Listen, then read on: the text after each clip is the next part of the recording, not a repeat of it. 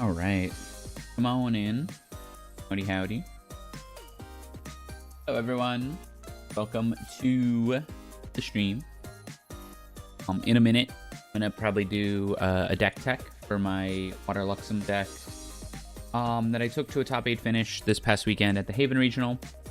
38, 39, I think total, and then a couple drops. So it was out of high 30s, almost 40 people.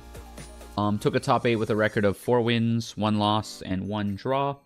The draw was an intentional draw at the end. I should probably save that for when I'm talking about the deck tech. Wanted to talk a little bit before that, just in case people are chatting or whatever it is going on. But it's effectively serving as a recording of the deck tech that I can then go edit later. The game you don't play, yeah. This will serve as a deck tech that I'm going to put on YouTube in a full version later. With some editing and some effects and things like that. So I'm going to probably start that in a moment. So I won't be chatting through the deck tech, but it won't take super long, and then we'll get into the Endgame Elden Ring after that. I think I just have to beat Raymond, or whatever the hell his name is, the guy at the end here. And then I'm going to go fight Melina.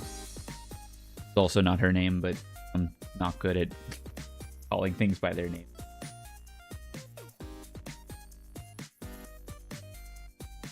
Alright, the recording mode started. Hey everyone, welcome to my Grand Archive Top 8 Water Luxem deck tech. This is a list that I borrowed from the Chess Club team. Shoutouts to Rex, Noel, all those guys for talking me through this deck, introducing me to it, and then talking me through it. I've asked a lot of questions on Discord about it, but I've really come to love this deck. Luxem, obviously, always been an archetype that I've been super into playing, and in these past couple formats, it's felt kind of hard.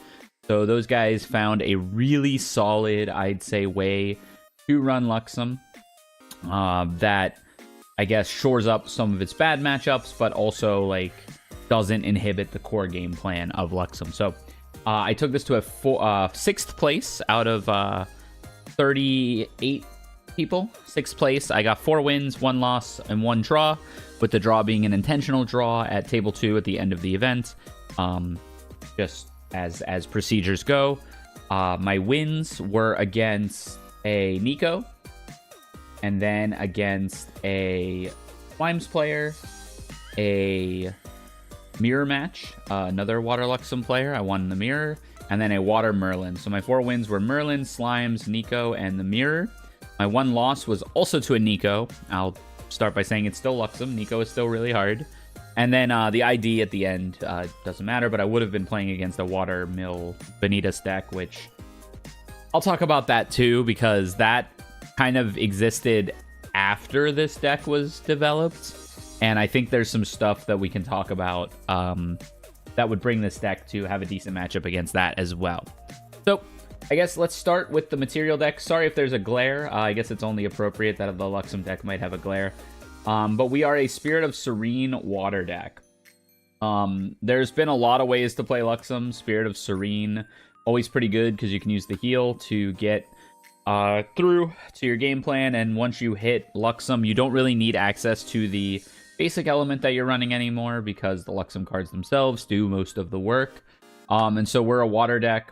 I'll talk about why we want to be water when we get to the main deck, and largely it was, regular water or serene water, and serene water I think was a good pick. The Glimpse 6 more than anything is really where we want to be. Because we have such a heavy Luxem package in the main deck, as well as certain cards that we are effectively hard mulliganing for if we know what our opponent is on. And the way GA events work is once you're in round 2 or 3, you know what your opponent's on. So that's very, very helpful. Makes the Glimpse even stronger. Serene water over fragmented water, because the heal is really nice in matchups where you're getting rushed down, or you just need that little bit of health to stabilize. We are Xander deck, so we are on the Xander lineage, of course. In my opinion, there's really only one of each to play. We got Xander 1. Oh yeah, I've put a lot into this deck. Also, Xander, that's my favorite character. So I've really tried to make this deck as pretty as possible. Xander 1, there's only one Xander 1, so of course that's what you're running. Xander 2, we're running Deft Executor. That is the one that gets some card advantage for you on the way up. It gets a card back from your graveyard. Often giving you another redraw. So we play him rather than the one that deals more damage to tapped units. And then the Xander 3 is the one that has the built-in effect of revealing your memory. In Luxem, of course, you want to reveal your memory.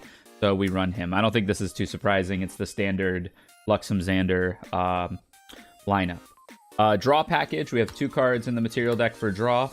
We have... sorry, this glare is atrocious. We have Backup Charger and Scepter of Lumina. Backup Charger, staple card, really good in Luxem. If you can actually hold off on doing Backup Charger until you're level 3, you have a really nice way to lay cards for your Xander trigger. But usually you're using this early game. Against a slower deck, you materialize it turn 1 or turn 2 or turn 3, so that you also have a Fracturized target. Pretty good. Scepter of Lumina, really, really good. Not only in this format, because yes, your opponent is almost always going to be water, like everyone's playing water, but also it draws you 2 cards and lets you lay 5 cards as Xander 3. So this is another one. I would bring it out fairly early if it was a matchup where I thought influence was important, but in the matchups where I had to stabilize, and then in the later game, I had access to this to then say, okay, I'm just gonna Xander trigger, lay 5, draw 2, maybe lay more, get a bunch of reveal effects. Really, really good in Water Xander specifically. Notably, you do have to get this out before you lineage release. That didn't come up at all this weekend, but it has come up in testing, where if I get rushed down too hard and haven't made a Scepter, I have a dead slot in the material deck. Okay, that's all pretty standard fare. Here's where the interesting kind of tech cards, I guess, come in. These aren't really tech cards. But we have kind of our toolbox suite, I guess, our counter cards. Quicksilver Grail, nothing too surprising there. It's mostly for Safeguard Amulet or post sideboard. We have Luxera's map in. So Quicksilver Grail for Safeguard Amulet. Safeguard Amulet is super duper good this format because of all the stratagem decks that are running around. And so as a result, you want to be able to Safeguard Amulets. However, if they're a stratagem deck, they're water, so they have Fracturize. So you put Safeguard under the Grail, and it has an added layer of protection from that Fracturize, that end phase Fracturize, or anything like that. So Grail is almost always just for this. I will say I've put Scepter under Grail. Neat little trick you can do is put a Scepter under Grail earlier in the game. This is great against Merlin. And then you'll put a float in the yard. Merlin will tap to eat your float, expecting to gain a level counter. You crack Grail, you banish your float, you pay for Scepter with it, and then you draw 2 or have a Scepter out at that point. Nullifying Lantern, if you're not running this in this format, and you're not the deck that is using Icebound Slam and all that, you're trolling. I think you have to run Nullifying Lantern in this format. So here it is. This deck is unaffected. 100% unaffected by Nullifying Lantern, so very easy to get it out there. And then we also, of course, are a water deck, so we have access to Fracturize. A Fracturized Lantern is pretty hard for water decks to deal with, unless they're playing Mystic Purifier, or now there's Water Vanitas, which can main deck Scatter Essence, which is really scary. But you still got to do it, right? It's still you know, the burden's on you to run this. And yeah, Fracturizing your Lantern gives you access to a reservable card for the rest of the game. It's pretty good. And then Orb of Sealing. Orb of Sealing is sweet. This is the first of 2 tech pieces that are for the Slimes matchup. Slimes, historically, a very bad matchup for most colors of Luxem. Wind and Fire Luxem, I think. Like Wind Lux, people running Wind Luxem so that they could Stifling Trap Storm Slime and stuff and try to keep, or like maybe even Veiling Breeze and some of the more wind-heavy variants, just to try to not die to Slimes. Orb of Sealing was printed, and everyone was like, oh, that could be pretty decent versus Slimes, but they have Baby Green Slime, or Fire Slimes have Reduced to Ash, or there's a million ways to interact with this card that just flips all their Slimes back up, and then they still, you know, deal 8 to 10 damage with their Storm Slime. So what this deck has is not terribly new tech. You know, you get this out fairly early. You start turning their slimes face down. You probably over the course of the game get, you know, 4, maybe like 2 to 5, 2 to 6 slimes face down, and then eventually they're gonna wait to go for this until they're ready to burst you down with their card. They're not gonna try to get it off the board too early because they need their tempo as well, or they need to be playing their cards out as well. If they kill this on like turn 3 or 4, and it doesn't get negated, mind you, if they kill this on turn 3 or 4, you know, you have a chance to get to Luxem and maybe even get a heal off, and then it's a lot harder for them to kill you.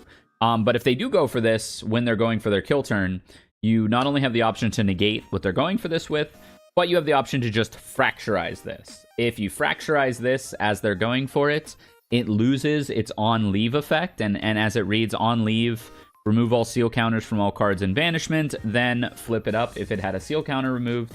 That line of text goes away when it gets fracturized, so even if it loses its ability to continue turning things face down, anything it's already turned face down will stay face down.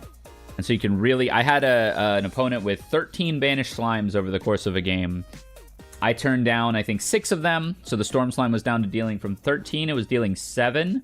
And then I also had a safeguard under my Quicksilver Grail. So instead of taking what would have been like 9 plus the 3 from the Storm Slime, I took 3 plus the 3 Storm Slime. Very, very nice in the Slimes matchup. You got to be a little smart with how you materialize it and how you use it. It is still Slimes. They could still rush you down. But this actually came in a lot of handy. It's not as popular right now either, but the Wind Arasana deck is running around. And they have Astral Seal, which looks at both players' banishment and says, if you're trying to counter something that's in either banishment, it's free. You can turn down your own cards with Orb of Sealing to make it so they have to pay to counter them, which is kind of neat. We have Insignia the Korhazi, broken card. This card drew me like 15 cards over the course of the weekend. Super broken card. I cannot praise this card enough. If you're fighting against Luxem, kill this card. That's all there is to it. Just don't let them have this. This is the best card in their material deck, almost certainly. And then we have an Umbra card. I have Shadow Reaver. I had Diana in my regional list. It doesn't matter what you have as an Umbra card. This probably foreshadows a little bit of what we'll be playing in the main deck. But you have an Umbra card in your material deck. I did learn something. Let me talk about this. So I had a champion. I had Diana, right? I did learn something.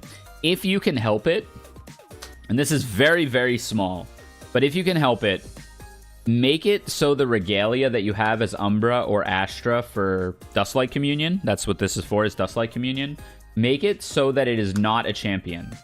And it's very, very small, but I reached a point in the game where I had only these two things left in my material deck. I didn't need Grail for Quicksilver or Safeguard, and I didn't Grail anything out, and it's tiny, but if I play Quicksilver and a champion is the only thing left, because Quicksilver has to banish a non-champion card from your material deck, so you can just bluff. You can bluff a Quicksilver. If this was like Shadow's Twin, or if this was Shadow's Claw, or something like that, you can bluff something is under this Safeguard Amulet, or excuse me, this Quicksilver Grail on the first match. You have to show what it is at the end of the game. You'll obviously never crack it because you can't play the card, but you do get like a little bit of a mind game if this is a non-champion regalia under there. And it came up in one game. I had to just skip materialization, and I had 2 cards in my material deck, and they were like, what the hell are those cards? And yeah, it was Quicksilver and a Diana, so I could not materialize them. But pretty standard fare in the material deck, except for the Orb of Sealing. Orb of Sealing did a lot of work, though. I did run into a Slimes, and man, that helped so much. Main deck. Main deck, we have the Luxem package that we've come to expect. It is the full suite of Luxem cards.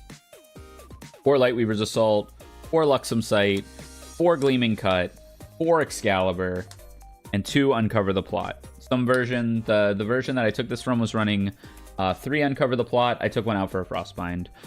But yeah, this is what, 16, 18 Luxem cards that we're running. So that's why we have the Glimpse Spirit, to avoid bricking too hard on Luxem cards. We have 4 Light Weavers, 4 Luxem Sight, super common, 4 Gleaming, full 4 Gleaming. You can afford it. And then 4 Excalibur is the only one I'll talk about here. Obviously, these are just your Luxem win condition. 4 Excalibur might seem a little excessive, but Regalia Hate is so important right now. Having 4 Fracturize and 4 of this in your main deck is awesome. Like, it does so much work against the Arsana deck. Nico's a bad matchup. Gets a lot better when you have access to 8 Destroy Your Thing, especially now that she has Temptation's Facade. I was against the Nico player, and I had to blow up her Temptation's Facade. Then she had Magebane under the Quicksilver Grail, so I had to then go for I had to wait for the opportunity for her to crack the Quicksilver Grail. She did, and then had an answer. But, like, in theory, I needed 3 pieces of spot removal to get to that Magebane Lash before it was on her terms. And so, yeah, having 4 Excalibur, really, really important. I mean, it's never a dead card. Blows up Majestic Spirit, which is super good. It blows up basically everything in the game. It doesn't blow up Rippleback Terrapin. It is a spell. It is a warrior spell. So Terrapin is a card that can be kind of annoying to deal with if you're not ready for it. But thankfully, most of the time, Terrapin doesn't do too much damage, and you can just kind of out-heal it. Then 2 Uncover the Plot. Uncover the Plot's good. I would totally run a 3rd one if I could. I just tried to keep the deck pretty tight. And I don't think, we'll go through it as I go through the cards, but I don't think anything, I would have shaved anything in the deck. Like, it is a really tight list. I could maybe see the argument for running 61 and playing a 3rd Uncover the Plot. Uncover the Plot is so good when it's live, but when it's not, it feels really bad. That was the card I ended up cutting to put in another Frostbind.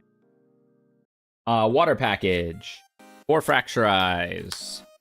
3 Shrouded Mist. 3 Frostbind. These are the only water cards in the deck. On the main deck, at least. 4 Fracturize. Again, cards goated.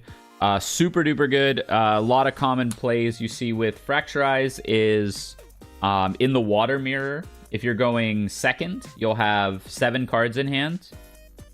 You pass the turn, you do whatever. You probably you likely respond to an Icebound Slam or hold up interaction for an Icebound Slam. I'll talk about in a second. But you pass the turn back to them, comes back to you. You have 7 cards. You materialize Nullifying Lantern. You fracturize your own Lantern. You're down to 6 cards in hand. You draw a 7th. You banish the Fracturize, and then make Scepter of Lumina. And then you have 5 cards in hand to either draw 2 with the Scepter or level up next turn and then draw 2 with the Scepter. You have a lot of options at that point because you also have the Fracturized Lantern. So with 7 cards in hand and a Fracturized Lantern, you can play like Fast Cure or Frostbind on your opponent's turn. That costs 3 cards. And you still have the 5 to lay down to banish Scepter and draw 2 if they go after it. So it's really good.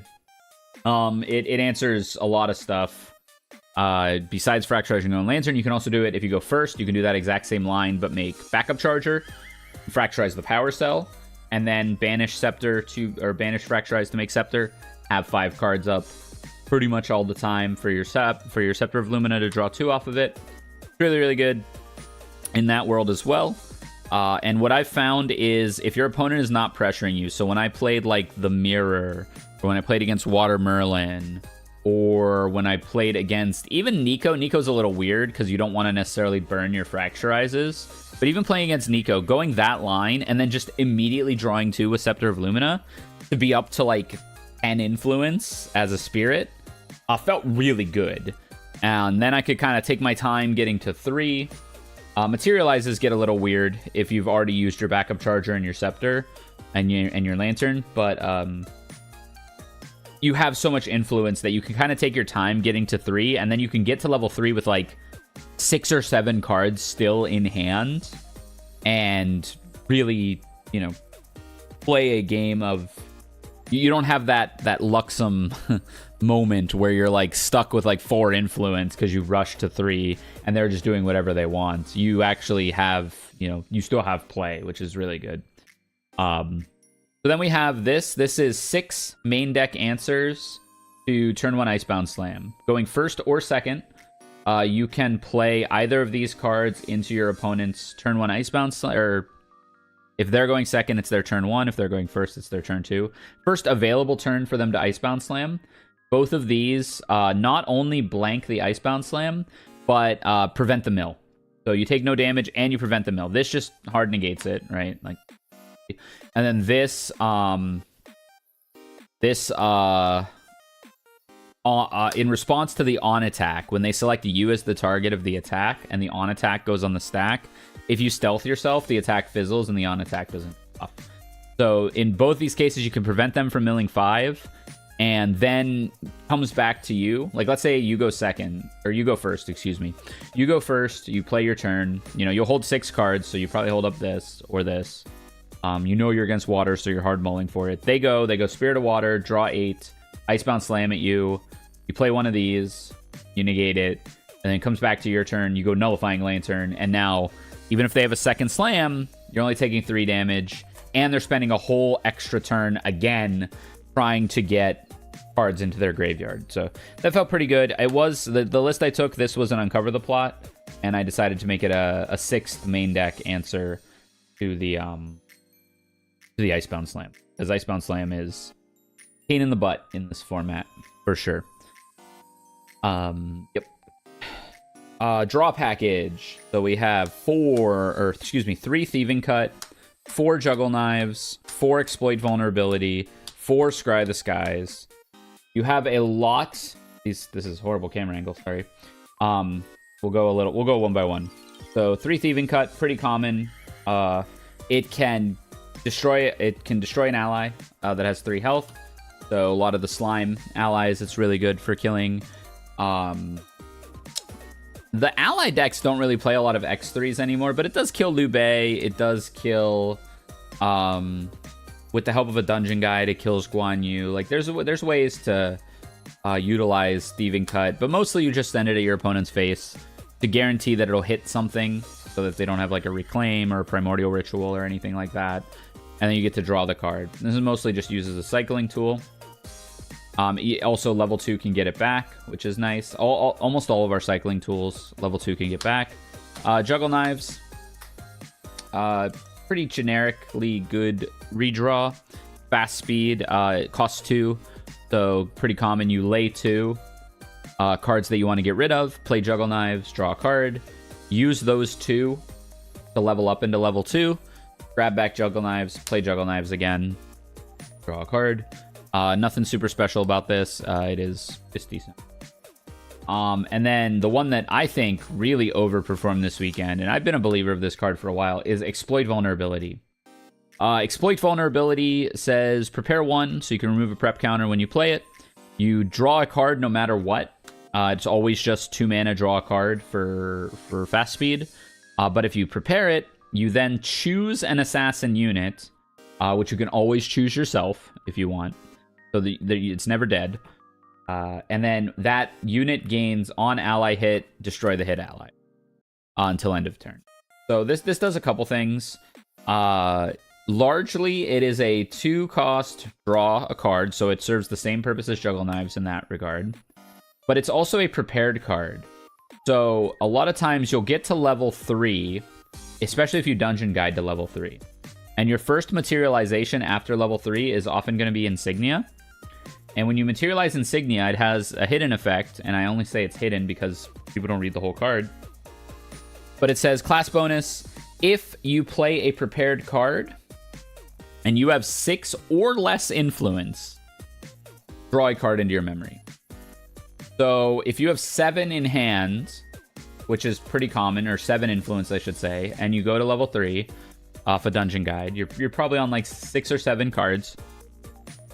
Your next materialization, you make Insignia, and then you, in response to Xander effect, prepare and exploit vulnerability. The prepared exploit vulnerability triggers the Insignia. That draws a card into memory. Then you draw a card off the exploit vulnerability. You will select yourself most often. You can also select Sadie, who's in this deck, but you will select yourself most often, on probably to no avail. It didn't come up. The actual on-ally hit that this gives didn't come up at all, but it's a draw 2. It's a draw 2 with Insignia if you have 7 or less in hand, because as you play this card, it counts the rest of your influence. Super good. Thieving Cut does it as well. By the way, Thieving Cut is also a prepared card for Insignia, but it's a little, I don't know, it's not fast, so it's a little less likely, because this you're doing prereq, so the card it draws into memory is going to end up in your hand as well. This is a 2-card combination that kills Terrapin or Majestic Spirit as well. If you exploit vulnerability prepared on yourself, give yourself the ally Death Touch, and then play a Thieving Cut and hit, you know, a Majestic Spirit or a Rippleback Terrapin, it will kill it, and you'll be card neutral as you do that, even maybe card positive with Insignia. But that doesn't happen all that often. That's a lot of cards committed to kill it. It's worth it, though, if you have them. And then for Scry the Skies, most Luxem Xander plays Scry the Skies. I think it's worth it. I thought about cutting this down to 3. I thought about cutting this entirely. I don't think you can. There's a lot of cool plays you can do, too. As a Spirit, going second, you'll have 7 cards in hand. And if you're against a water deck, you can go Scry the Skies. So you'll lay 1 and then play the Scry the Skies, which will take the top card of your deck into your memory. You'll have 5 left in hand because you had 7 in hand.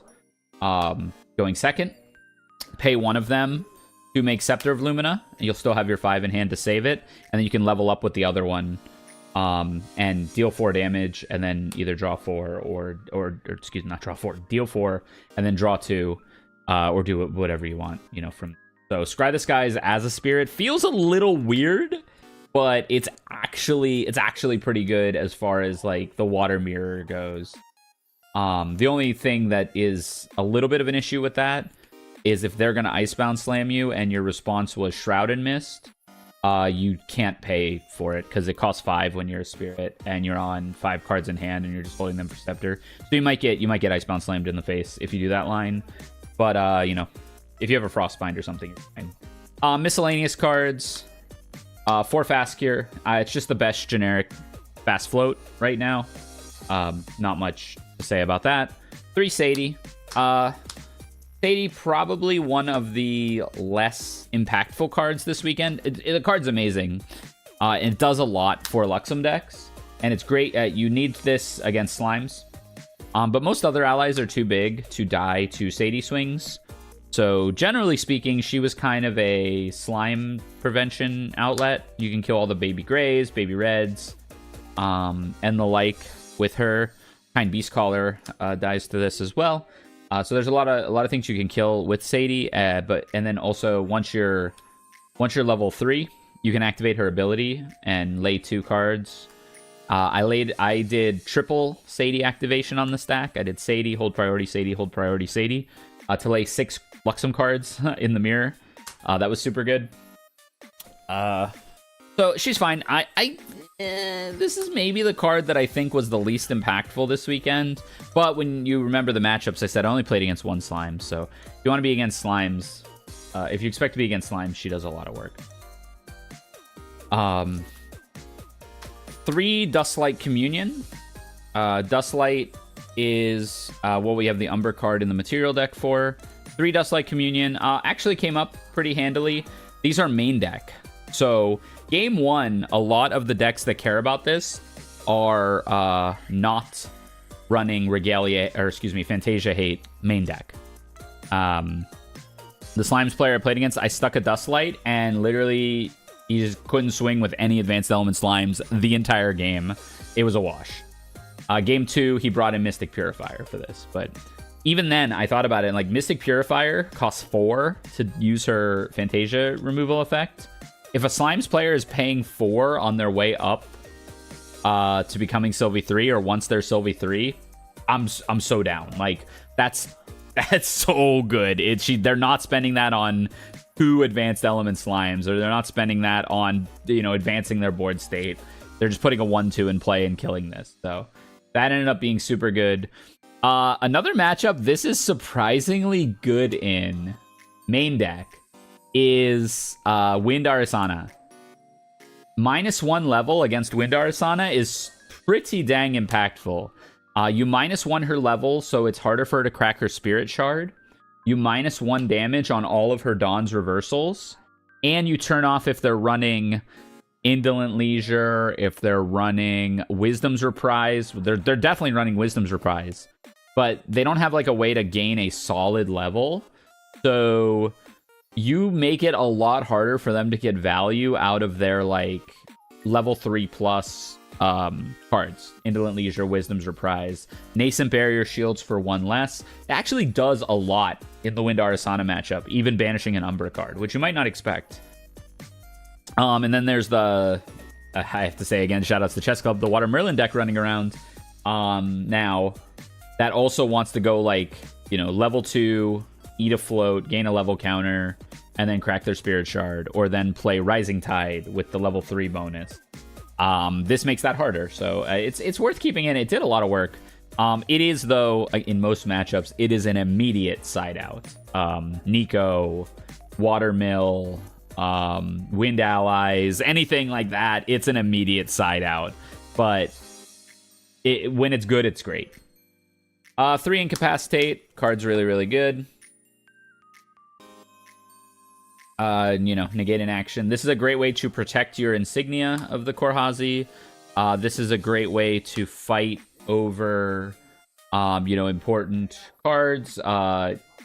Main deck, I agree with it being main deck.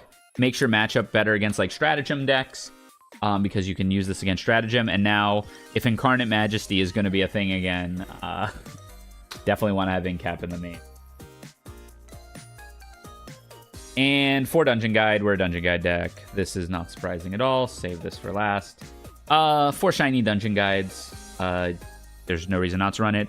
Good thing this deck can do that's not terribly uncommon is you have a Fracturized Lantern or Power Cell. You tap that, you lay 2 junk cards, and you play a Dungeon Guide to guaranteedly banish the 2 cards that you want to banish. That's not new tech or anything, but that definitely comes up.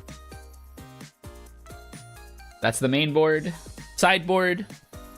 Sideboard has 2 Regalia cards in it. It has Luxera's Map and Terrafring. Both of these are just generically good cards. I can't think of too much other... Hope you had a safe trip home. We miss you already, but I'll settle for 58 months in the best community on Twitch. Thanks, Shira, for the resub. Heart. Thanks, Shira, for the resub. I'll do that part over. I appreciate the 58 months of support. Much appreciated, much appreciated. Okay, going on to the side deck. The side deck has 2 Regalia cards in it. It has Luxera's Map and Terrafring. Both of these are just generically good cards, and they're largely there to replace the tech cards.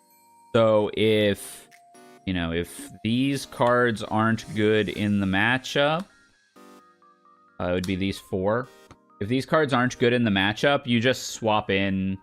First you swap in Map, then you swap in Terrafring. So versus like Allies, you're going to just take these 2 out and swap these 2 in, right? That's actually the most common swap out, is if you're not against Slimes, you pretty much swap these 2 out and swap these 2 in. Just so you have more options. Game 2. One thing I'll mention here, we don't have the main deck Luxera's Map, right? Luxera's Map, not great in current format because there's so much water running around. They have a lot of fast answers to it. But when you do your initial glimpse, you are going to be bottom decking cards. And if you don't have the Luxera's Map in your deck, you have no way to shuffle your deck. So if you're putting a bunch of Luxem on the bottom, which is something pretty common in like Fire Luxem, you just put all your Luxem on the bottom of your deck because you'll get access to them later with Luxera's Map. Don't do that in this deck. In this deck, your opening glimpse, I'll talk about opening glimpse at the end, but you will end up keeping Luxem cards in your opening glimpse because you don't have a main board way to reshuffle. And then Terrafring, I think, could be something else. I haven't really dug too deep. Like, Terrafring's not super great this format. It did come in versus Watermerlin because she restands and reswings a bunch, and that was like, I made the player pay like 7 extra, or that can't be 7, pay 8 extra to swing a bunch of times with their ghosts in their. Also on the side, we have some extra, just like general ads, general useful cards. 2 Song of Frost, 1 Shrouded Mist. Nothing too special there. I guess I'll add to that. We also have the 4th in cap in the side. This is for Nico. This is for Nico or Icebound Slam decks in general. This is for, you know, Merlin and Stratagem decks. Just take out whatever isn't really good among your, like, Shrouded Mists and your Frostbinds and your in-caps and add in. It's like in-cap versus a lot of water decks, like Nico and such, or Slimes, isn't very good, so adding these in is good. There's a cute play you can do with Song of Frost where you swing at an Arasana player and attempt to fracturize their Polaris. You hold priority and you attempt to fracturize their Polaris while you have a Song of Frost in hand. And if they go crack Polaris in response, you use Song of Frost and blank the entire stack, and they don't get their Cosmic Bolts. I would not recommend siding this in against Wind Arasana. I don't think it's worth it. I think you just go for her Polaris early and make her crack it for like 2 or 3, and that's good enough. You're likely going to live in that case. We have 2 Slice and Dice. This is also just a generic good ad to include for, you know, when you're siding out Dusklight, you want to find cards, like against Wind Allies, right? When you're siding out Dusklight, what do you put in? And you know, Slice and Dice is just a generically good card. It gives you some burst damage. Great in the mirror. It gives you the opportunity to, like, win the race in the mirror, or maybe even kill them before they're level 3 if you go first.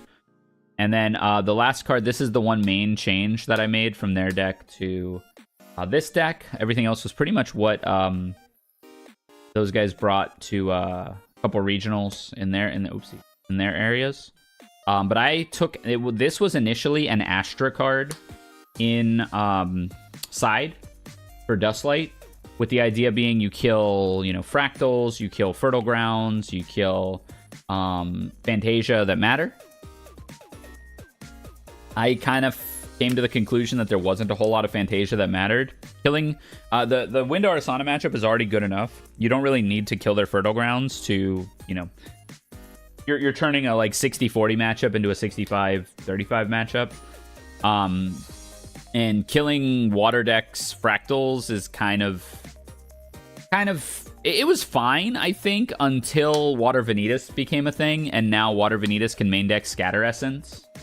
And so a Fracturized Lantern is not just GG's versus a Water Mill deck, because they might be Vanitas. And so, you know, like having a way to kill their Penguin, or having a way to kill their Fractal of Rain even early, it just seemed like a lot of investment for very little payoff, because a lot of times they would just have another one, or they don't even need it. The Water Vanitas deck just makes Scepter, beats the heck out of you with it, and then punches you until you're dead. And I struggled a lot against that deck. I think there's some tech to be considered against that deck that I'll talk about in a second. But what I put in was 3 Fishing Accident, and this was mostly for the Water Sylvie or Sylvie Nico versions of the deck that play Rippleback Terrapin. This is a 1-cost Prepare 2 that bottom decks an ally. So if Turtle, and it's a skill, not a spell, so Spell Shroud doesn't work on it. And so Turtle can get bottom decked by this. Majestic Spirit can get bottom decked by this. As can Crawl if like a Kongming Crawl deck is going around, which you don't see a lot of, but it happens. So this actually came in a couple times. I brought it in versus Water Merlin. I brought it in versus the Nico deck with Rippleback. And it's a prepared card, so if you have Insignia, you can draw a card off of this, which is kind of nice. I will say, in water matchups, it's really hard for Insignia to stay alive. Like, you really need to protect Insignia if you want it to stay alive. But if you can keep it alive and get like 1 or 2 prepared cards off, you really start to bury your opponent in card advantage. And then you just have to watch out for like Ravishing Finale. The Nico I lost to, I had a pretty good back and forth with. I was in a great spot. But then she said, you know, just Ravishing Finale at you. I got hit. I wasn't even close to dead. I was at like 12. Ravishing hit me, and I went to like 12. And so then I had to mill 24 plus like, she had like 4 lash counters. So I had to mill like 20 something. not even close to decking me. I still had like 15, 16 cards left in deck at that point, but it milled over 3 of my Lightweavers. So it was GG's. I couldn't win it from. So, generally speaking, the Nico matchup is okay. It's not like great, but it's fairly draw dependent. And having this for like Turtle to stop the consistent source of damage, I think helps a lot. Okay, so the one card that I'm thinking of, or I talked with some folks about it, and I don't have one handy, unfortunately. Maybe I'll put one up on the screen when I make this edited. So Vanitas, the Vanitas mill deck beats you up pretty heavily and deals 3 damage a turn and stops your materializations. I think a card that is going to be really good into him is Korhazi Trapper. Korhazi Trapper is 1/3 that says, you know, tap it and remove a prep counter, -3 attack on target unit for the turn. So that can be on Vanitas himself, so that he can't punch you, or that could even be on some of the Icebound Slams or some of the things that they're doing earlier in the game to not take as much damage as fast. So I think if you combine Korhazi Trapper and Insignia gives you an infinite flow of prep counters. So if you can keep Insignia alive and have a Trapper out, you're pretty likely to stop Vanitas from bullying you super hard. Easier said than done, of course, but I think that's kind of a path you can go down. And I've also learned that I think going after his Scepter might be the best way to fight him, because that is what does a ton of damage on the way up, and then he just has to hit you with a few Frostwarns for a few things. And so yeah, I think get a Trapper out, neg his attack, go for his Scepter, even if he draws 2 off of it, might be the way to deal with it. But I haven't tested into Water Vanitas super hard yet. It only recently came about, and this deck was more built to fight Slimes and Water Arisana, which is very good into both of those decks. Talking about opening glimpses, there's a few cards you're looking for. You're looking for all of your water cards. I would argue that you would keep probably 1 of each Luxem card. This is against Slimes. You keep that. Keep that against Slimes. It's going to be matchup dependent, pretty heavily matchup dependent. But ideally, you're looking for... If I had to create like a little menu of what you're looking for, you're looking 100% of the time for your water cards. Frostbind and Shrouded Mist are interchangeable. You want 1 of these, if you can. You don't need both. You want 1 of these, and then you want Fracturize always. So Fracturize is an always. Dungeon Guide is an always. So 100% of the time, you want to hold Dungeon Guide or Fracturize. Just 1. You don't need 2 of either. If you have 2 Fracturize, it's probably a little better. But basically, 100% of the time, these are the number 1 priority cards you're looking for. Number 2 priority cards you're looking for are your Icebound Slam answers if you're against water, your Sylvie answers if you're against Slimes, and Generic Float. So these are kind of matchup dependent.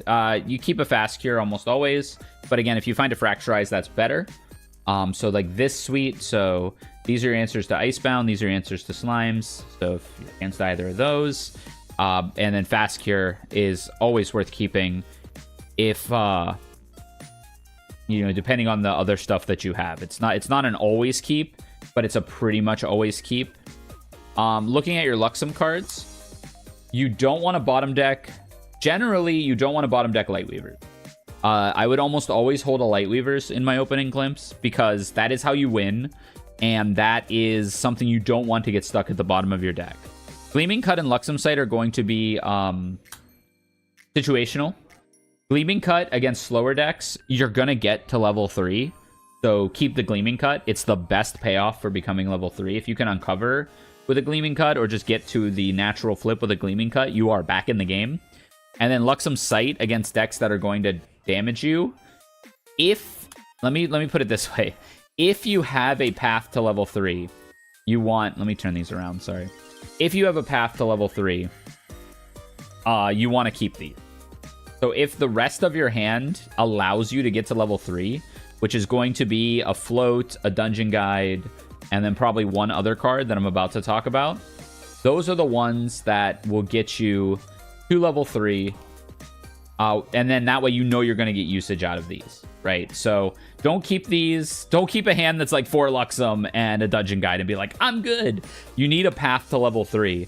So, you know, a fast cure, a dungeon guide, one of these 3 cards, then I keep a Gleaming Cut. And let me stop holding these. These 3 cards are your assassin actions.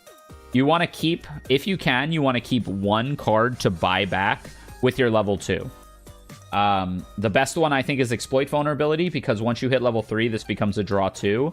But I wouldn't, like, ship a Juggle Knives because it's not an Exploit Vulnerability, right? So the ideal opening glimpse is, like, Fracturized Dungeon Guide, 1 Assassin action, a Fast Cure, and then, like, 2 Luxem cards. You are chilling with a hand like this, because you're going to go Backup Charger, Fracturize the Power Cell, then you're going to level up with the Fast Cure, then you're going to lay 2 to Exploit Vulnerability, and draw a card, use those 2, get back Exploit Vulnerability, play a Prereq, draw another card, play Dungeon Guide by laying your 2 garbage cards, then you're going to go Insignia, and lay these 2 plus another one, and you are winning the game. It's as simple as that. So that's probably my guide to opening glimpses. I think that's the best tips I can give with regard to opening glimpses. There are some, I guess, I don't like to keep multiples of too many cards. I almost never keep Excalibur. I almost never keep Uncover the Plot.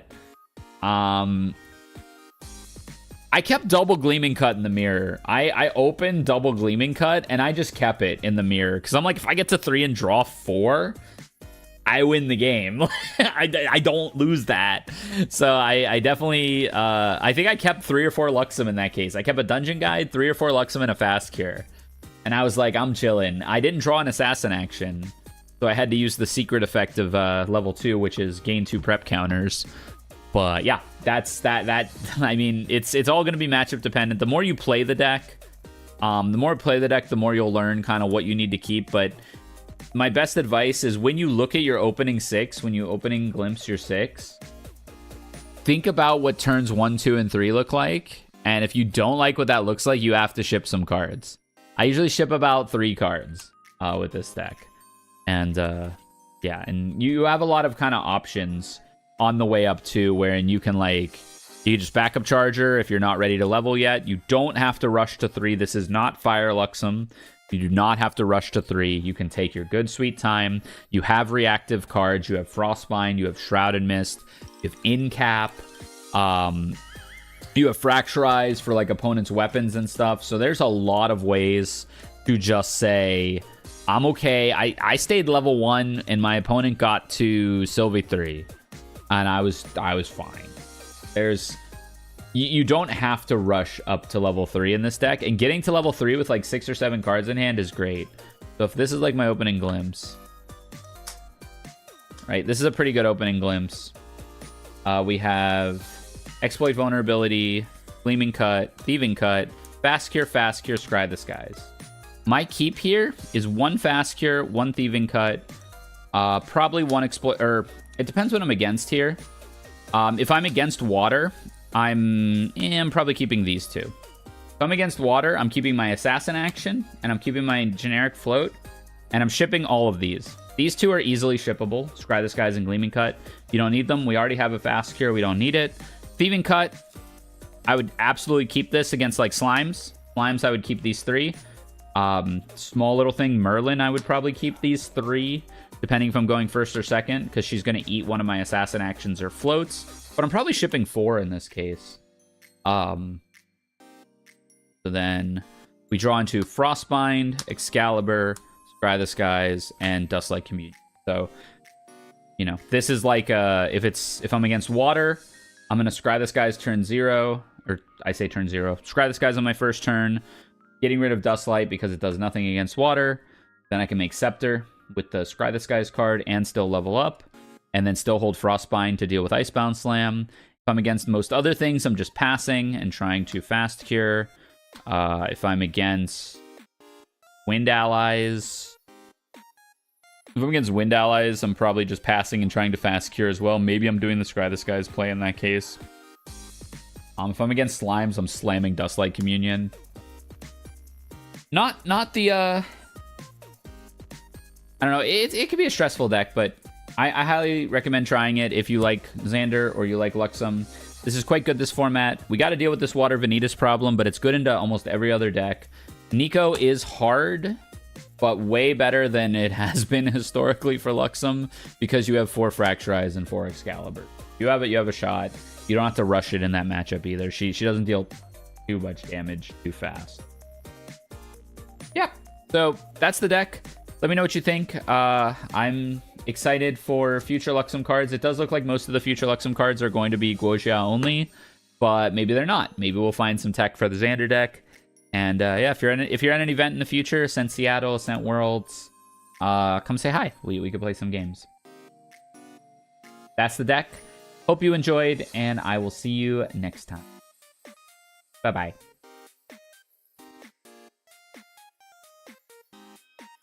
Okay. We are recorded. Thank you for your patience, everybody, on that. I just wanted to get that out of the way. I need to fix my setup, and then I'll boot up Elden Ring. So I will be back in about 3 minutes. Sit tight, and we'll do some Elden Ring. But let me just say hi to everybody. Hey, May, Evan, Blade, Shira, Wreath. Welcome in, everybody. We're going to do some Elden Ring in a moment. I'm going to change the category and fix my desk. So I'll be right back.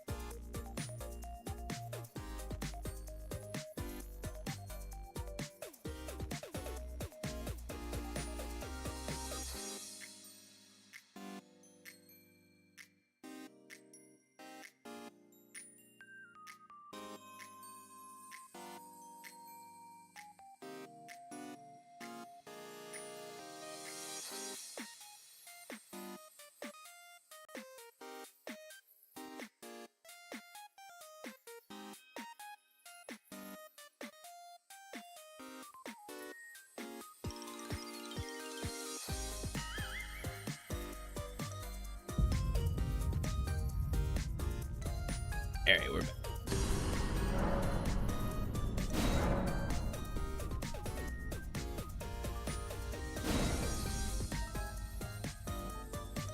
It's boss time. This guy was giving me trouble.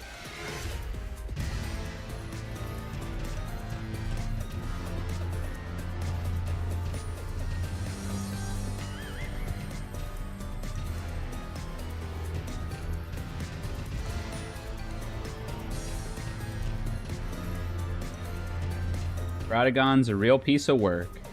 Radagaskar. These Harnished are so fucking funny. It makes me want to merge without looking.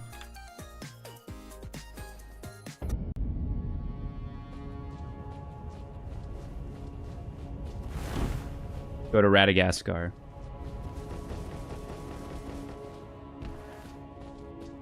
See how we get smoked. I don't remember much about this fight. I was super sleepy when we did it last time.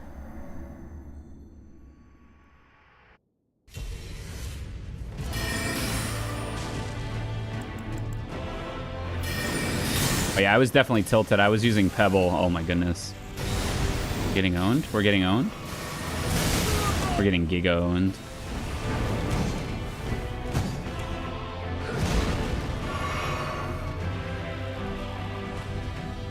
I'm afraid to press R1 because he's got the daggers. He swings early on that one, I remember.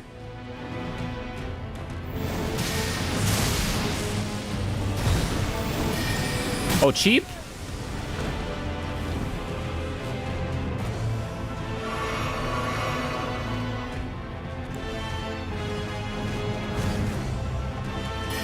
Yeah, I gotta watch if he's on the come up with that. He doesn't dodge anything, though. Which is kind of nice. Cheap?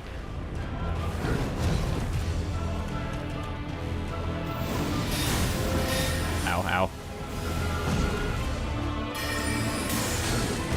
Ow. Ow. Oh, Dedge.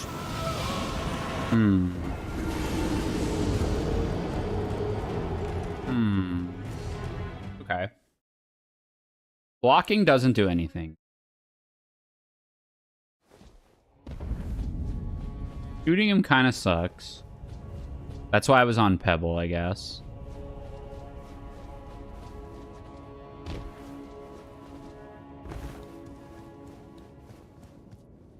I don't know if I should try to run his laser or if I should roll it. The dash attack is fine. Some of his, like, regular attacks kind of suck.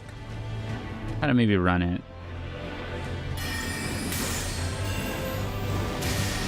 That one's not bad. You just can't get near it. Okay, running those seems like ass.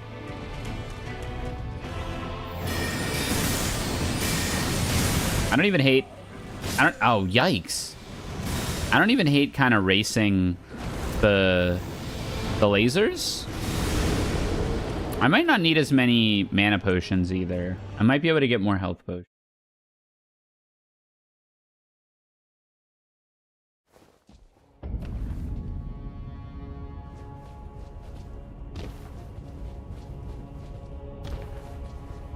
It's gonna take a lot of tries, I think.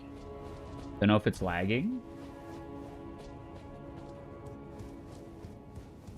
Oh, category. Yeah, I did not change that. Thank you.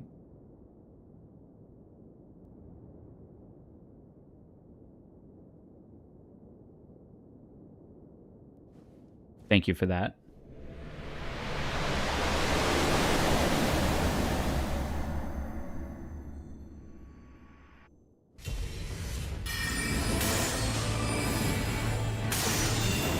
He blocked it. That's annoying. Okay.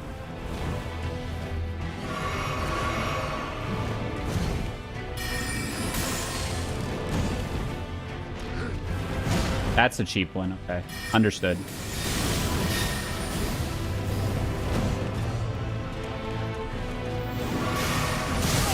Jeez. My movement is all off versus this guy. That I can outrun. Good. Those are just free hits on me. Hello? I just didn't roll. An FPS warrior.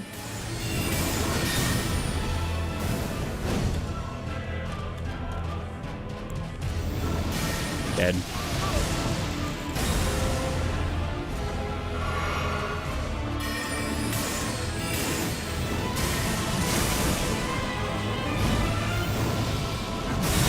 far does that... I have to go the other way. Okay, I have to go towards him when he does that.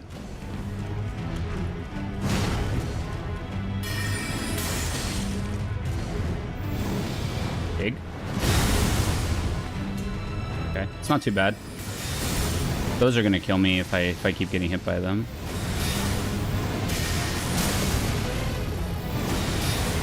The infinite? Sure. I don't know if it's worth blocking those. Okay, it looks like his hammer is always lit up when he hits phase 2. I almost certainly don't need as many mana potions as I have. I don't know if I can do him hitless or not.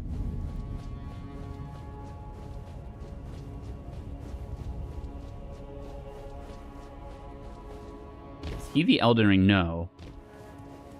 I think the other body in here is.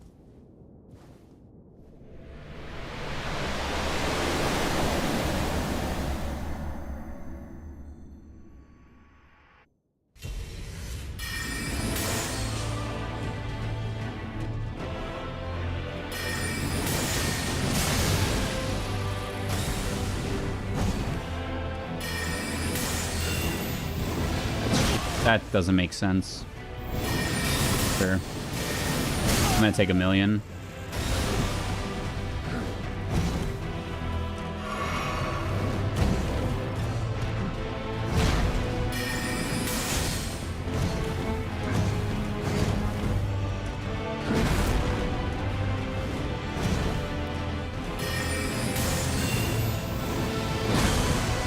Okay, that's actually pretty good to block. This sucks. I don't know what this does. Yep. Yep. Yep.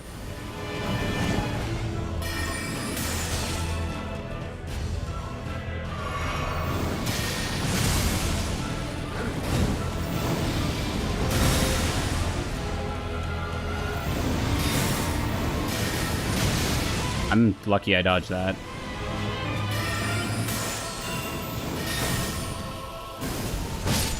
Okay. I guess I didn't do anything.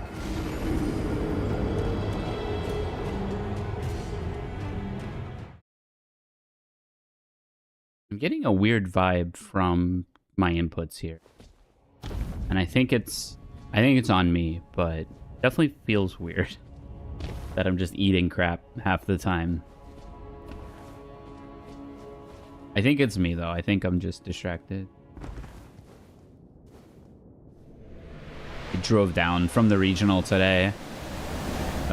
Long drive into... do the deck tack into, you know, who knows. Okay.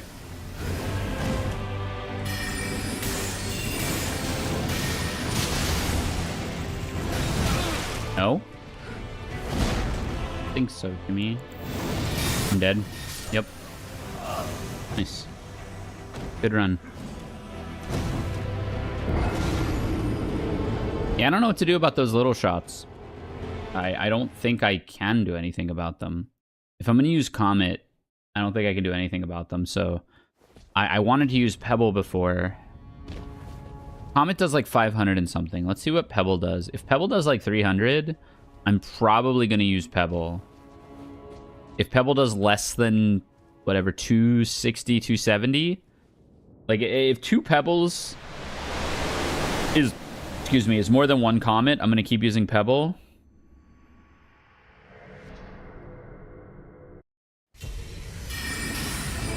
Pebble is 300-ish. So, yeah, 2 Pebbles is more than 1 Comet. So, probably worth it. Nice.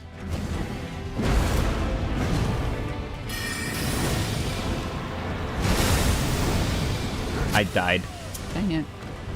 Didn't realize that goes twice.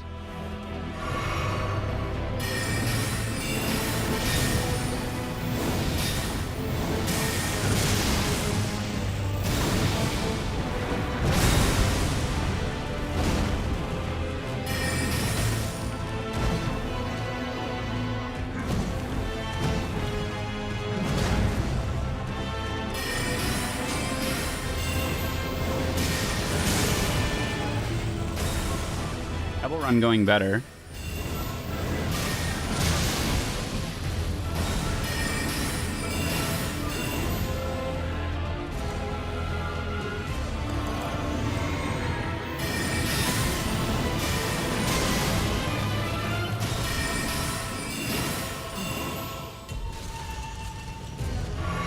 If he decides to blast right when I do, there's not much I can do about it.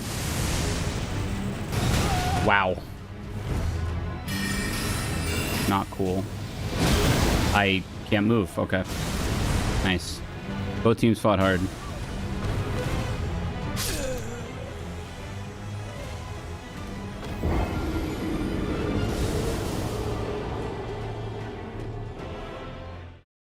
I don't want to run from him.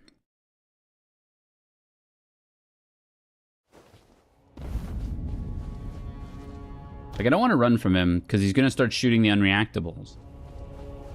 What I could do is play really patient and just wait and punish moves that are punishable and not try to just get chip damage in when he can parry or when he can decide that he wants to shoot. And if I just keep my distance in the meantime, let's see how that works.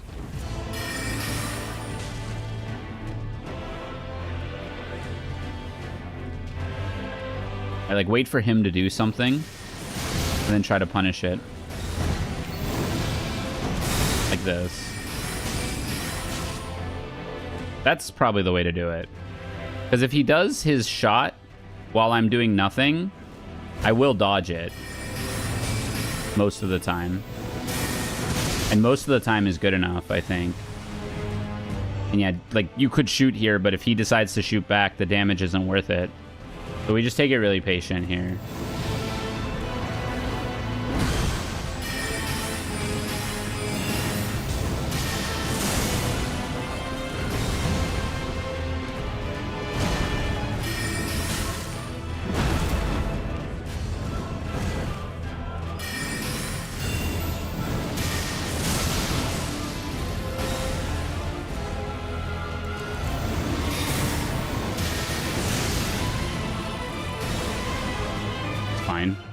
Again, most of it isn't as bad as all of it.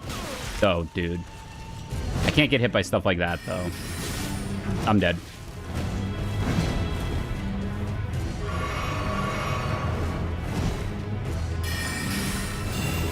That's not how that works.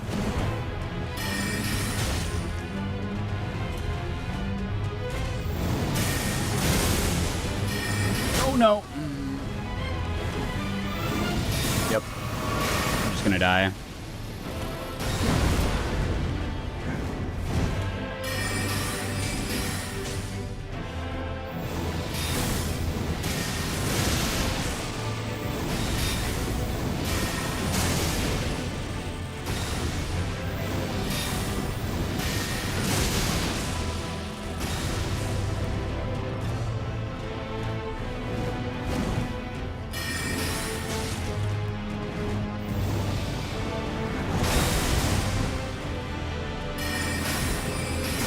Teleport?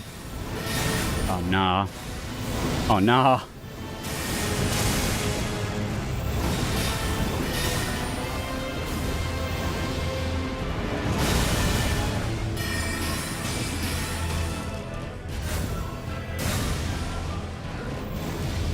What is this? Okay.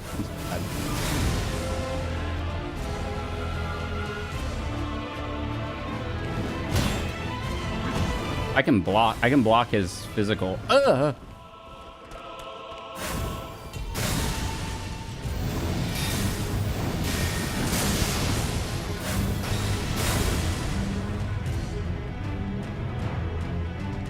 Teleport's fine. He's still gonna do punishable moves. That has chip damage on it. That's annoying. Oh, yikes.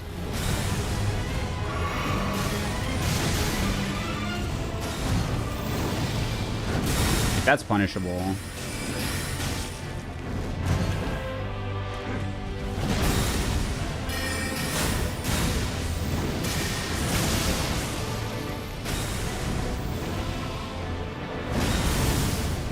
That's it.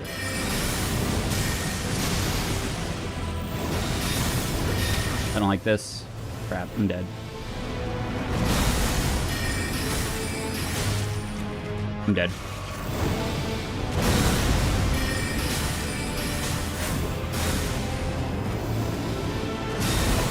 Okay, that's just a lot.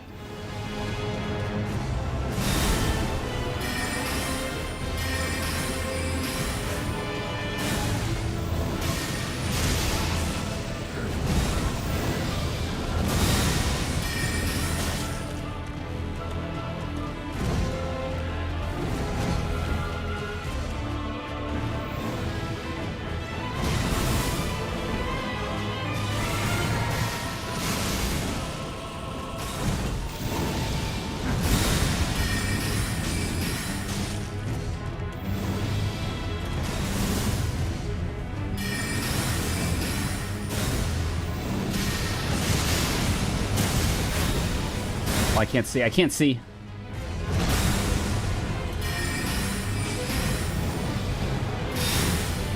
Get out of here. Uh-oh. Uh-oh. Oh. Oh, the teleport does damage too. Okay. That was a good run, though. I do not need 5 mana potions. Or 6. I can go to 4, probably. Because I feel like he's got to have a phase 2. Let me just do 1. 1 more health potion. Yeah, I think I got most of it down. I'm curious if I can do Comet now, because I'm only going for when it's punishable. If I don't play Greedy, I think I can go for Comet.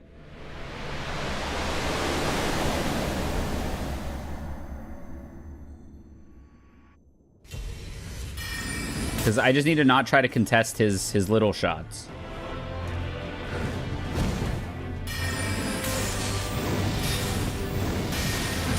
Like, just don't try to go band for band with him, because you can't. His aura is too big. Like, see, that's a good punish. You get a lot of damage in.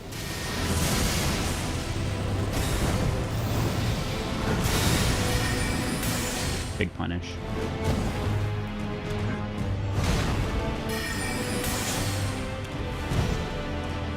Oh no! That was bad. I trolled that one.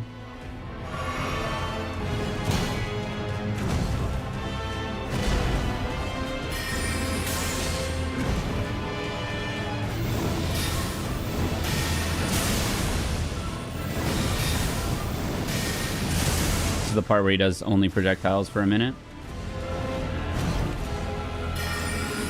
Little late on that one, but it worked out. We'll use the next punish. Actually, I'm just going to drink a potion. Not scared.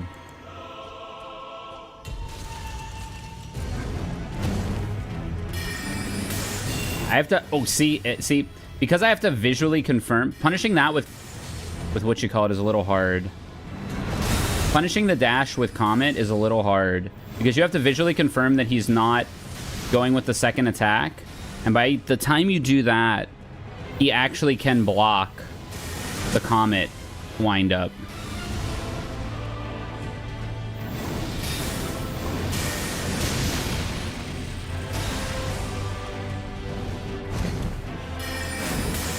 Oh, the teleport.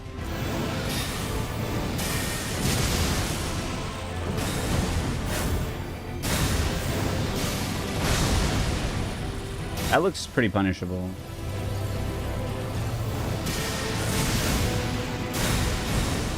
Oh, that was good. Oh, no. I threw that one. I'm throwing.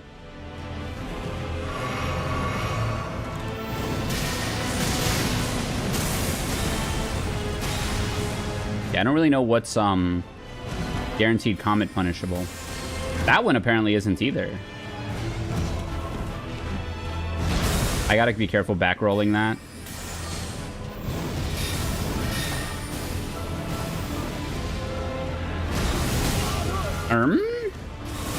That had way more distance than I thought it would.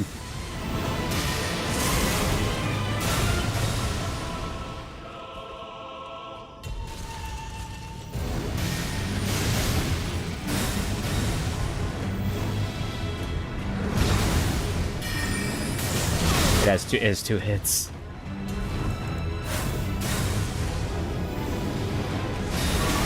I'm gonna die. Stay down for that one. Delay tech that one.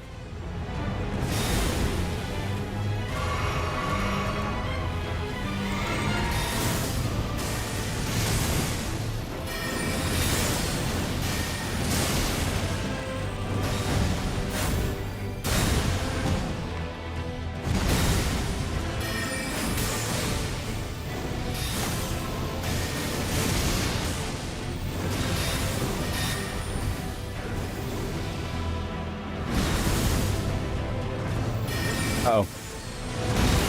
I tried to roll that. That was my bad.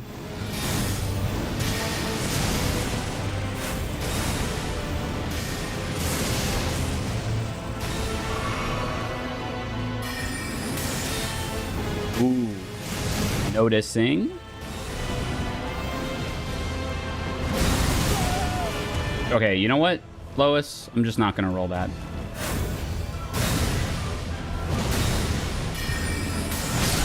Nice. Those are tough. Those are tough. Okay. Phase 2 is a little harder to punish. Like, realistically, it's a lot harder to punish, but...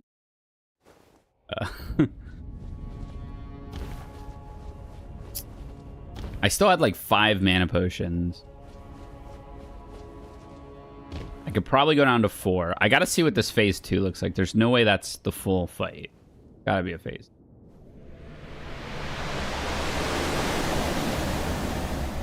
That's what I said about a couple other fights, though, and I was wrong.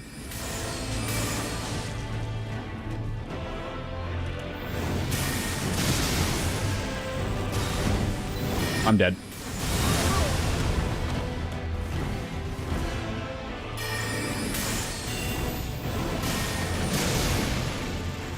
I also don't want to waste mana by letting him deflect my spell, right?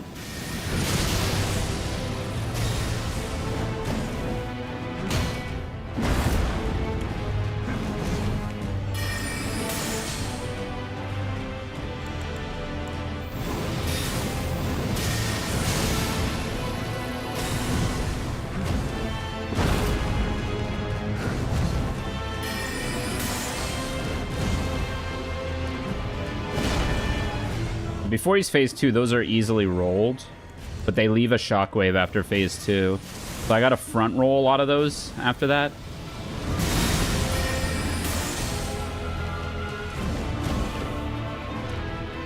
I died. Crap. I'm throwing.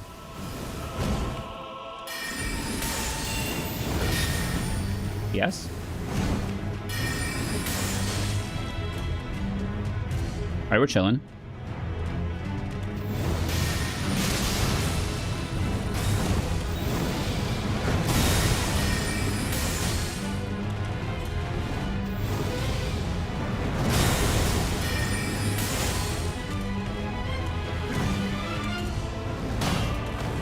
Holy. Oh, Dedge.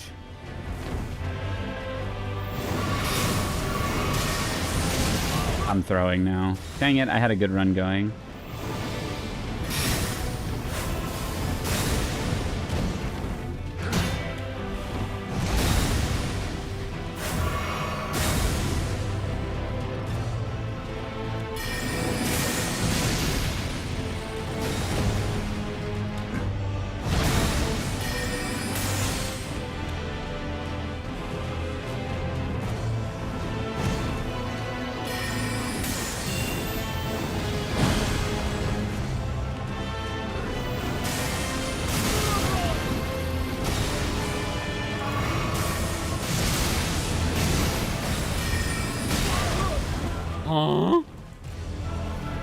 Blast radius was crazy.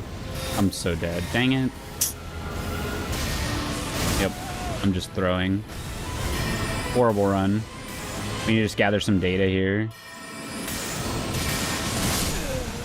Whatever. Horrible run.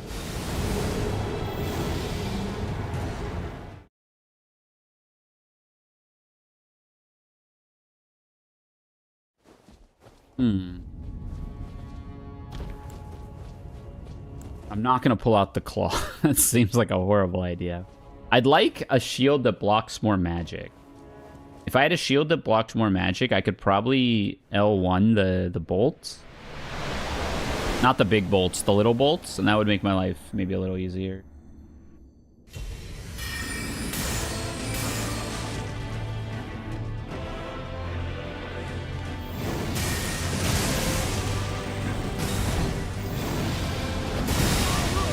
I'm tilted.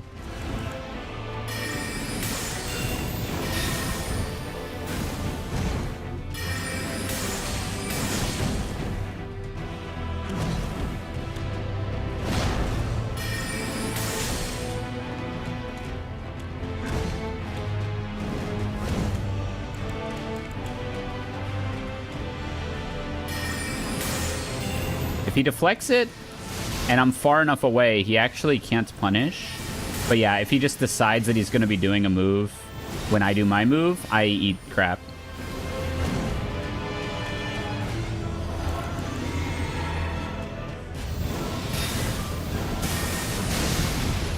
However, we can maybe use the fact that he only ever throws 2 little bolts consecutively. It is a waste of mana, though.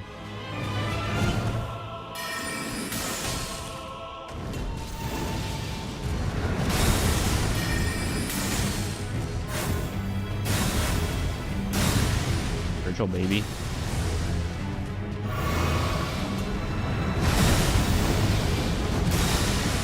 I can't believe I dodged that.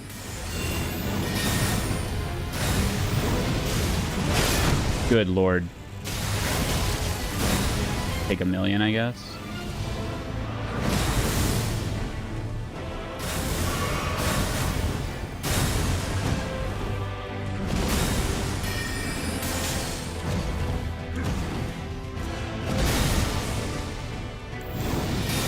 Crap.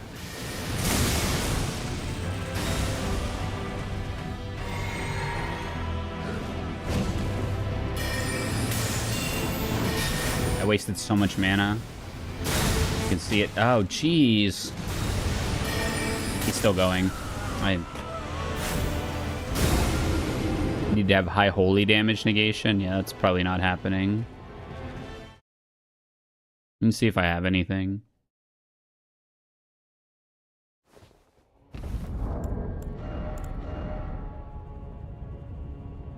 Holy 54.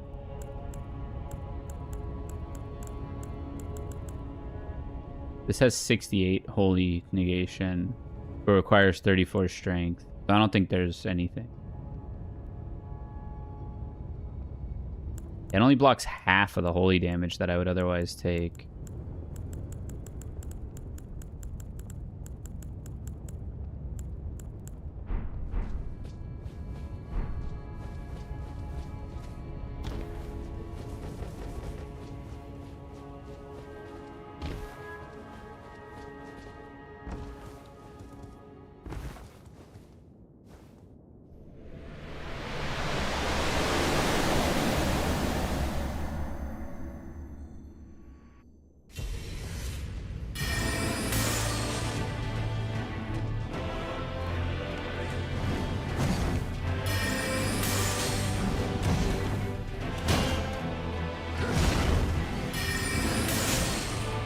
Playing with fire here. Yep. Yep. GG's.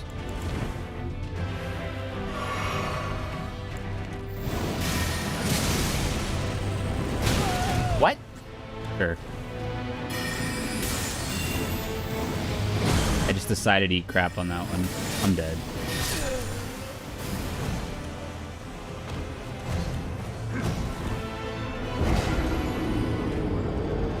It's gonna be a long one, folks.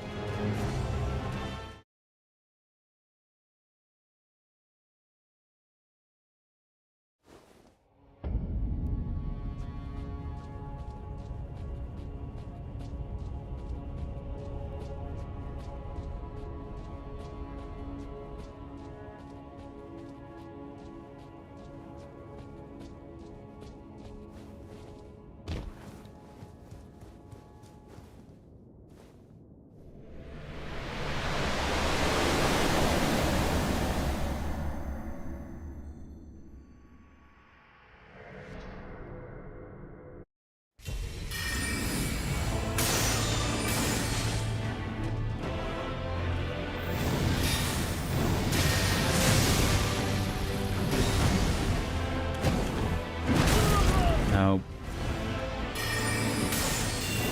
Go ass.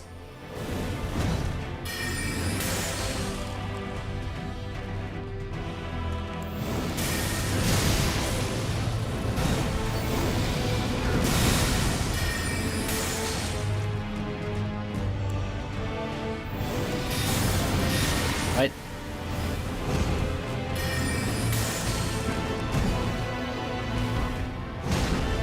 I did not get hit by that. Okay.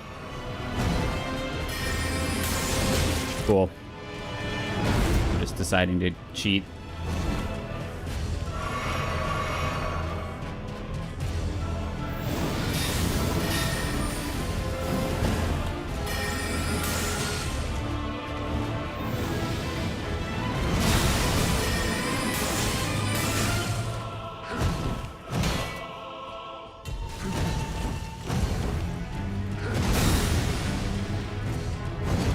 Whoa, whoa!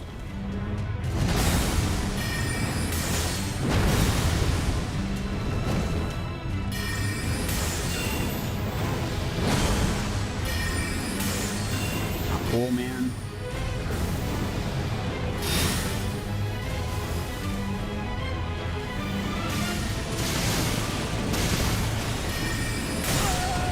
No? I'm dead. Dang it.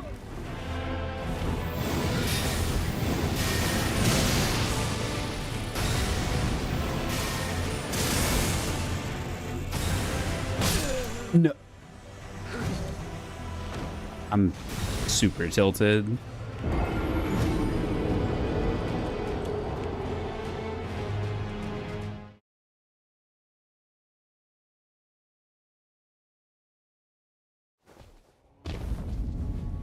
Okay, we just gotta lock in, execute.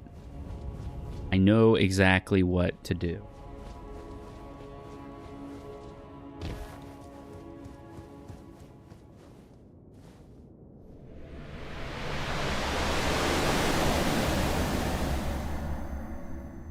Have a method to deal with every attack. I know mostly what's punishable. I need to just not get got by a prank. Don't let him prank me. That's actually the mindset.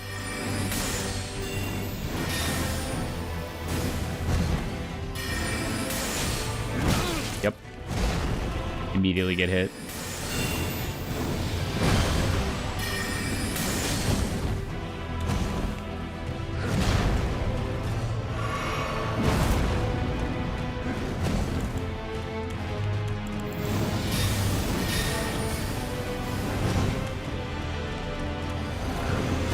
Nope.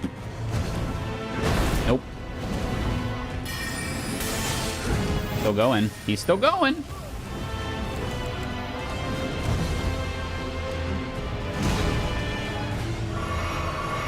He's still going.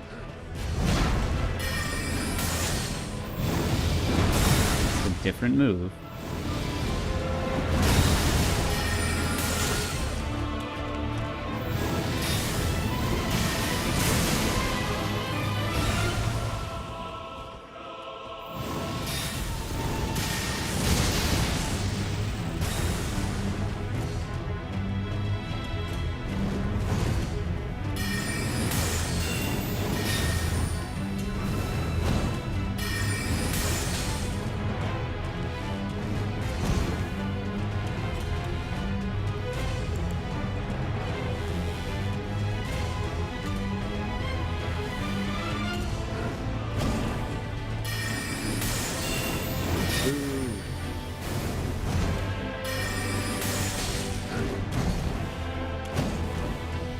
I died. What a misclick.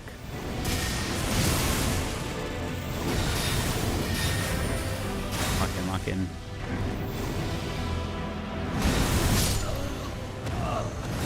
Why do I even try?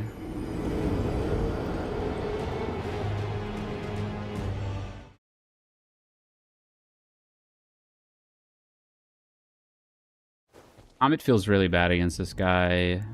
So does Pebble.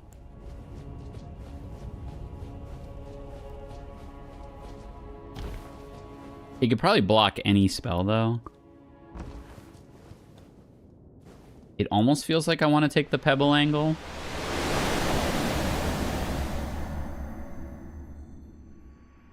Pebble can definitely punish the other one. Maybe I will do Pebble. Let's try Pebble. I know his pattern's better now, too. See, Pebble can punish that. And I still get out of the way in time. Now that I know his pattern's better, Pebble might be the play. It costs, like, no mana, too. The mana efficiency is a little bit better. than the other one. No.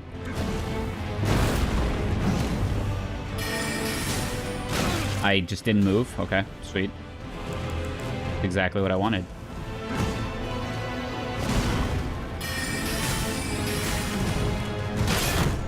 Dead. Come on, man. What? Just didn't move again. Okay. I'm dead. It's fast run. I just had no stamina the entire time. I blew all my stamina.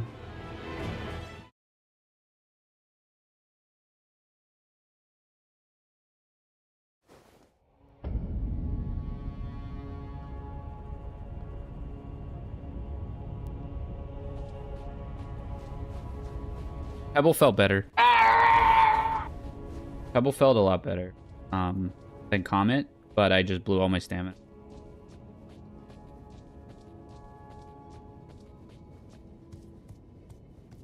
We probably, if I lose this run, we'll put on some brain rot, and then I'll certainly clear. Not sure which one I want to put on yet, though. Probably Akuma and Squid Games, because that's what I named my deck that I top 8'd after.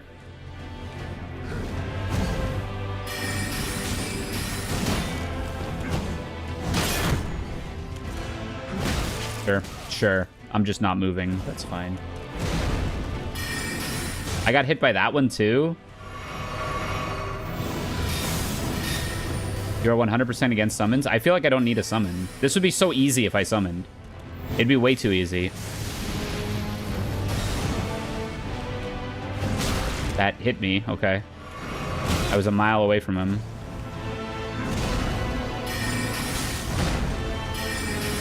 Like, if I summoned, I could probably do this in one try.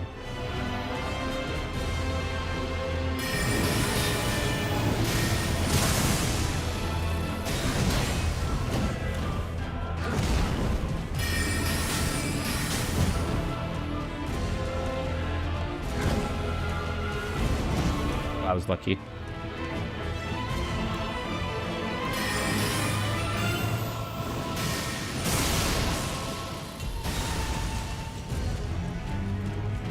Comes. No?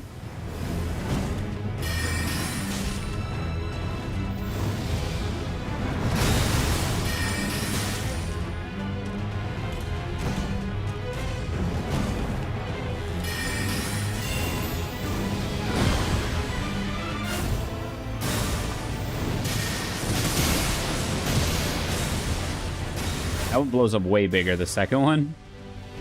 I need to run from that one. I should drink. I'm dead. Oh, lucky!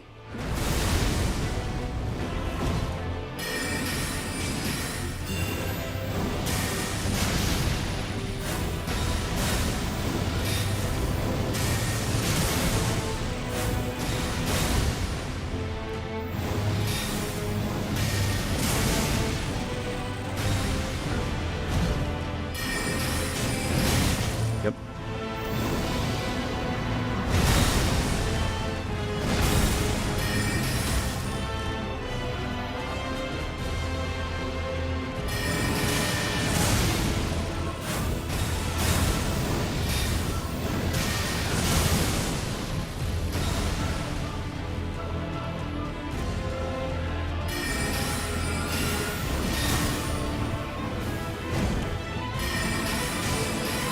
Died?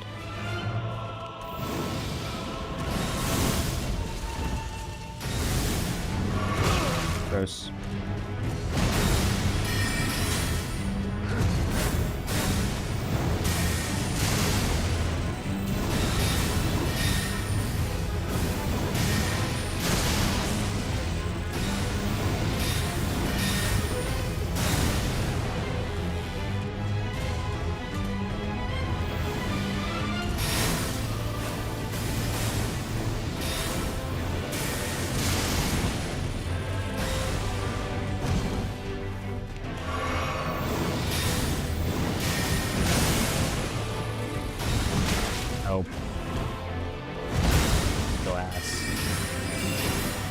He recovered in time.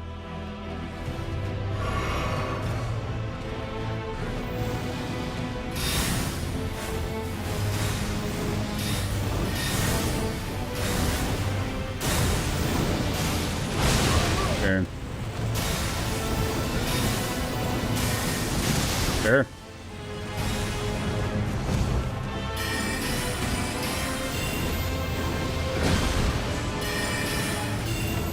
Nothing is punishable anymore. I can't drink during that. Okay.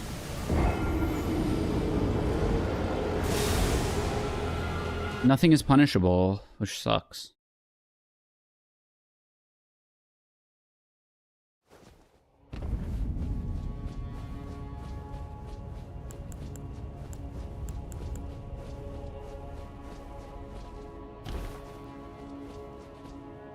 I don't know when to slip in damage in that last phase.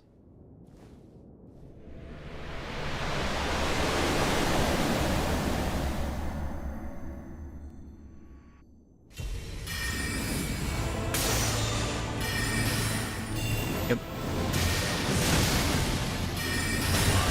What? Whatever. Sure.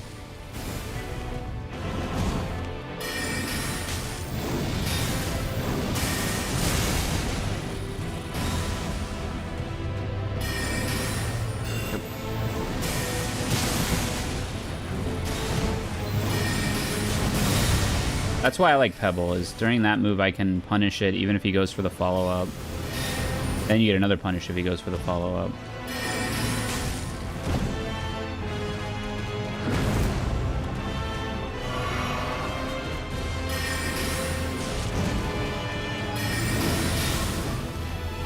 Even the quick follow-up I can punish. That's really good.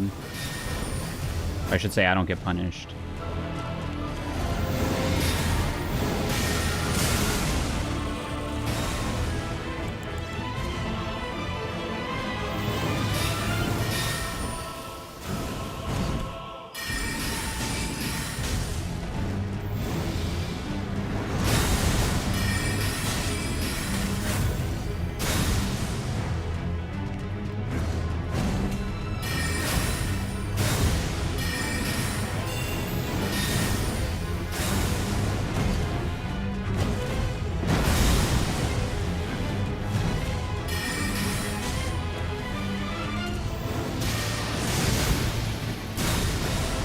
Yeah, it's actually only punishable because I'm dodging through him as well.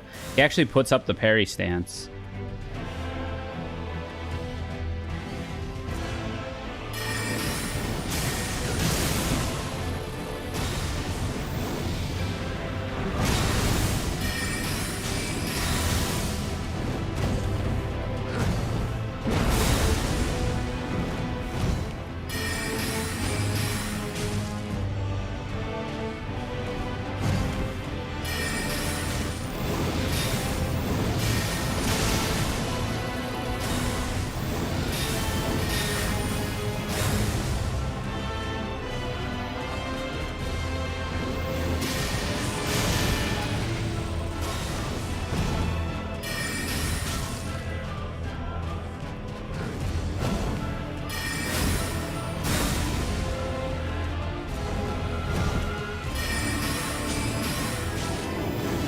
Dodge these.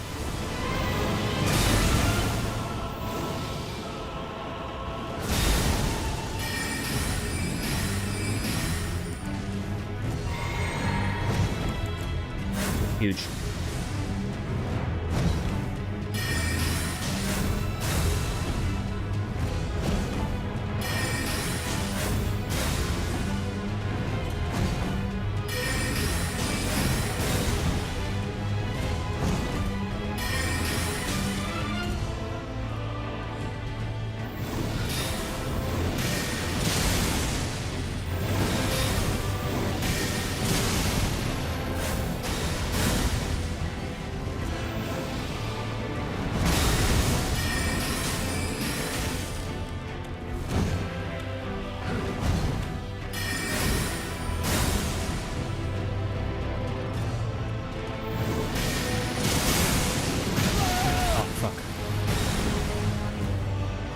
panic, don't panic.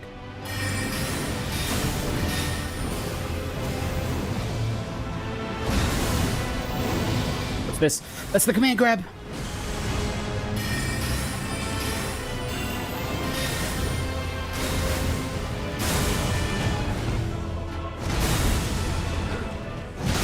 Oh, fuck.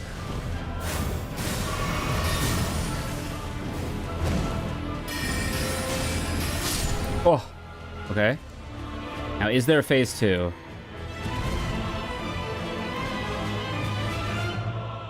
Yes, there is. Yeah, he parries magic. He's not dead yet.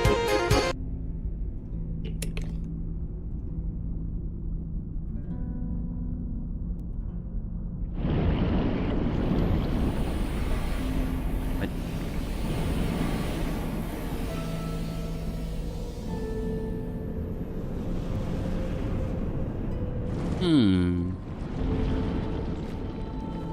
Yeah, first victory lap indeed. Unless I have to...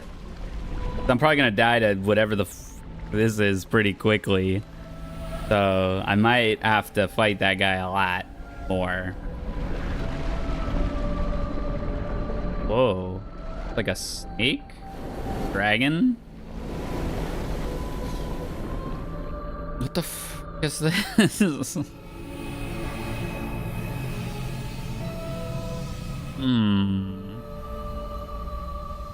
Got a sword.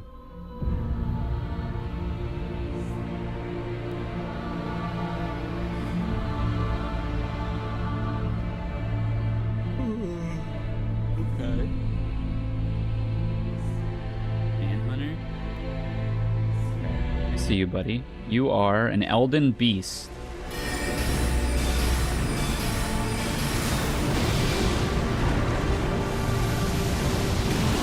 Oh gosh.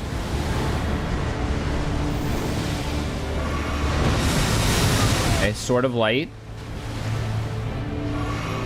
This is probably a comet angle.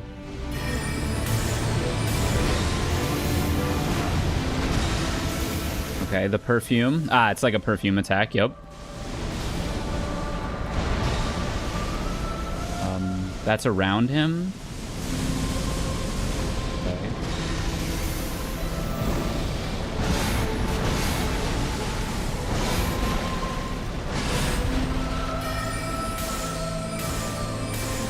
Not close enough.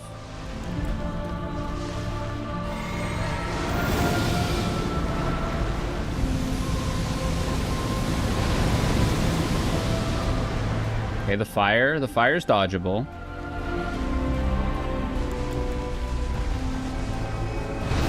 What is this? Okay. It's like the tree attack? Yep.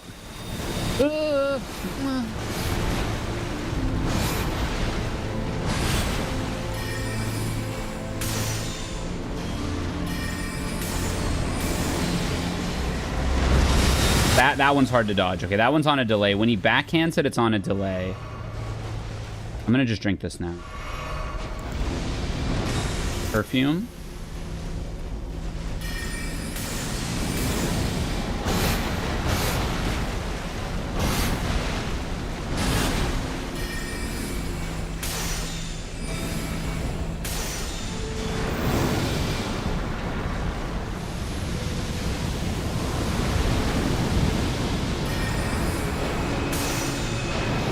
This one. Uh-oh. Monka? Monka? Oh, it's a ring. It's a ring. Okay. The Elden ring.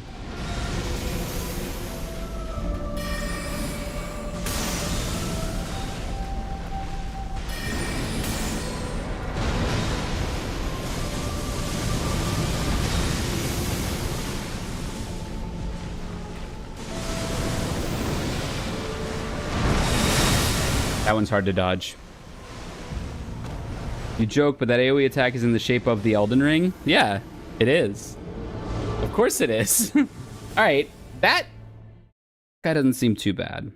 Now, the question is, do I have to fight Raymond again? Or do I have to... Can I go straight to the Elden Beast? Let me use the restroom and then find out. I'm going to put on the brain rot.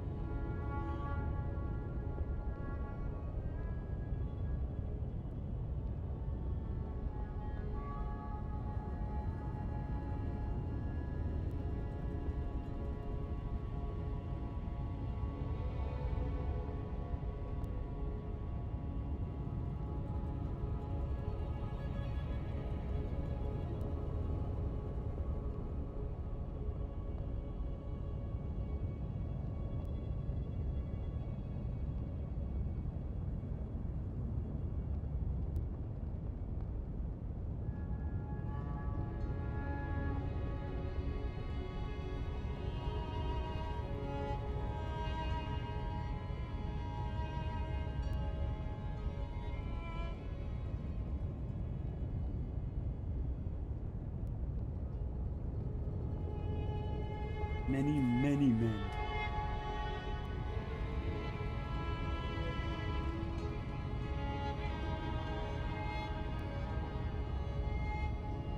That's about to be me versus this Elden Beast.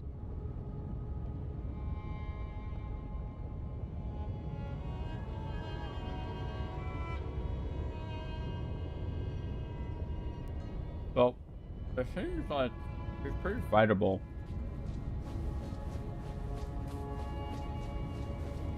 The Elden Beast. So I'm gonna Pebble. Do I have to fight Raymond again? If I have to fight him again, I'm gonna Pebble him to death. If I don't, we got this on lock. But I feel like the way that happened, you gotta fight both.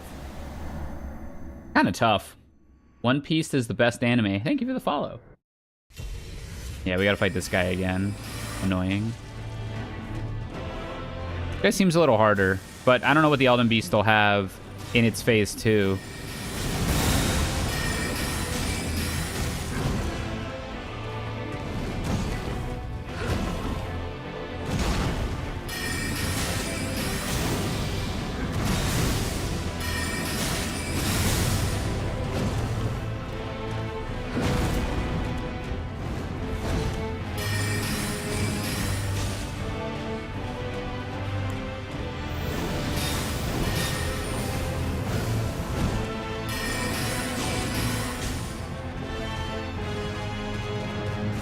I could save my flask.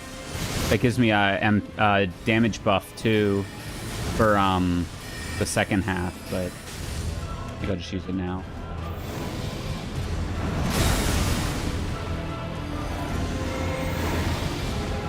I got hit.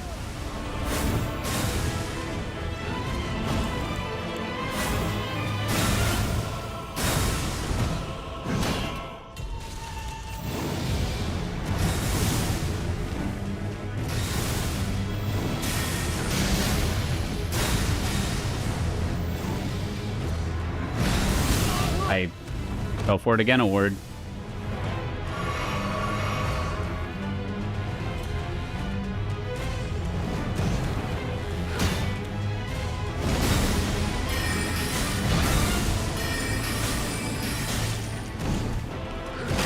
Ay, ay, ay.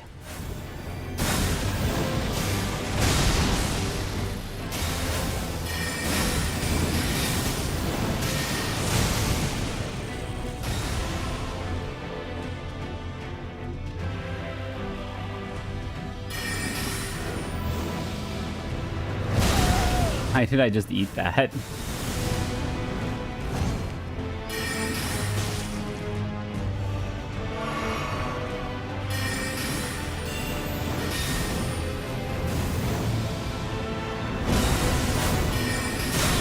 That's gross. That's gross, bro. What an annoying ass boss. Uma.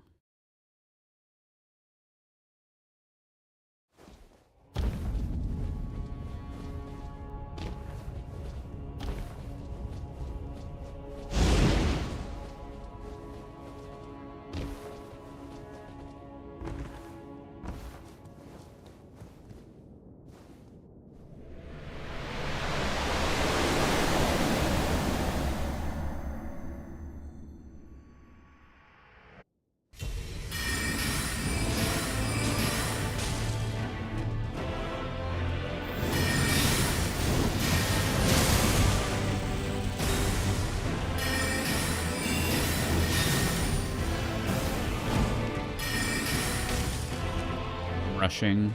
I need to chill.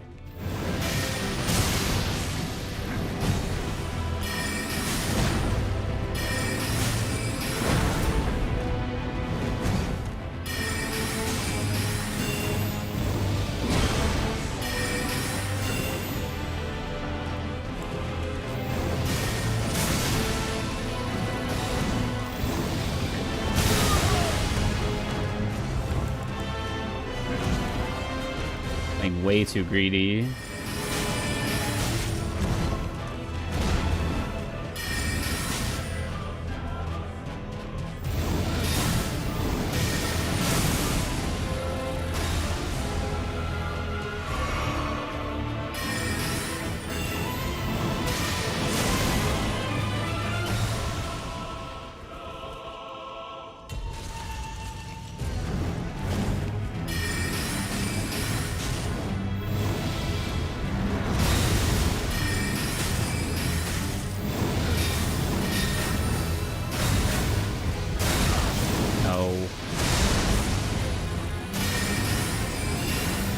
Oh.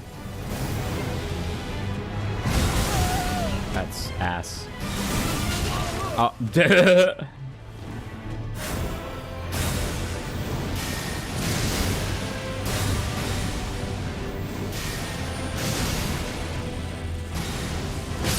yeah, that all just, man.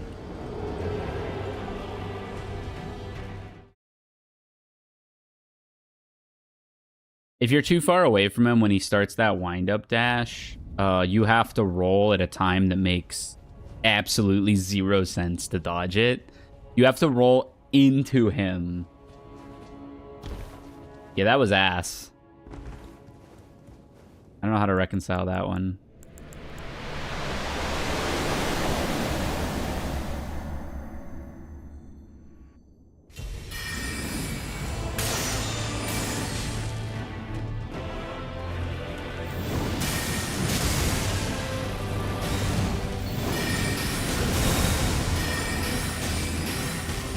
There's still probably unknowns from the Elden Beast, too, that I need to find out. Which is what scares me the most. Because you have to succeed in this guy just to see what the Elden Beast has to offer. At least, like, Phase 1 Elden Beast, it seemed like I dodged pretty much everything. And I think I have a good handle on what he's got going on. I just know... Oh, my gosh. I just know there's got to be a Phase 2. This guy sucks, man. Everything about this guy sucks.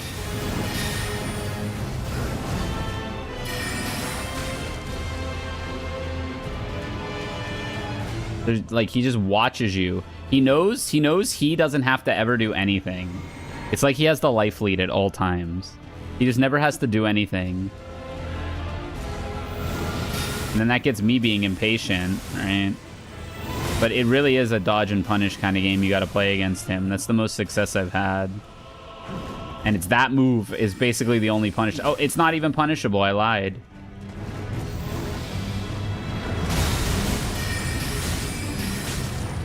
I should have taken that opportunity to heal. I'm, like, screwed now. Okay, we're fine.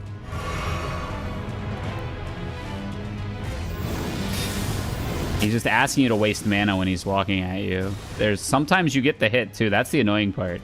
Is he doesn't always parry it. What? I'm gonna scream in Spanish.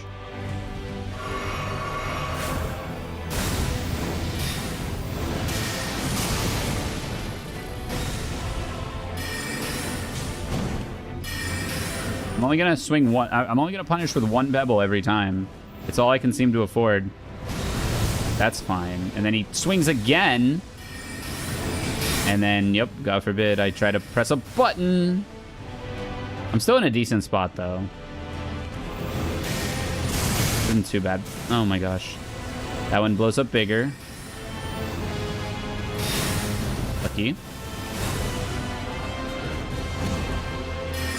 One punish. Doesn't even get it.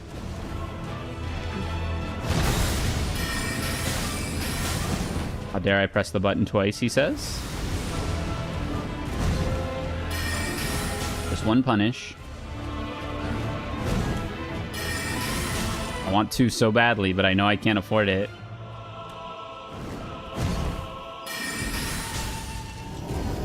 This is fine.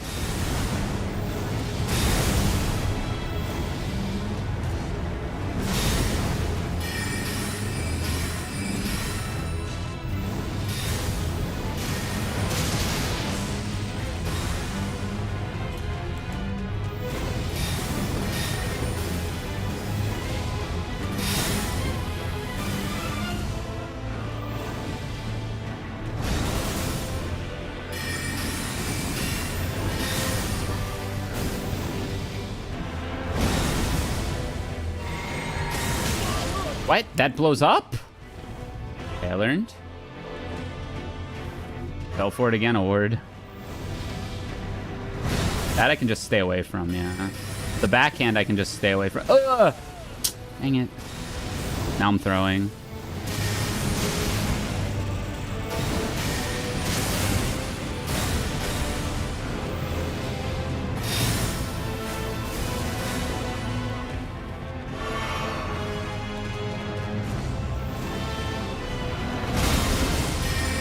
That's the one that doesn't detonate. The backhand hammer one does detonate.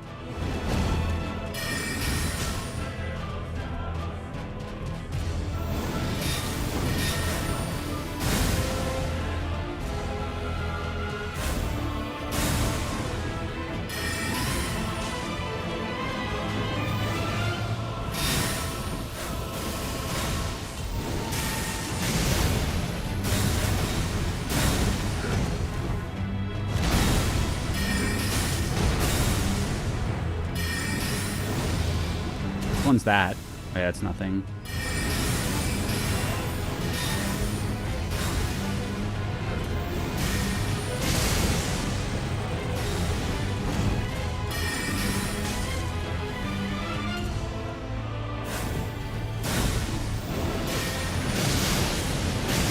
No? Screwed.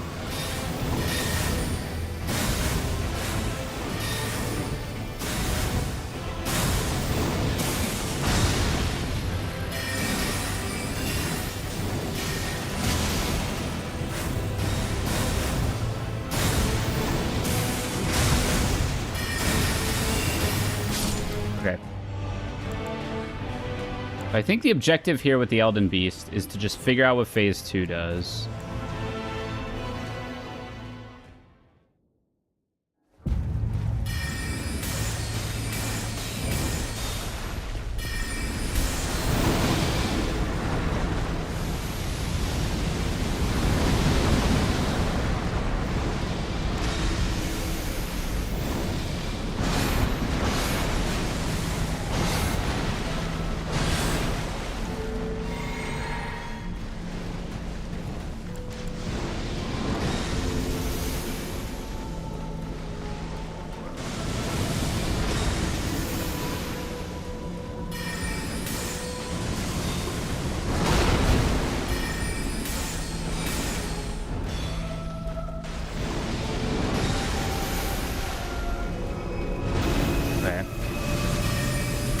I gotta start running.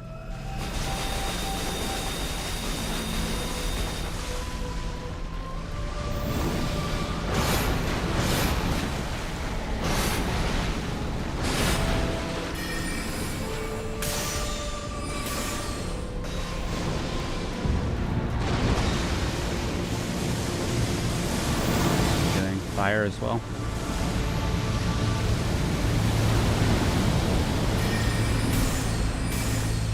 It's too far.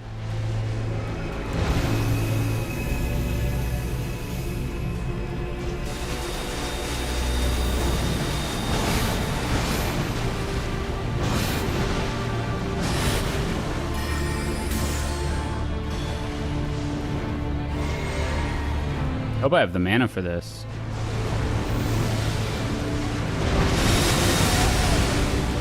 I don't know what to do about that. That's the one I still don't know how to answer.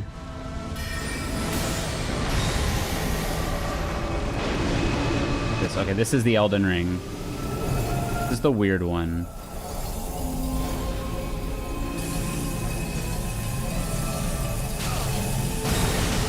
Okay, it blows up in the... So I have to roll through it is what I have to do. I just can't get hit.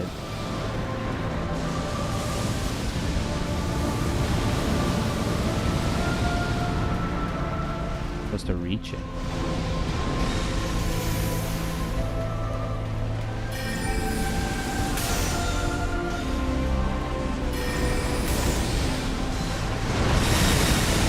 Okay. Try rolling through it seems like the answer.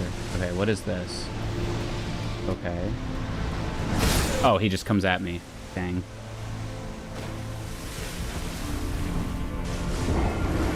Certainly dodgeable. He's got some shit. I'm not looking forward to that. I think we need to beat phase 1 and 2. I think we need to beat Raymond with like 1 health potion used or 2 health potions used. I might need all these mana potions too just to deal enough damage to the beast. I need to not get my spells deflected. This is tough. This is tough. This is just a lot of life bars to chunk through. I should check my accessories too and make sure they're actually doing something relevant.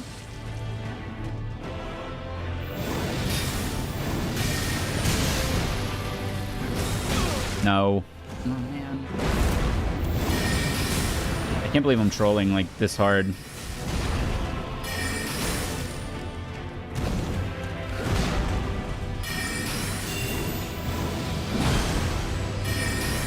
It's just not even punishable. Okay.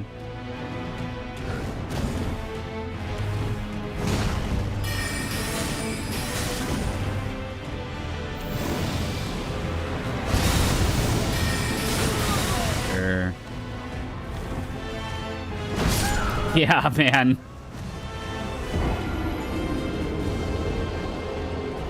Yeah, Elden Beast doesn't seem that bad. I think with the ring, you want to answer it early. You want to like run through it early rather than let it get close and close in. You just want to run at it and roll through it. This guy before it is way more annoying. At least it feels like. I can definitely make mistakes though in both fights, and that's a scary thought.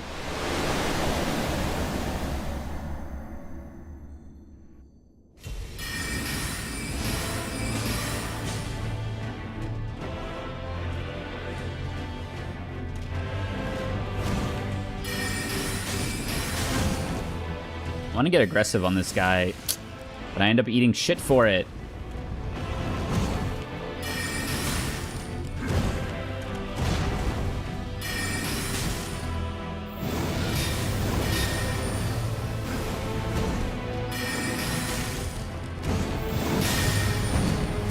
Sick, man.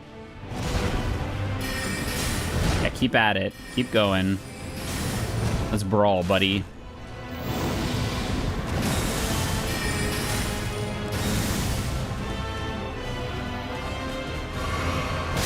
No shot I couldn't roll there.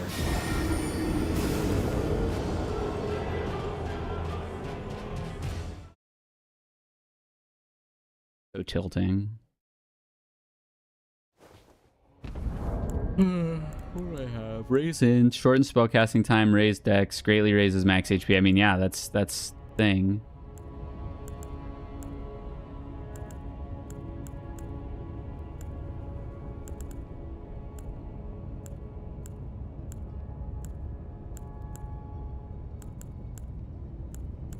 Greatly boost non-physical damage negation. I think I want that. Greatly boost magical damage negation. I think I want that. Instead of... What if I take the int thing off? I'll do a little... I'll do... It's 5. That's a lot. This is how much dex? 5 dex as well. That's so useful.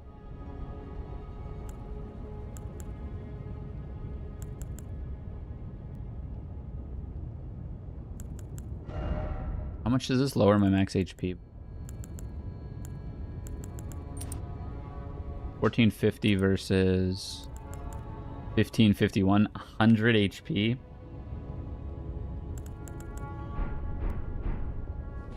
Okay, it's not that bad. And we'll take less damage from the bullshit. So, I think it's worth it. We just gotta play it the way we normally play it and not just let him hammer death.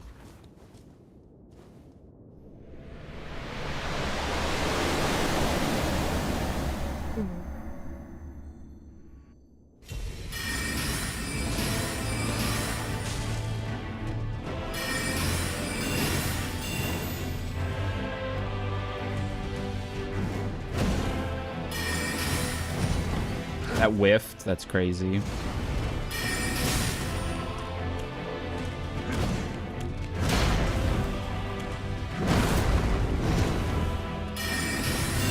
I have no stamina.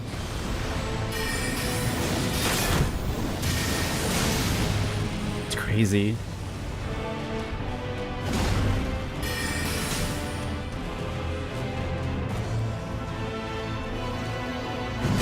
What?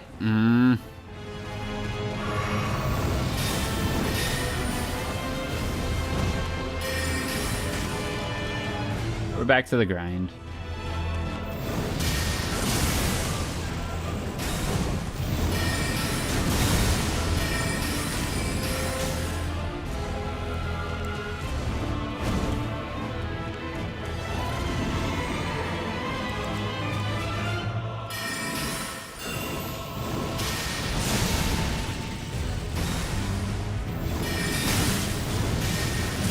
What? What?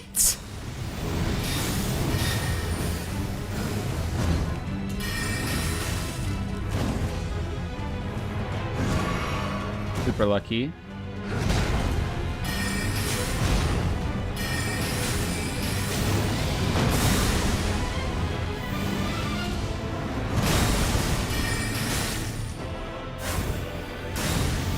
Go again.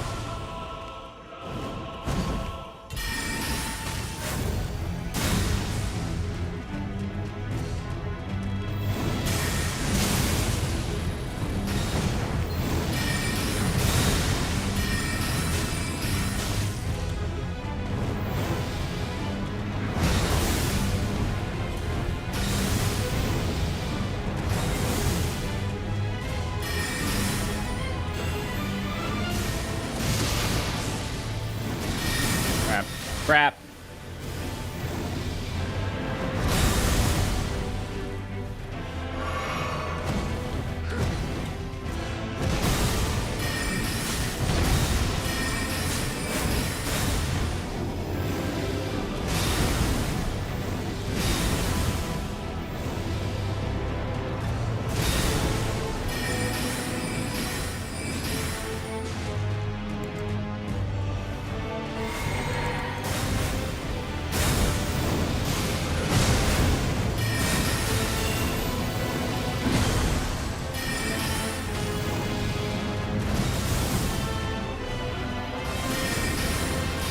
Ah.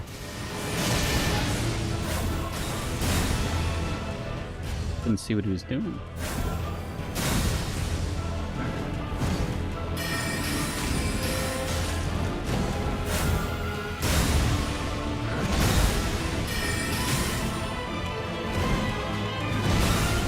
Ooh, lucky.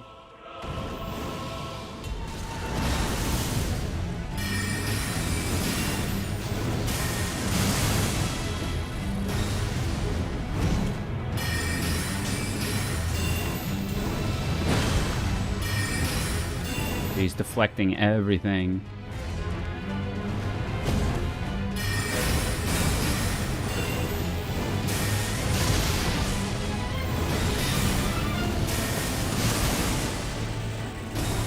I'm gonna do this again. Honestly, no shot, man. I'm gonna say the more he does this, the better, but I guess I can get cheesed by it.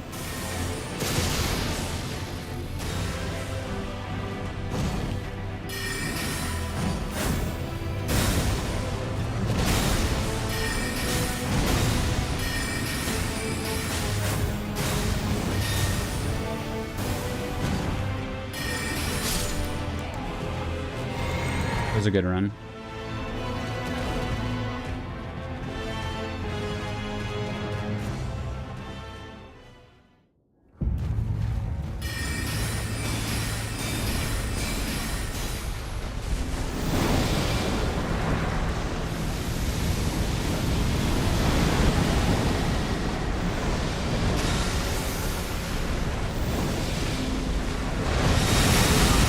Gotta figure that one out. I take way less damage from it because of the talisman, though. That's good.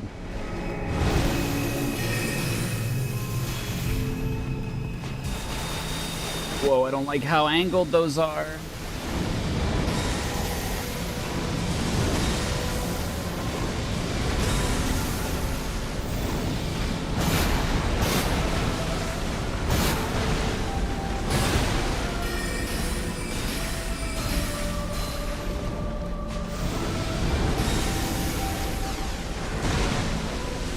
This one.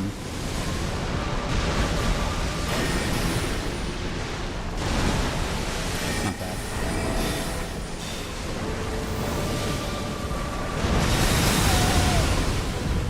Tough one.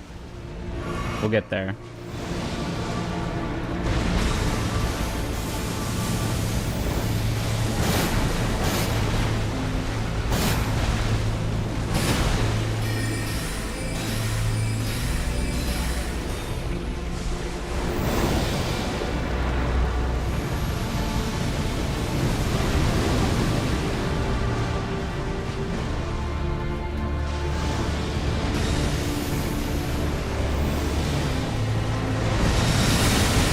I think I got that one.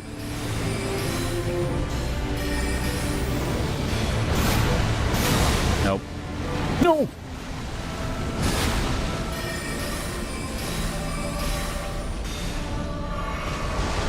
Take the HP now.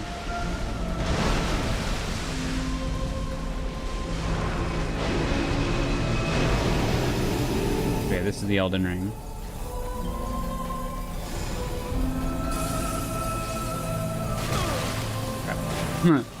Oh crap! Wait, I don't know how that works at all. Where is he? Oh shit.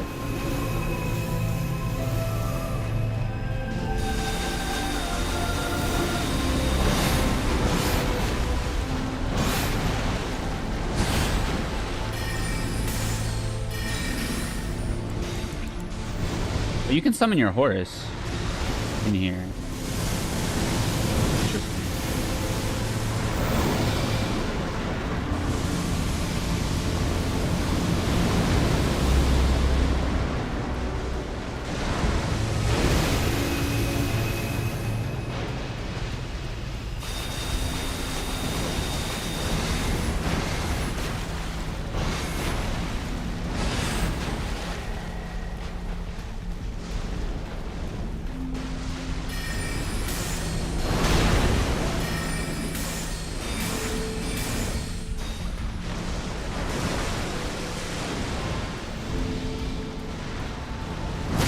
I feel like I dodged that, but okay. Having Torn is really useful. Yeah. Makes sense. I don't want to use the horse. Okay, so I don't know how to deal with the Elden Ring attack. I think I know how to deal with everything else that it's been shown so far.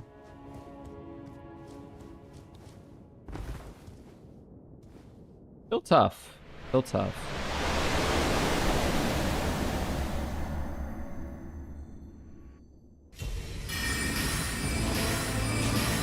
And then I can't get impatient with this guy either, right? Like, I have to execute versus this guy. Even though he's a giga pain in the ass.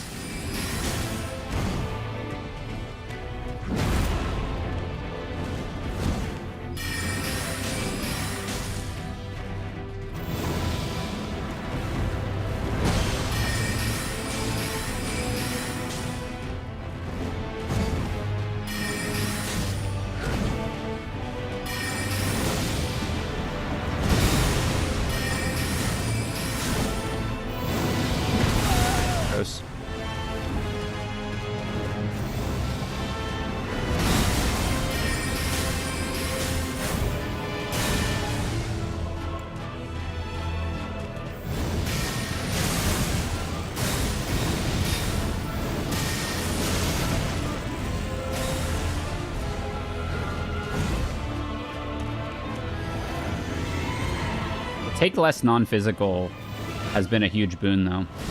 That's been helping a lot. No. That doesn't even make sense, man.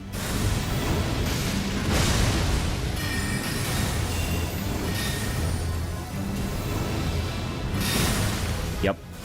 Gonna whittle me down on some bullshit and then kill me.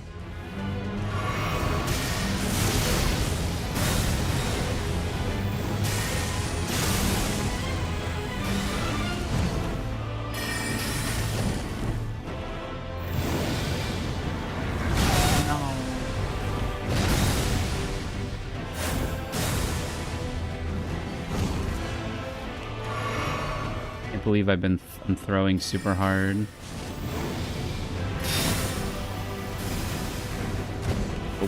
Oh, it's scary.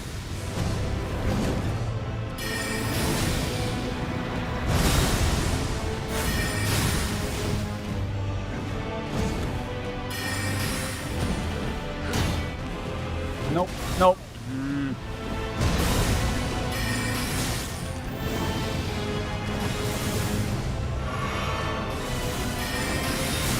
Felt tarnished. Got hit because I looked at chat. Feels bad.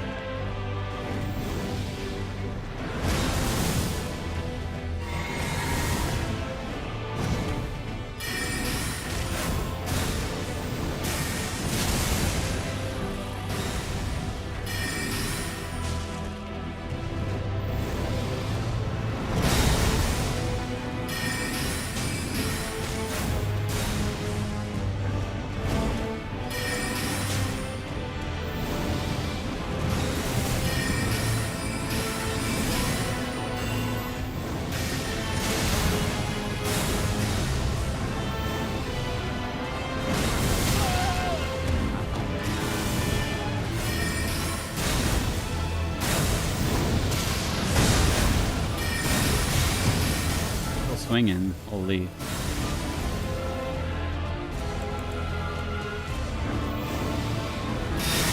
Hit. Yep. I'm screwed.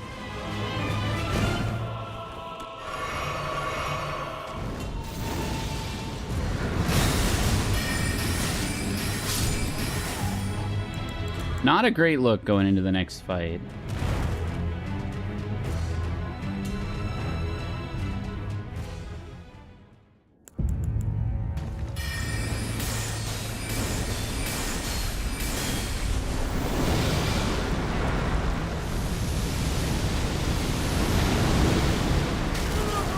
What? What? I just can't move. That's cool.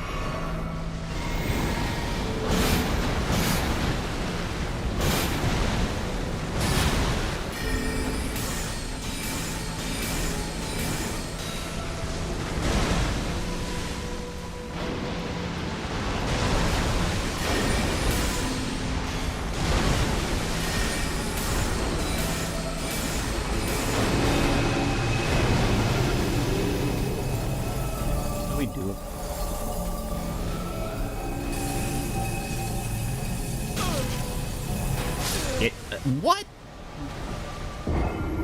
What do I do about that?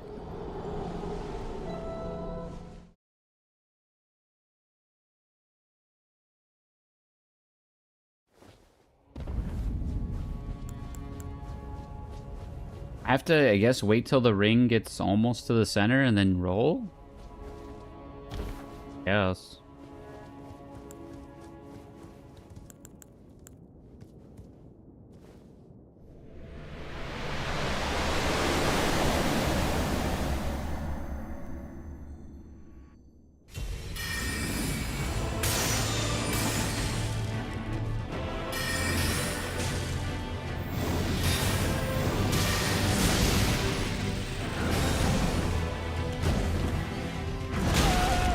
Yeah. Whatever. This one's a wash.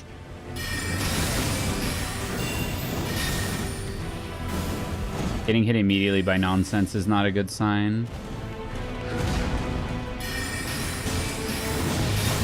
Sure.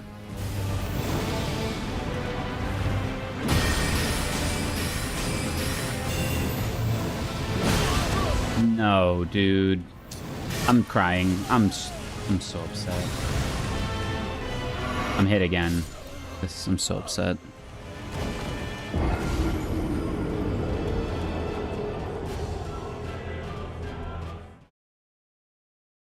Horrible fight. I really don't have an explanation for why sometimes I just eat an attack and don't roll. I'm just misexecuting, I guess.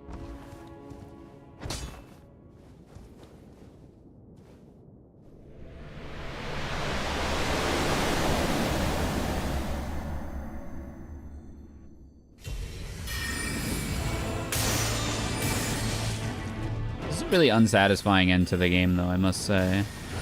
Having to beat 2 annoying bosses in a row, and, like, they're not hard in the same way that they're just cheesy as hell. This guy is giga cheesy. He's not hard at all. He's just cheesy because he has very little punish windows, and like the frames come into play a lot, and like he'll just decide, like, you know, he like baits you into pressing a button when you really shouldn't be, and then like you can't waste mana because you need so much damage for both of them to be able to kill both of them. I'm hit.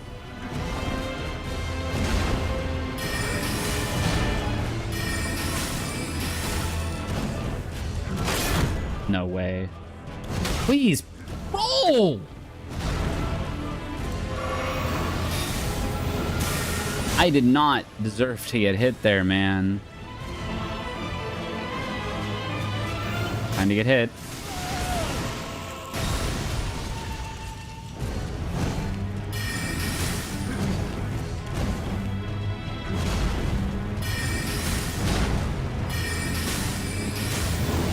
Oh, yep.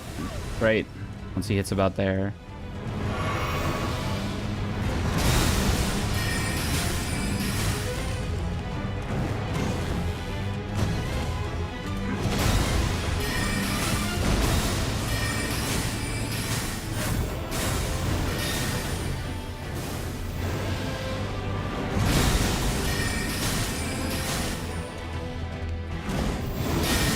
sure. Sure. Immense delay, dude. Well played.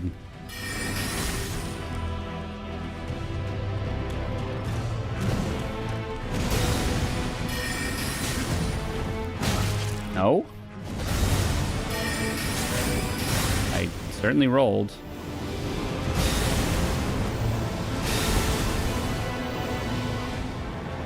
That one, it's possible I had no stamina when I went to roll. I wasn't looking, but I'm pretty sure I had stamina.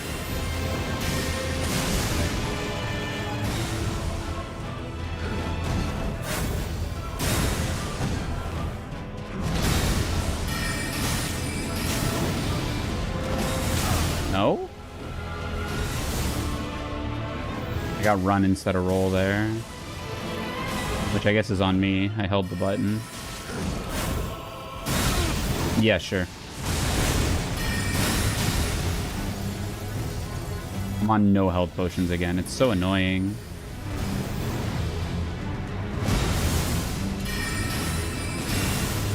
No.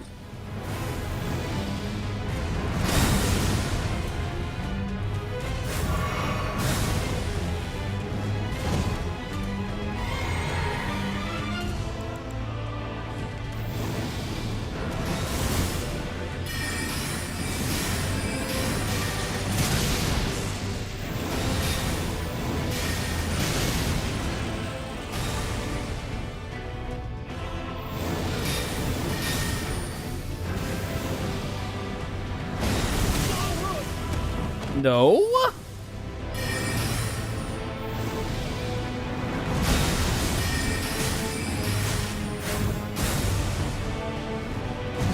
Horrible run. Oh, he's not even dead.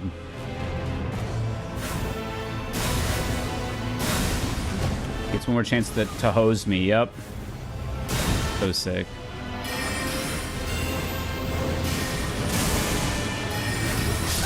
So sick, dude. That's actually so sick.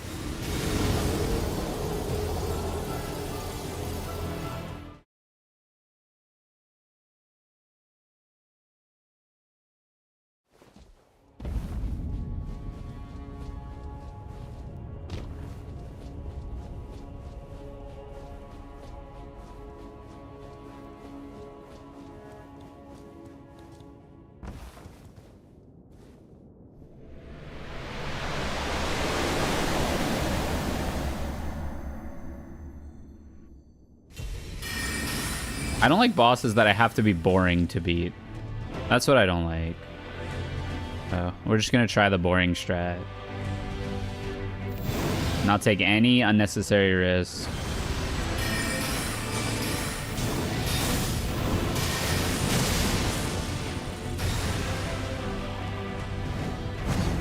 Only one pebble every time he swings like that.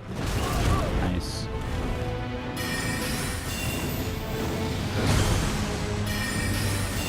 Nice. Oh, sick.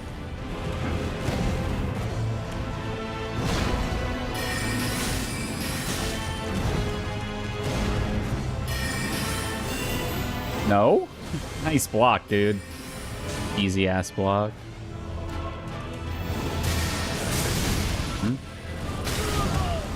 Huh? I'm so tilted.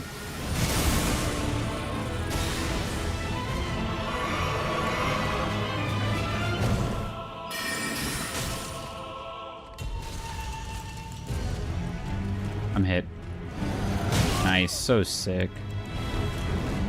Yeah, well done.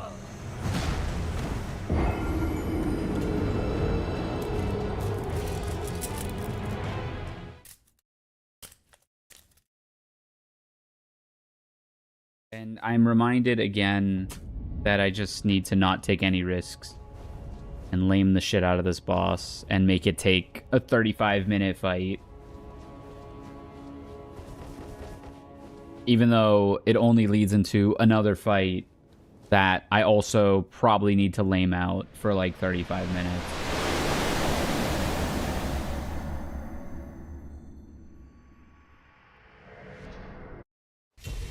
Just treat it like the Luxem mirror. Yeah, right. Kind of looks like it. Pebble versus... Ah! Pebble versus Luxem Sight. I'm hit. Yep.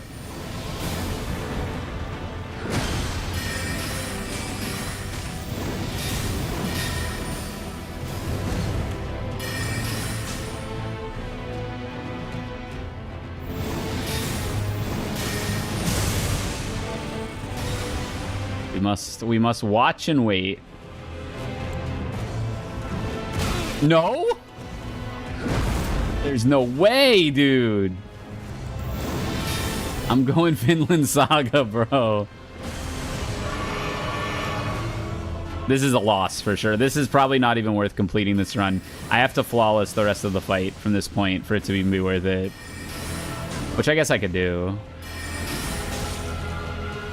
Use the punish windows to drink potions too. Even though it feels bad missing out on damage.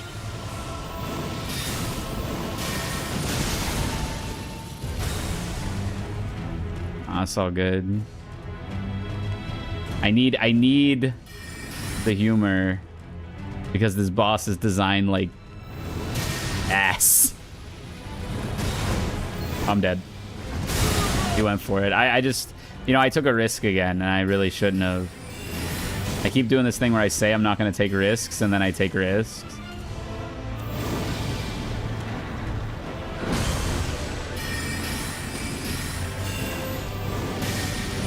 Which is basically me in every fighting game.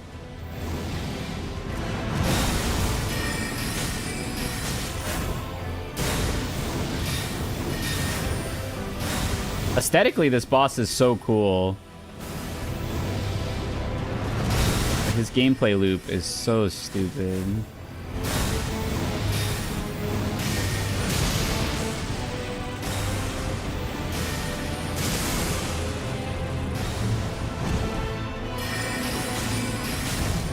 I don't know how I didn't get hit there.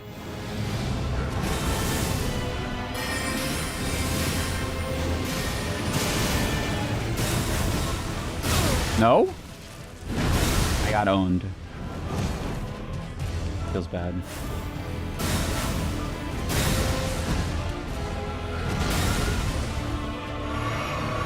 Okay, we're fine. We're chilling.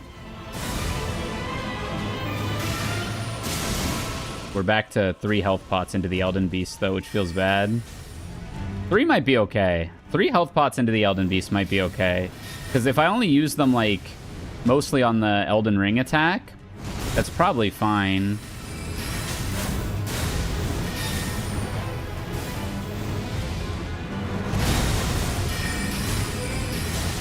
Probably gonna do the big hammer attack, yeah.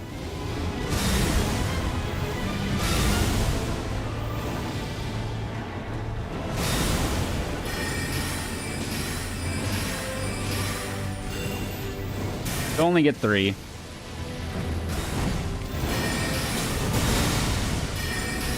Chillin'.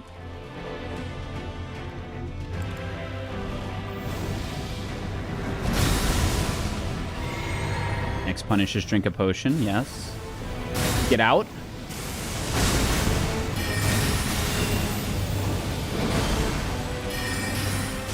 I can't see. We're fine. Okay.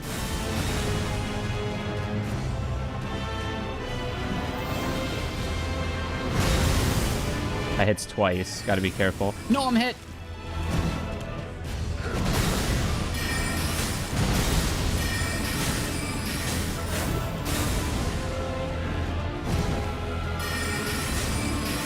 Radagoon.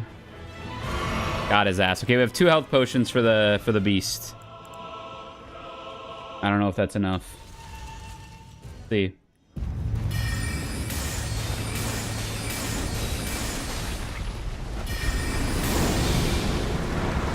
Oh, I don't have a lot of stamina. I hope I have enough for the fire. Yeah, I do.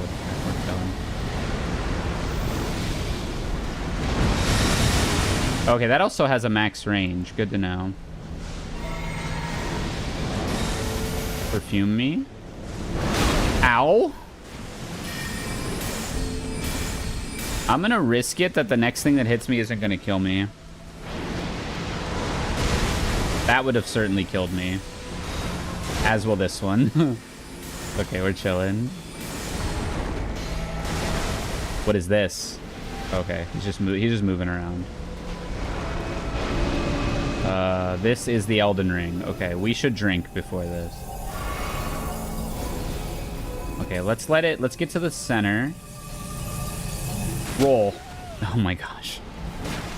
Not it.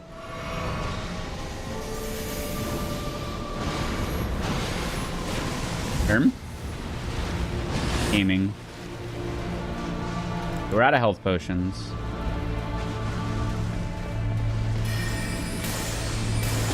Oh no. I can't miss with spells.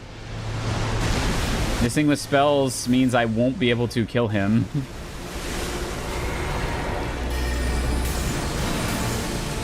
This is ass. Oh, he's underwater. Okay, wait. Hit, please. Can I hit? Oh, yikes.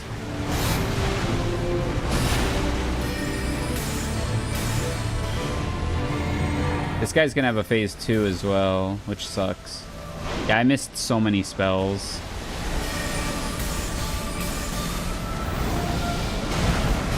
What's this? The big kaboom? Okay.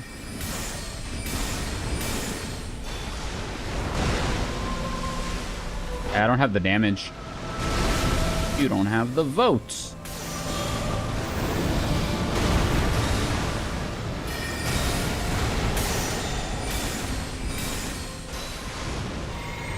We don't have the damage. What's this? Okay. What the frick is this?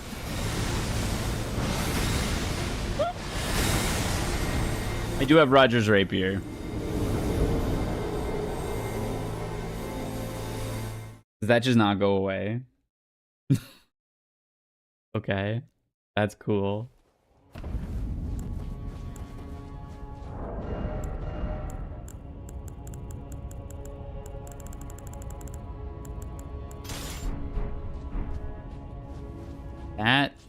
That ball of light. That seems like you need your horse to dodge it.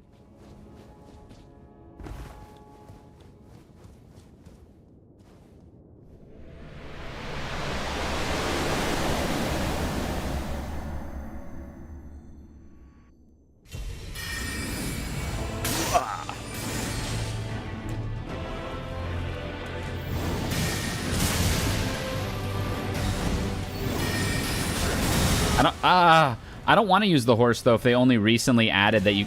What am I doing? I don't want to use the horse, though, if they only recently added that you can use your horse in that. That seems cheesy. It was intended to be beaten without the horse. I know they patched it, but, like, it was intended to be beaten without the horse, so why would I use the horse? Shouldn't have to.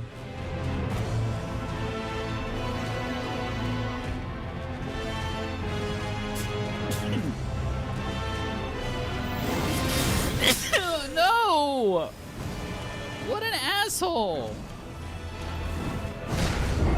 He waited to attack until I sneezed.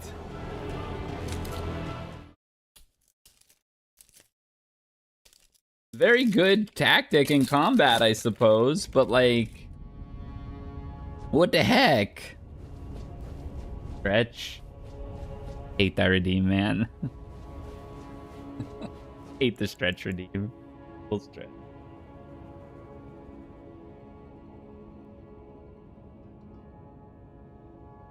Oh my god. Stretching doesn't help me lock in, despite what most people think. When I'm tilted, I need to hold forward. Because I will beat it out of spite and nothing else.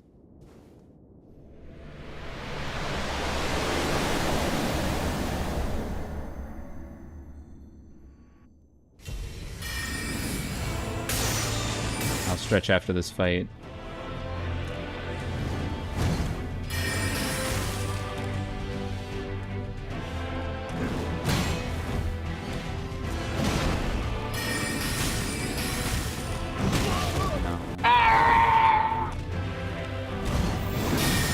Yep.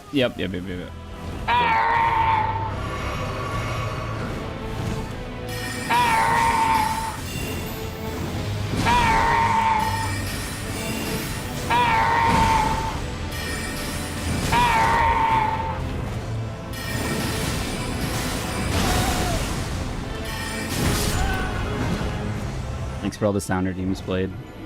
I'll stretch again.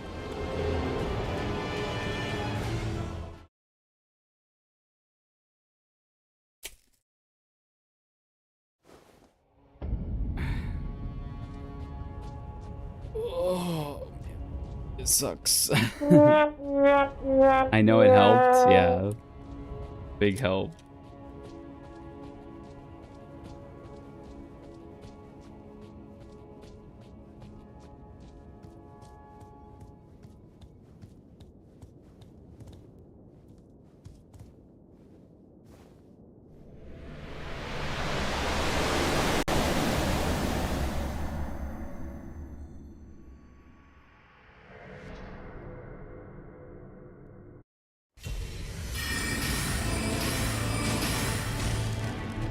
Alright, I'm locked in.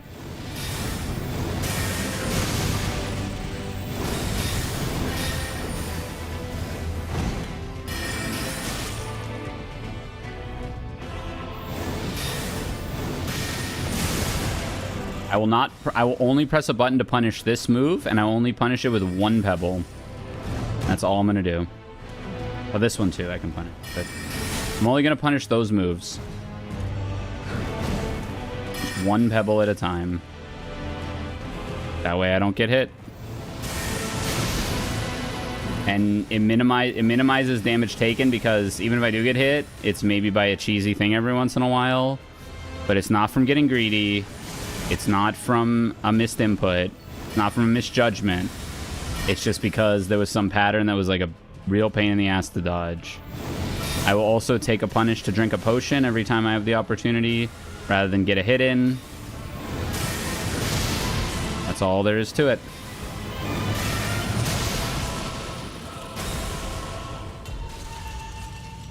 And it's really just on him to decide which attacks he uses. Oh, very nice. Very nice. See, I lied. I pushed the button when I wasn't supposed to. We gotta take the next punish to drink a potion or two, probably.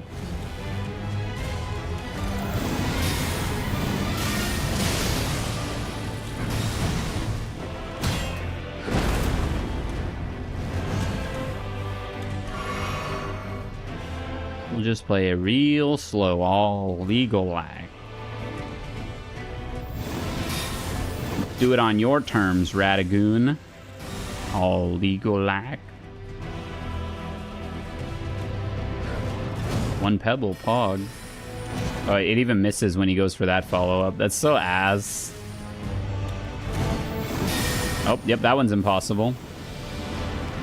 I like when he goes for that one a couple times in a row. Oh, that one you don't even get 2 on a punish. That's crazy. You don't even get 2 on a punish for that.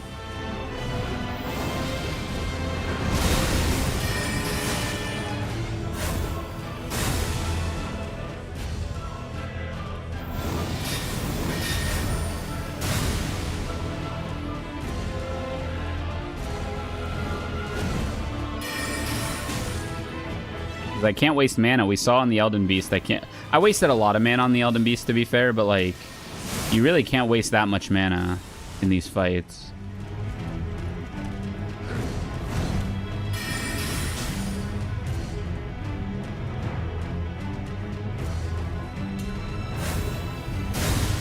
I think once I learn how to deal with the Elden Ring attack, the Elden Beast won't be too big a deal.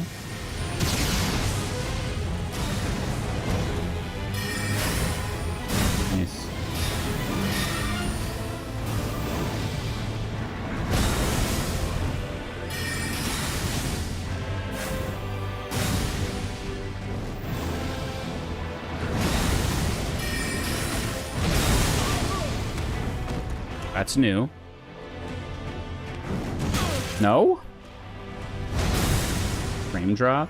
Very cool. Oh, sick. do certainly love losing.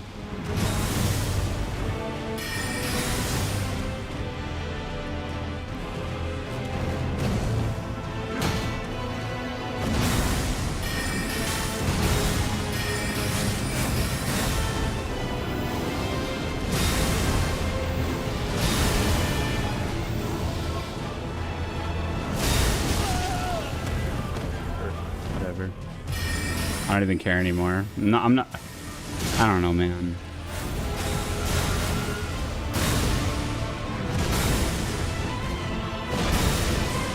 I thought I was gonna get hit there. Oh, yep.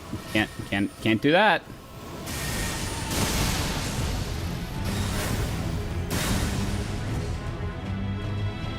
And we're at 3 potions for the Elden Beast. Nice. Oh, we're not even gonna be at 3 potions. That's a pipe dream. Yep, we're just dead. It's a really cool fight.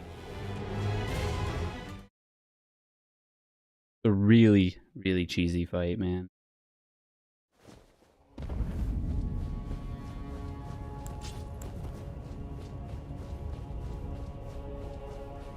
Maybe he has really high magic resist so I can poke him to death.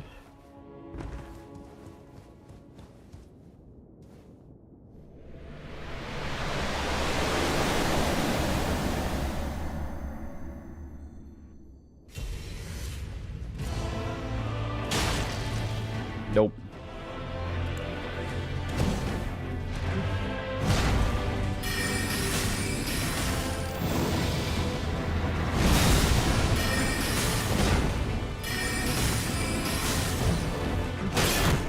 Nice.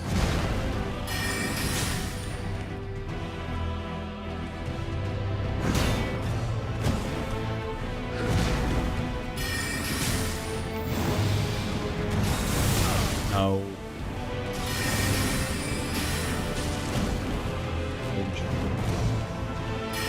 Now he's just hogging out. I don't know what's happening. Swinging at freaking butterflies, man.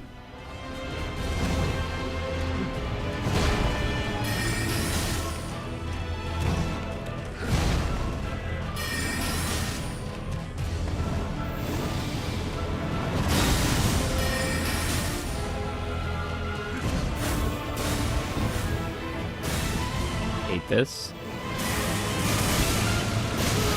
I didn't roll. Very cool. And I still can't drink a potion, and so I have to wait for 2 punish windows now. That's not even one. I died. Like,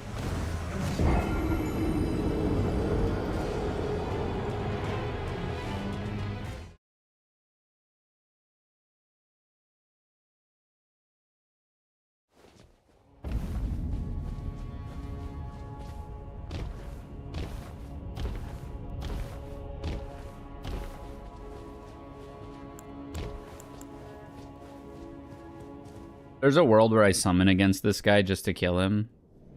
Hello, Fire Monstrous. There's a world where I summon against this guy just to kill him. Be over with it. But I really don't feel I should have to. I really do try to stick to that principle that this is clearly 100% doable. I just need to execute on it. And I'm getting really tired of saying that.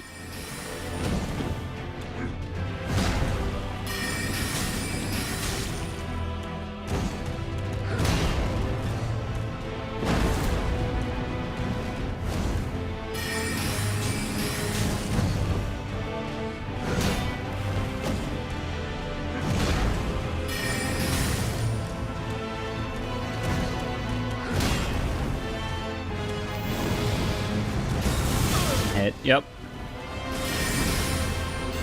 Nice.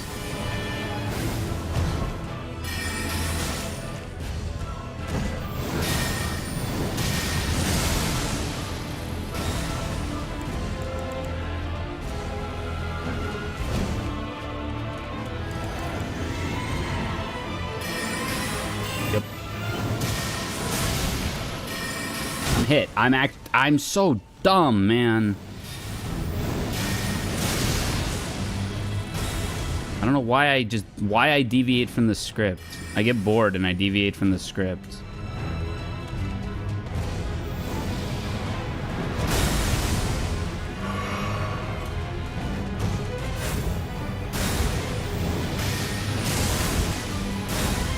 Maybe because it's not fun to play video games like you're on a script. That's probably why I'm deviating from the script.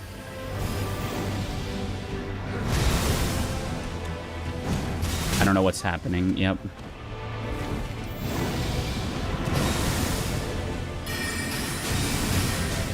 Should have probably used that to drink a potion. He still has so much HP too.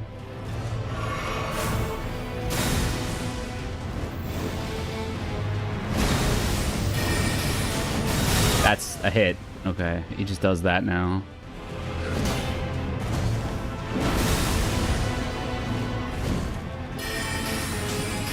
Odd review. Ow. I'm sorry, I'm gonna have to decline that. I really would like to beat this boss, and I think taking a break is the last thing I want to do.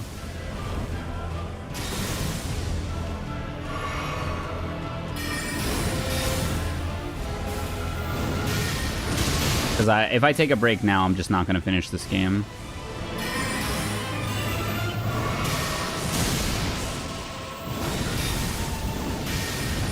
I have other games I want to get to. So if I'm not beating this game tonight, I'm just never beating this game.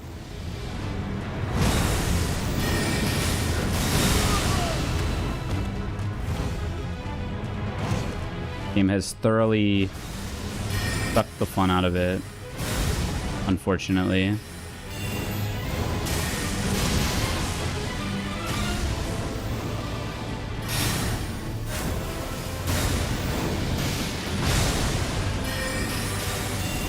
I really liked the boss before this too.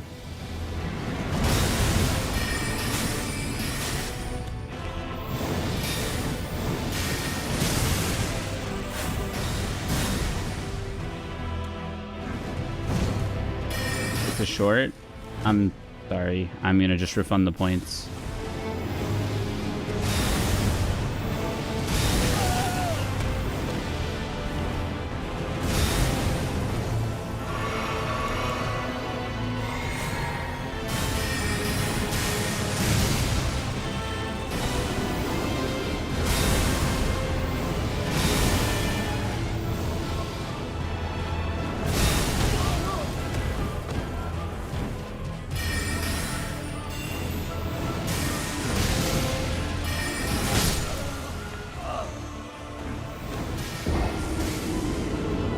I'll hold on to it until after we finish this, and then I'll watch it.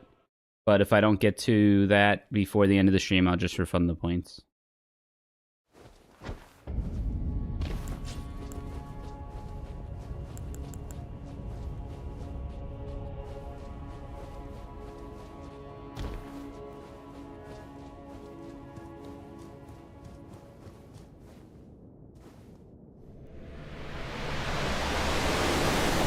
Because if I try to react to a video now or watch a video now, it's going to be me sitting here in silence watching the video. And then I'll be like, okay, let's get back to the boss. Because really my mind is nowhere else right now.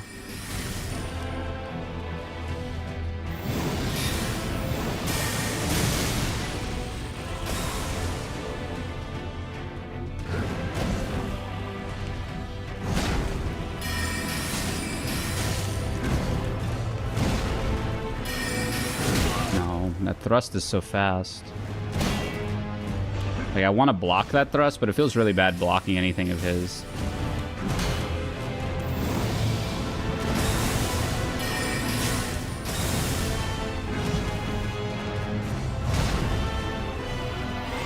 What did I drink? I drank a mana potion. Uh-oh. That's a throw.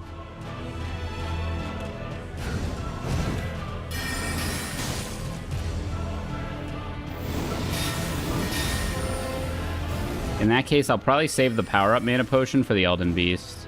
And we'll just beat this guy with pebbles. And, like, normal powered pebbles. He actually doesn't take that much less damage, it seems like, from them. Between the power-up and this. I just wish I'd gotten max value out of that mana pot.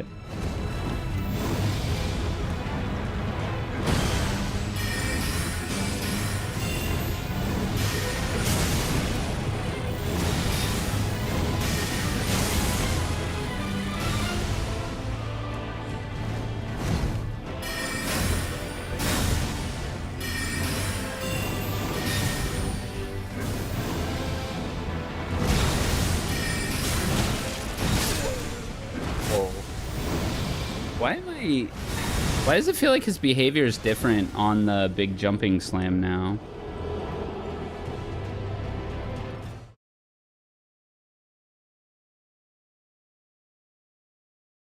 I feel like I used to be able to roll through it twice and be fine. Now it's like I gotta roll through it and then like run. Which I guess there's nothing wrong with that.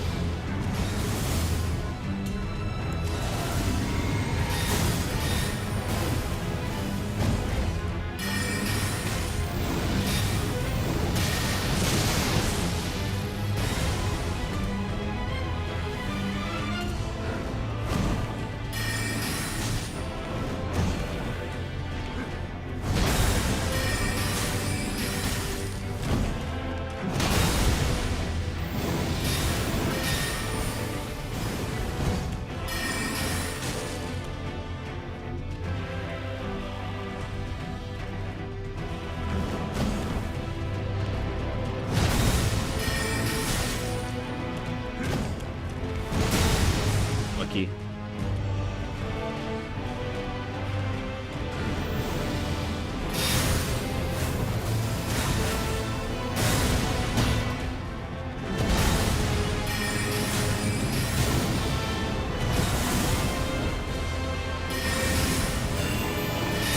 Crap.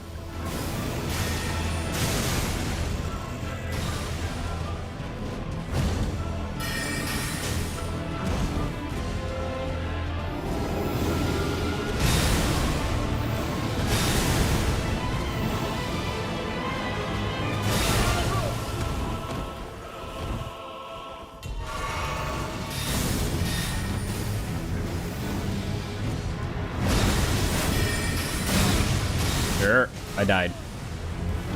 Wild.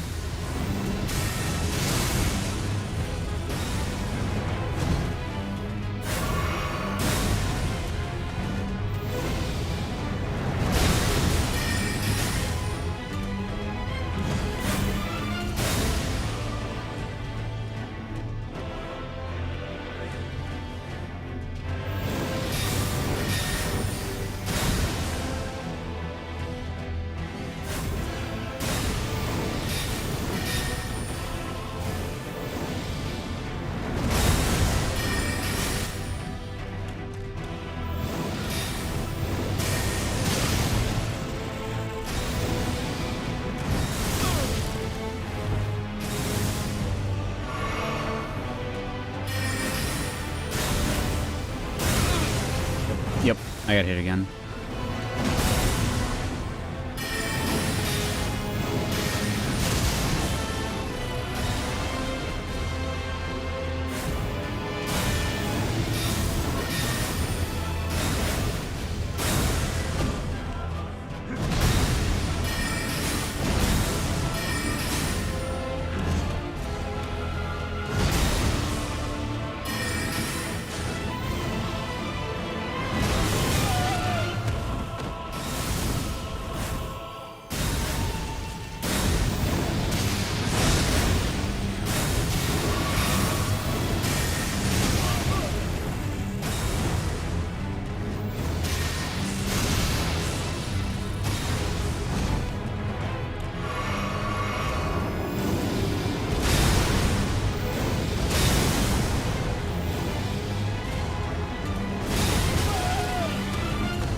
Get it. This one was going so well too. I died. Yep.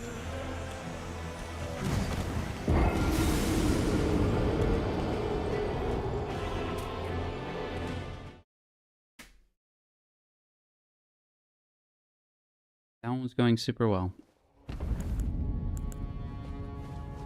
It feels like he takes less damage as he goes down in HP too. I guess I just get fewer opportunities to hit him.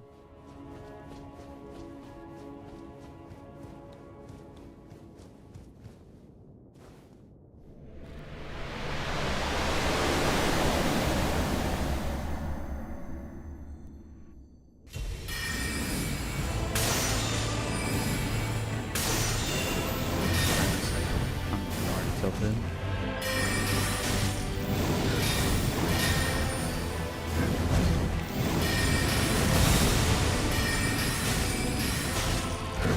Just want to get in the cut and start fighting. I wish it wasn't just a waste of mana when he deflected it. Like, I'd be fine to throw it with risk in certain situations, but the risk is like you don't have enough mana to kill the next boss. That's the frustrating part. I'd be totally fine if it's like, oh, it might do 0 damage. That's fine. But like, I need all the mana I can get for the next phase. And that's the, oh gosh! That's the hard part. The hard part to reconcile. I definitely rolled, but...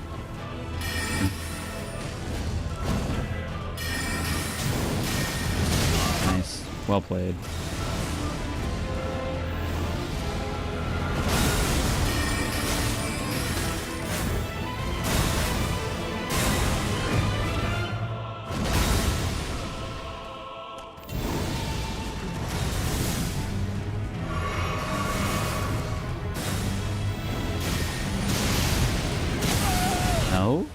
I'm just getting runs instead of rolls now.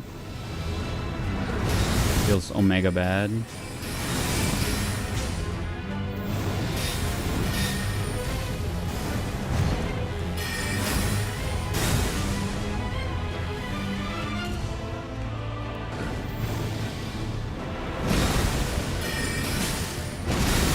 Yeah, so that just makes the whole ground damage.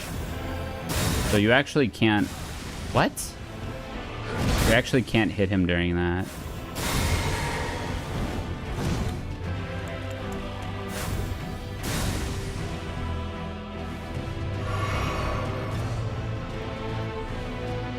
That's become unpunishable.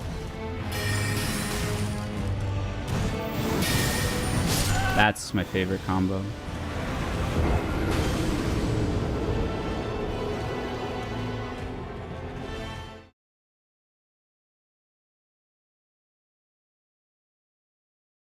I'll try one more and then I'll go get some water.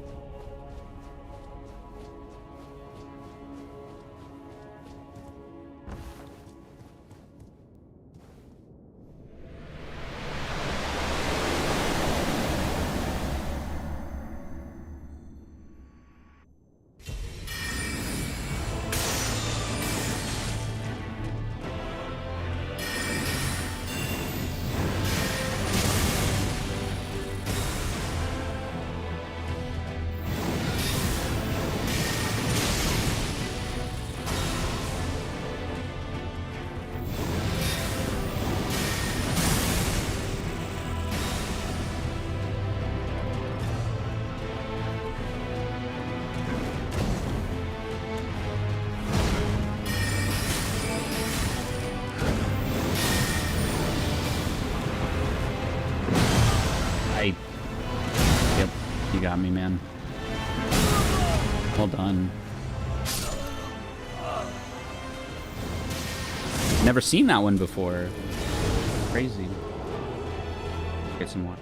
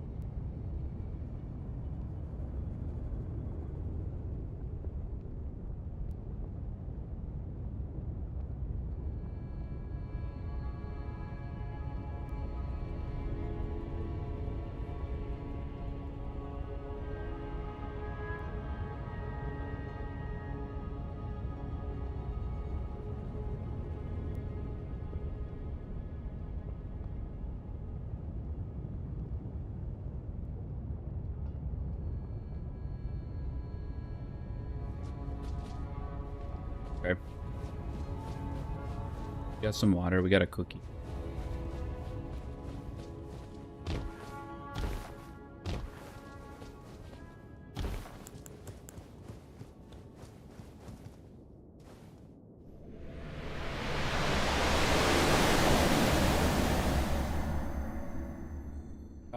A Thin Mint from Girl Scout cookies. Pretty high tier.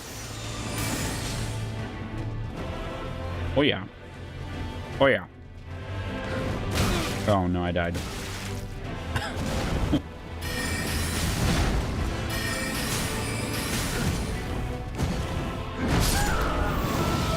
Good fight.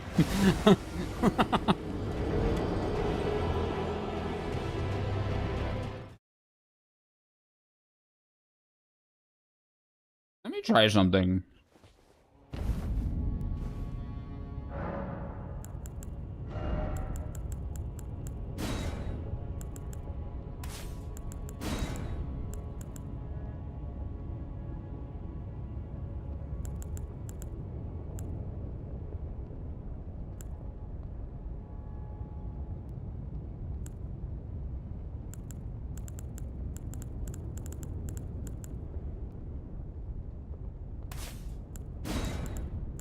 Pause? Hold on. We might be frying.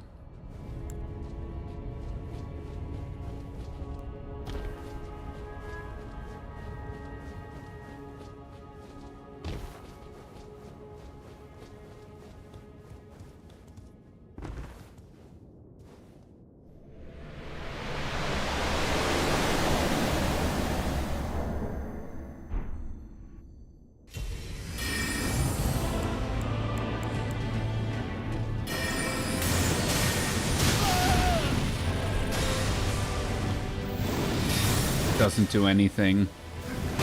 It doesn't do anything. All it does is shoot you. It doesn't do anything. All right, let's try this other technique.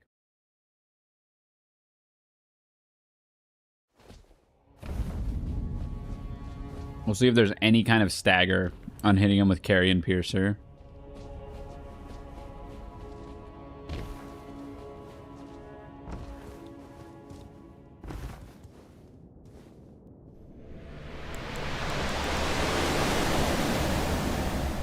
These spells are in a pretty rough order.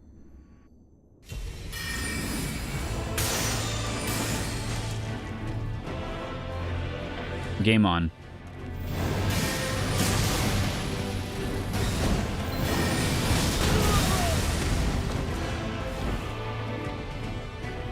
Nope. I got hit.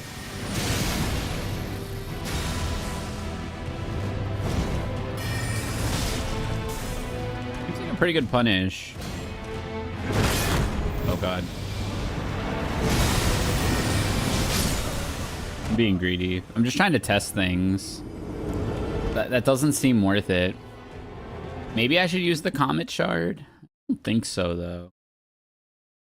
The Comet Shard doesn't punish the dash through into the second hit,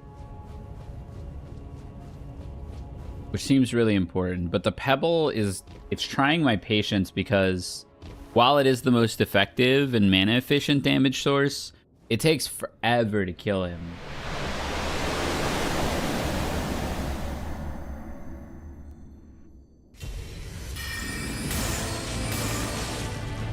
Like, that's way more damage. It was 1134 for 2 comets.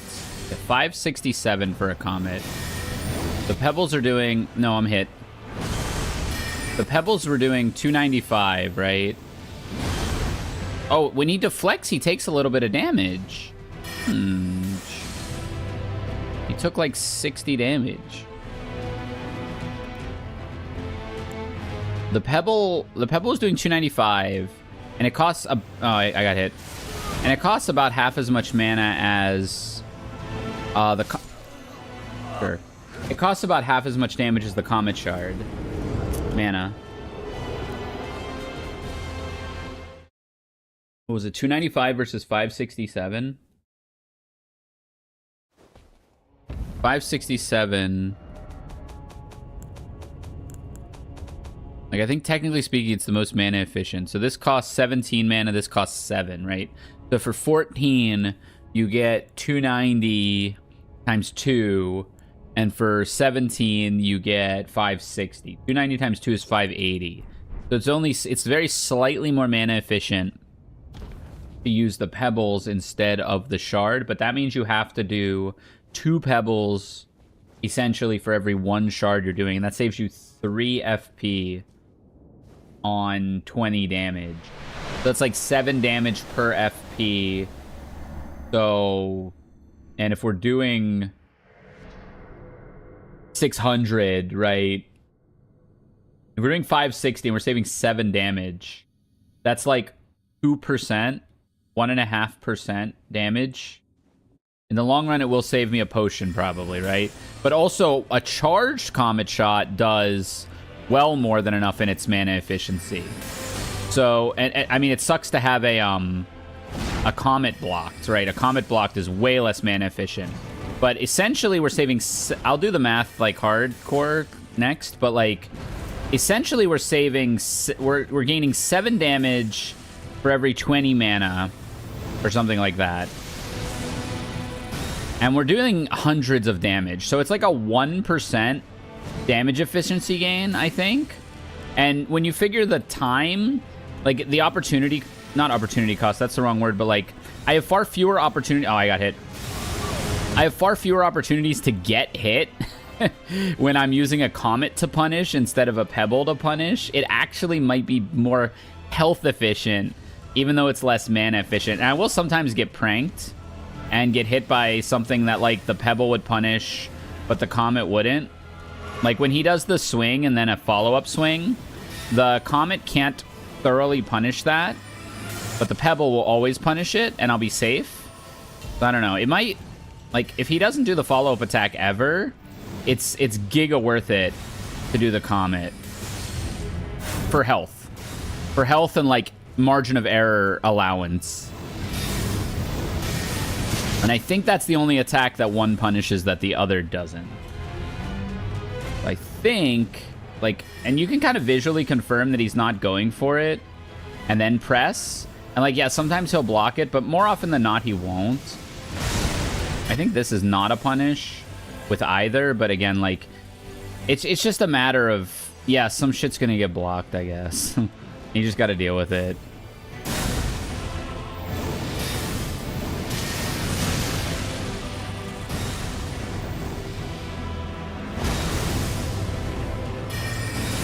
I rolled far too much on that one. Nope.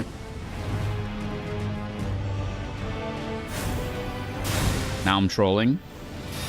Which always happens right around when he gets to half HP. I start trolling.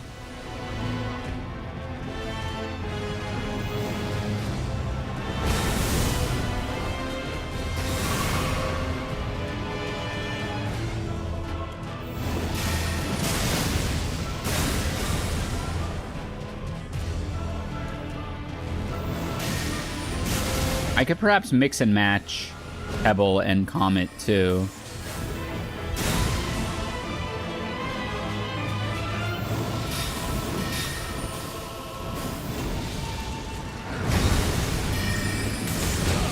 I don't know. What the frick, man? So rude.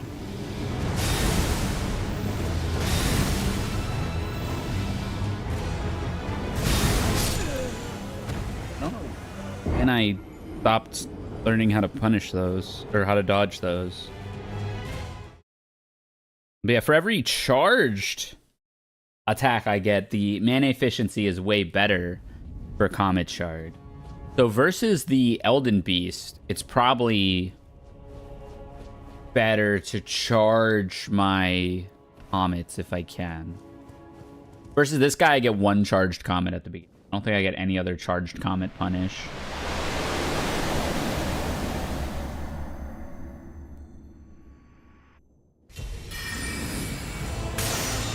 Yeah, that does 720 for 17, which is better than Pebble, I'm pretty sure.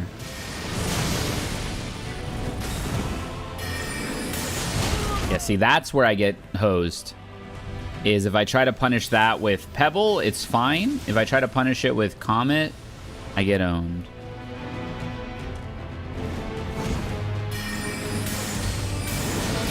I can just blast him with Comets too and hope he doesn't block.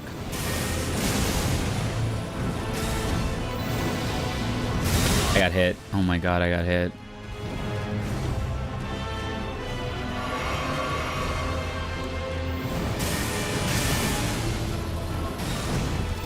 I got hit again.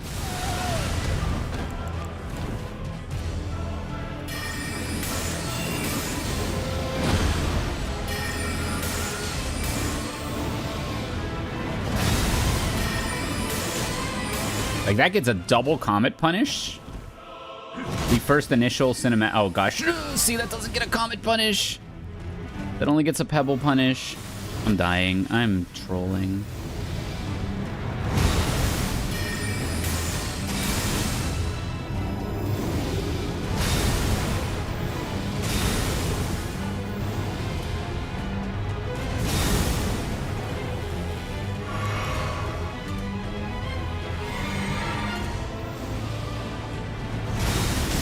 Oh, wow, that goes really far.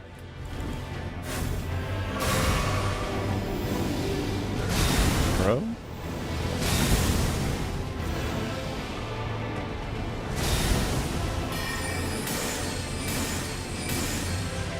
Three comet punish is big on that. So sick. Oh, I died. Nice.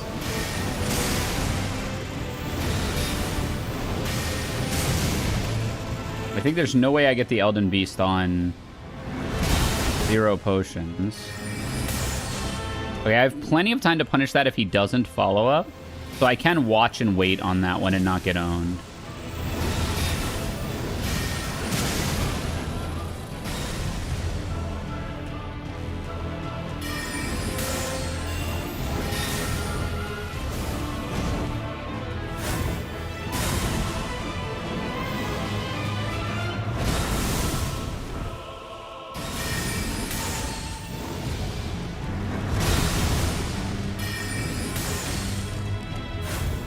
Okay.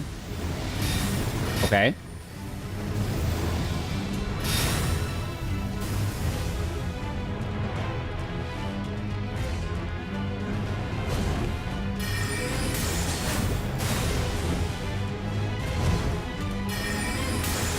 Okay. We got a shot.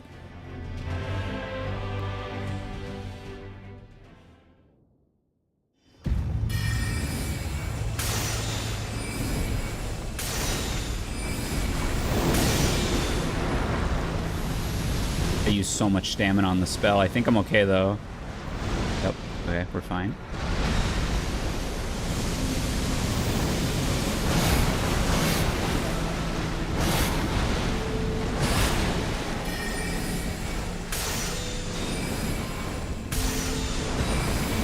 This sucks.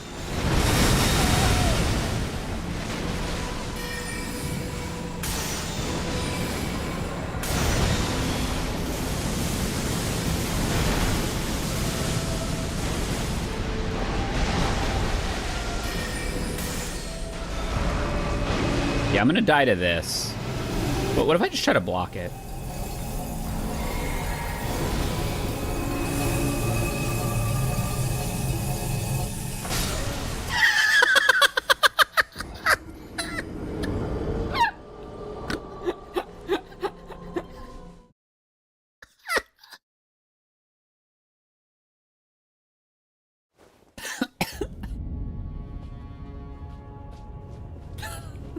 That was awful. I wonder if there's a world where it's worth it to Kamehameha wave him. Because he's so, like, big.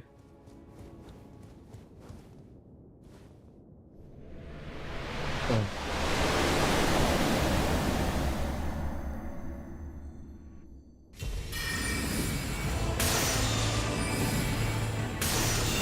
Oh, why did I go for that?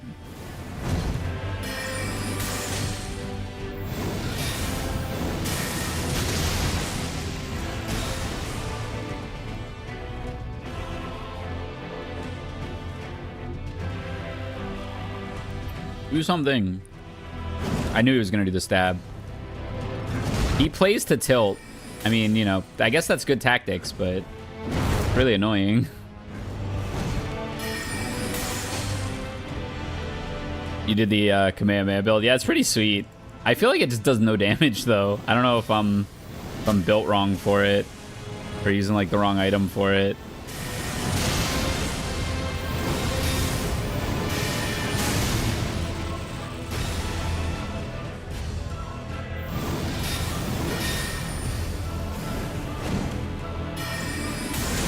What? That's crazy. That's crazy that he found that attack.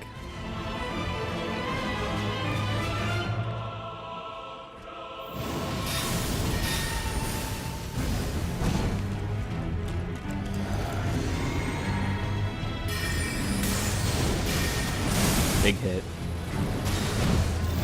This sucks. I died for it too.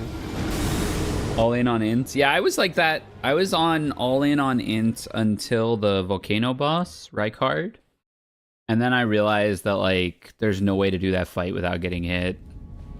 Realistically speaking. Obviously, it's possible. And so then I started pumping into vigor once I kind of saw diminishing returns on my int. Like, I'm at 65 int with equipment right now. 60 int on stats. Or, I guess, 57 int on stats. So I kind of started to see diminishing returns. Like, I could go a little higher on int, probably. But I don't think that's what I need. And then whenever I do the Kamehameha attack, it's just like my mana's gone suddenly. I don't have a lot of mind. My mana's just gone, and then, like, oh my god. He takes 50 damage when he deflects a Comet Shard. Oh my god. So he takes 10% damage.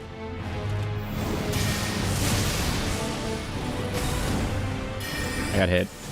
I got lucky. Wow. Why am I trying to do something there?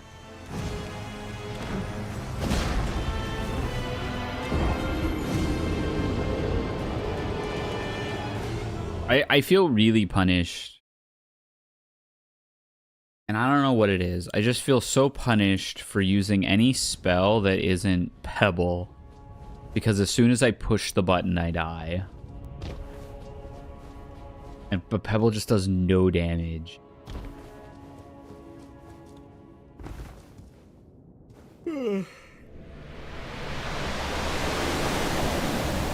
Sucks.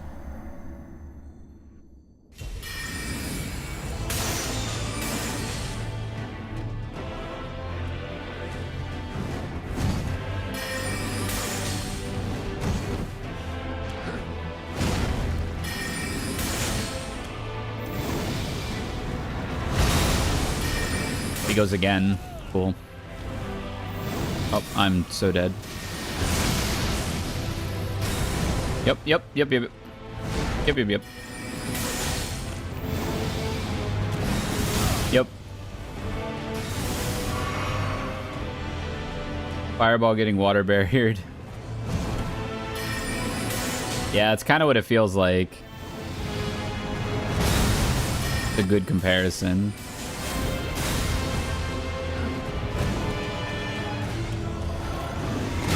No shot. That was a punish? That's what I'm talking about, man. Like, how was that a punish on me? Nothing is punishable. Here's where he can just swing again, right? Like, how... I don't know how to get out of that. I don't know how to get out of that.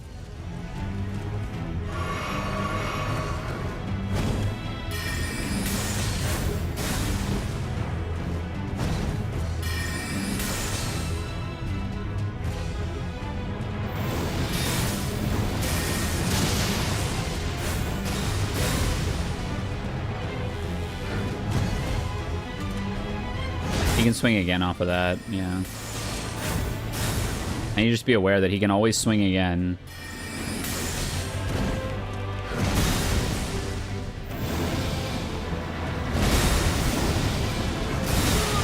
Sure. I gotta roll through him again on that. Which you'd think I would have learned by now. I'm hit. Oh wait, we're fine? Lucky.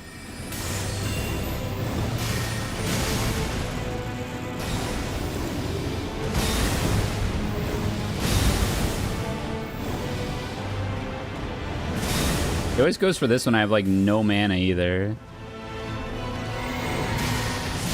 That's where I can actually get up. Move? Dude.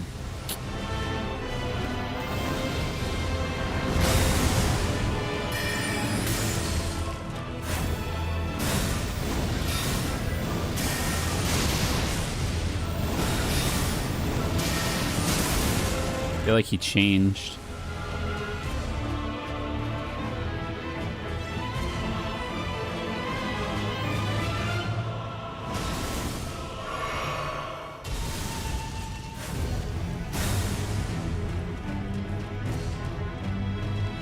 I couldn't run away from certain of those. So some of the jumping moves I can run away from.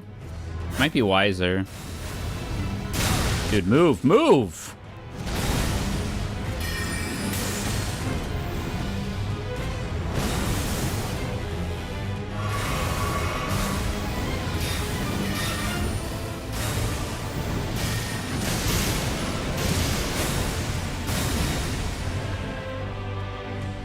He might gotta pick his feet up.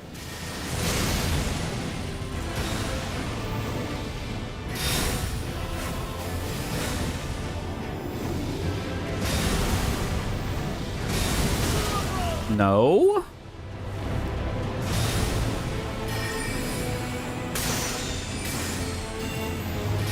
No? I'm mentally lagging here.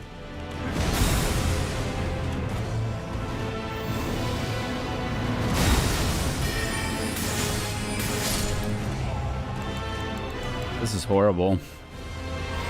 I'm just gonna die to the Elden Ring attack. Maybe I can summon my horse and dodge it, even though that's gonna feel cheesy.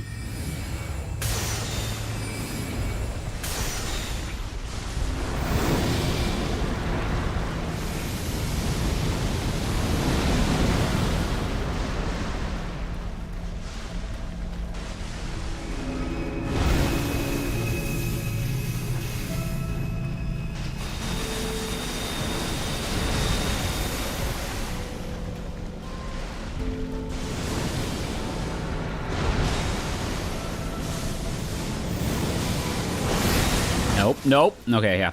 Yep.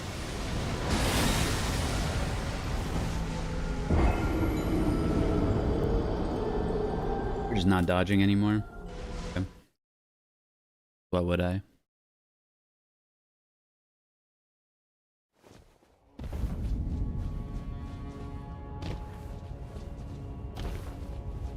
I think I have to pebble the idiot to death.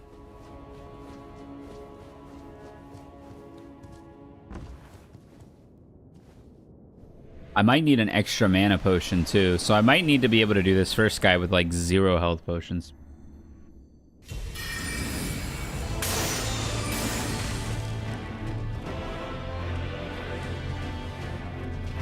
And then come in with like 5 or 6 health potions so I have enough mana potions to deal enough damage to kill.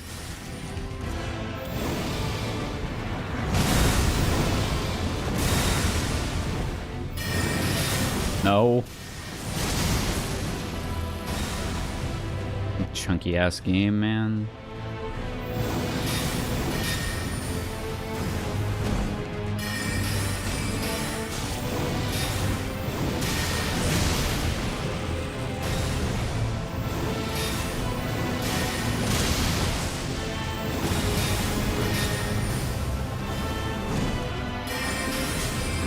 Oh no! What move?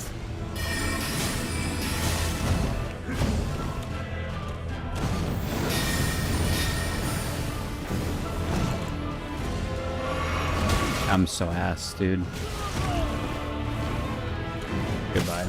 I'm so ass.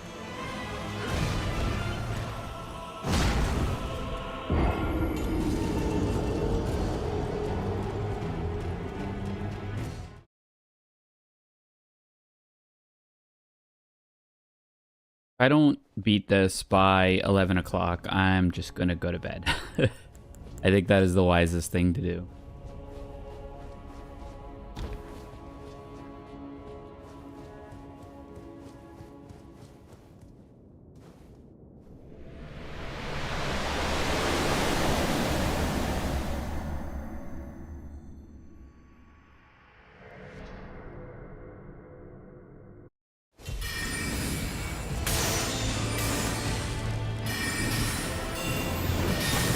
No?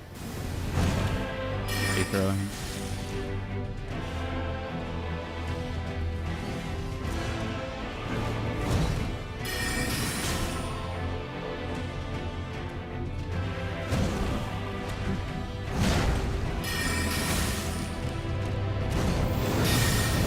Nice.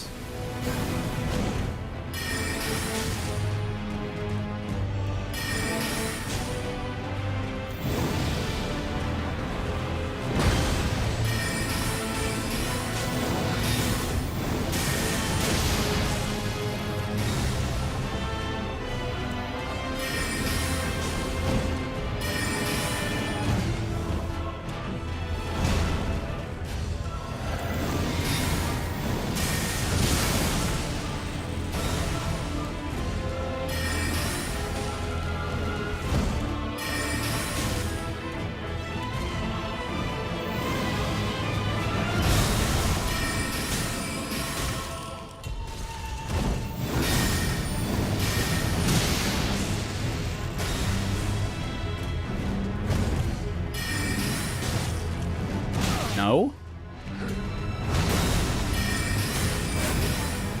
Dude, I love when my guy just doesn't.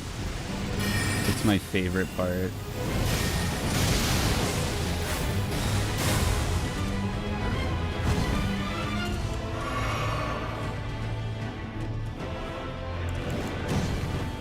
You know, he almost did it. What is happening?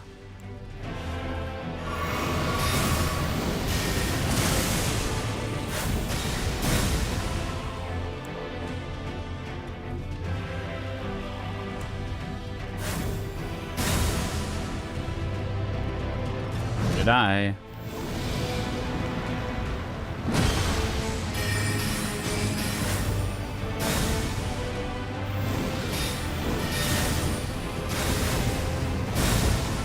Yep.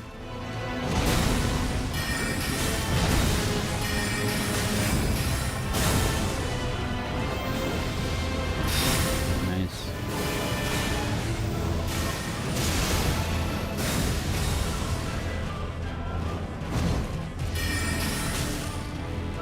Does no damage, man.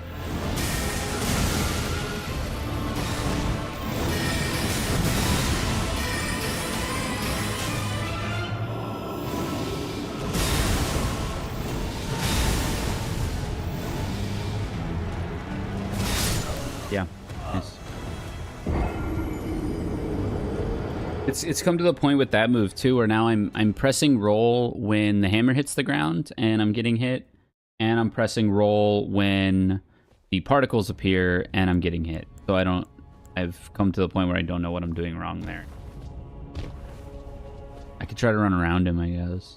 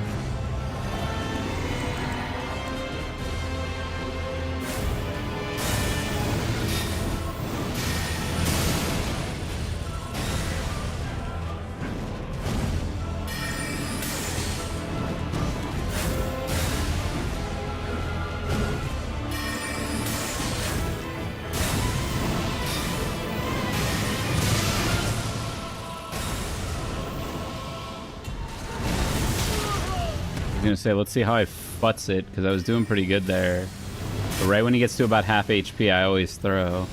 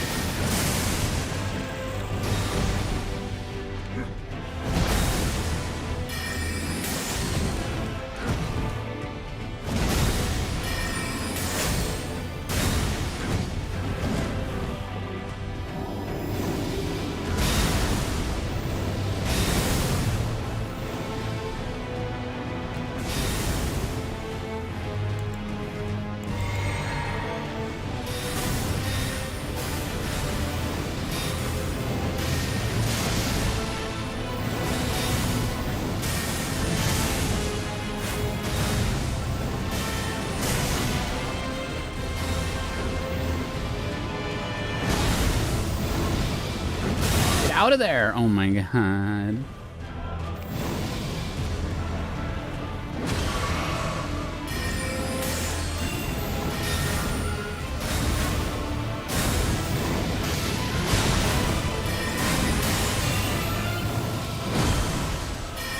He's just killing me. Okay, cool. Yep, we're throwing. I love it. We're so back. Oh, yep. I pressed. I've done 0 damage since having 7 health potions.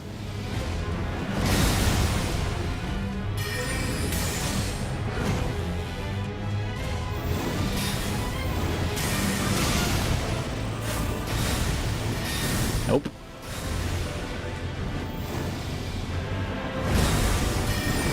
Oh, he's still on it.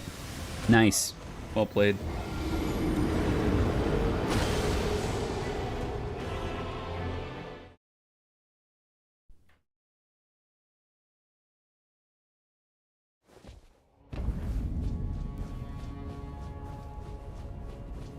Ferocious.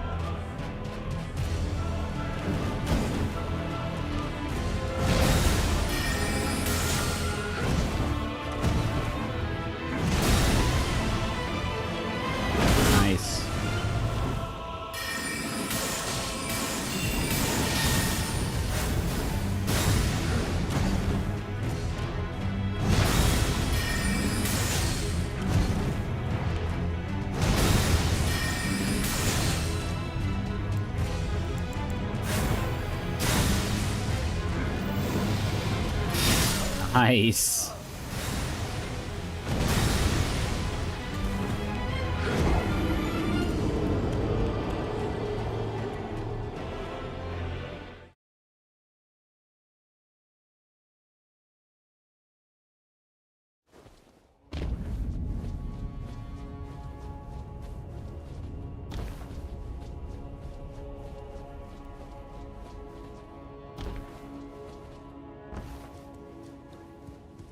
Go back to Pebble, I guess.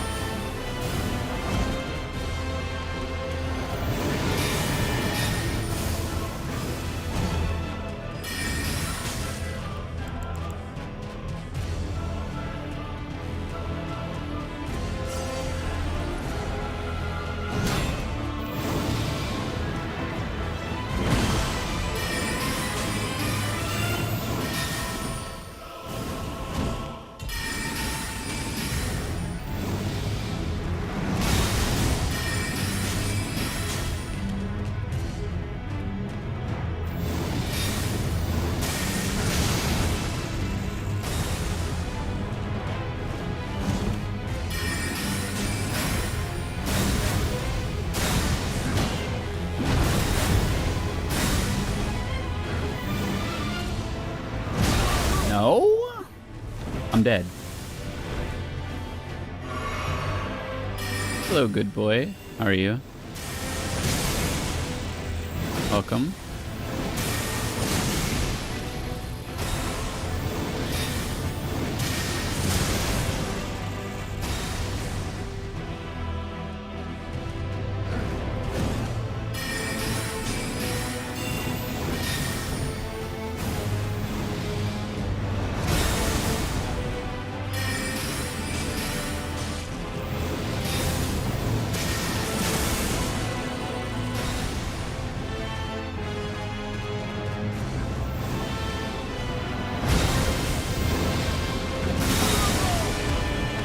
Okay.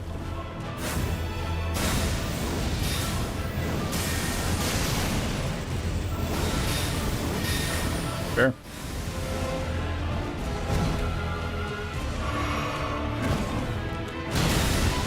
Sure.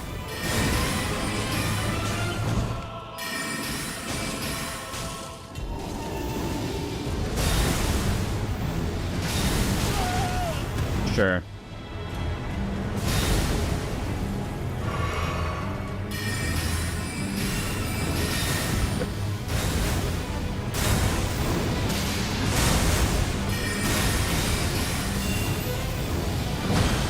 Sure.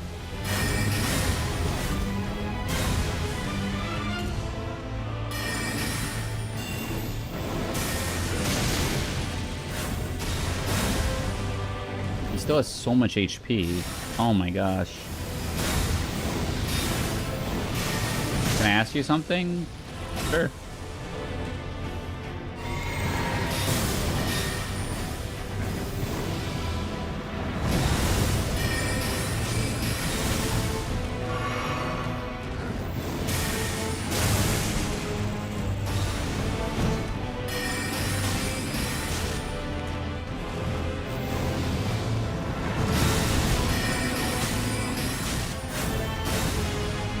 Do it top or bottom? I'm not going to answer that.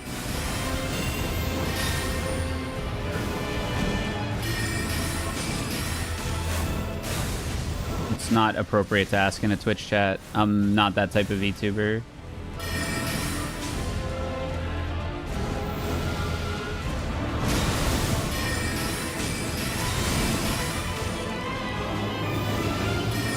I got greedy.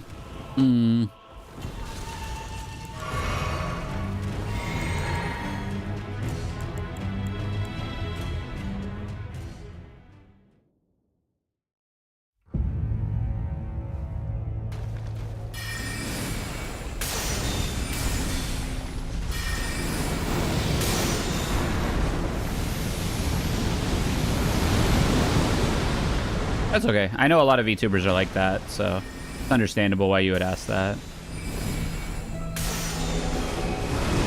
But I think the... Oh, what is this? Oh, that was scary. But I think, yeah, I think it's like, I don't know. I'm not about that. I think it's more, I just like being, you know, an entertainer more than anything. And I like using an avatar. What do we got here? He's swinging.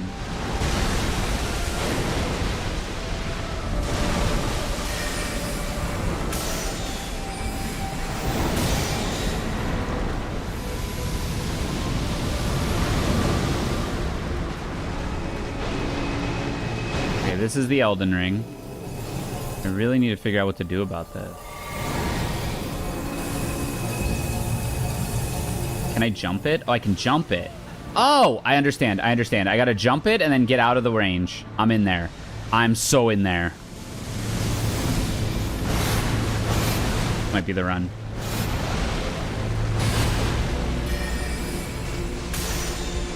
Now, I don't know what to do about that sparkler that he summons. Wait, there's a wall. There's an invisible wall here. Guys!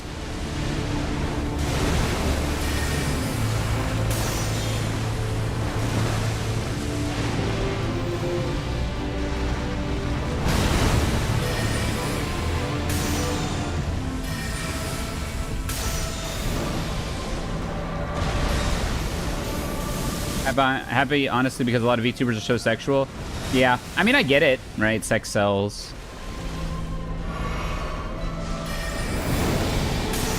And it's kind of become the norm, especially on like Twitter and the like, where it's like, yeah, everyone just expected. I mean, everybody, oh my gosh, what is this? Everybody has their VTuber debut where they do like a smasher pass, right? And it's like, come on, man. Oh, Gale, guess what? Chicken butt.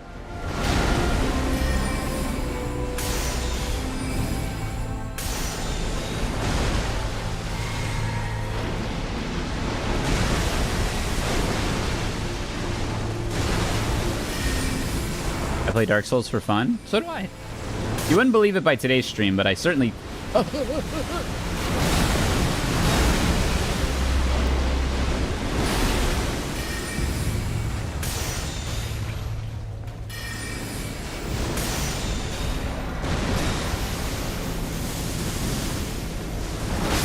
Yikes. That was close. That was a decent run. Alright, we understand. We understand.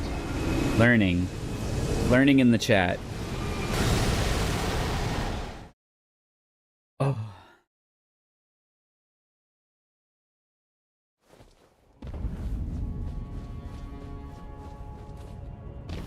We're like the same. We play Dark Souls for fun. Yeah. I think if you're not playing Dark Souls for fun, you shouldn't be playing Dark Souls. Because nobody cares if you no-hitted the boss or whatever.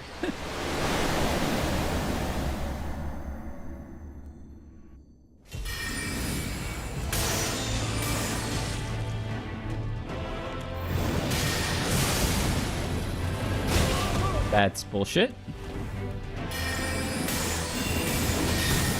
This is gonna be the run, though. Nothing starts this disastrous and doesn't fix itself.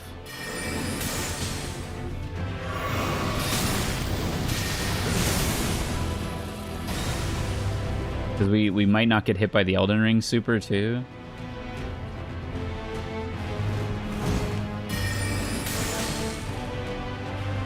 I'm not on Pebble. I'm trolling. I'm trolling.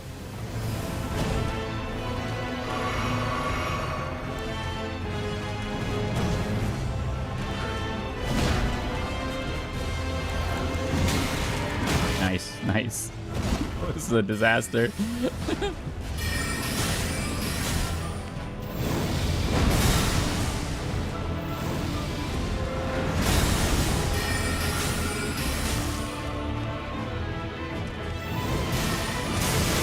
so tired of this dude.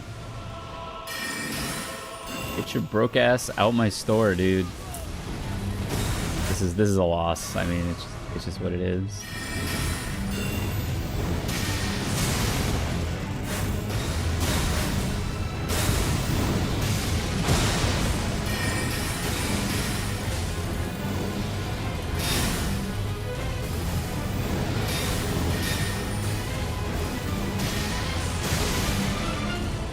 Melania is supposed to be like worse than this shit.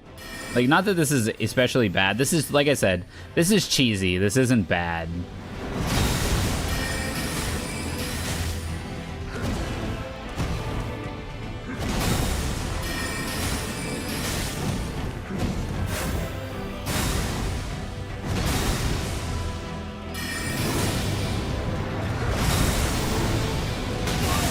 I tried. You know, looking like how my Seattle game's gonna go. No. Trust, we're gonna find the Guojia build that's gonna cook. What is happening? Well, that was the backhand version. What am I doing?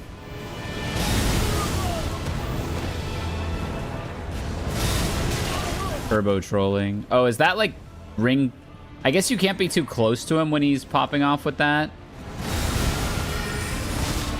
Hit his ass. Oh, you're taking the... Oh, well. That's right. Okay, good luck. Godspeed. We gotta have you win with Lubu.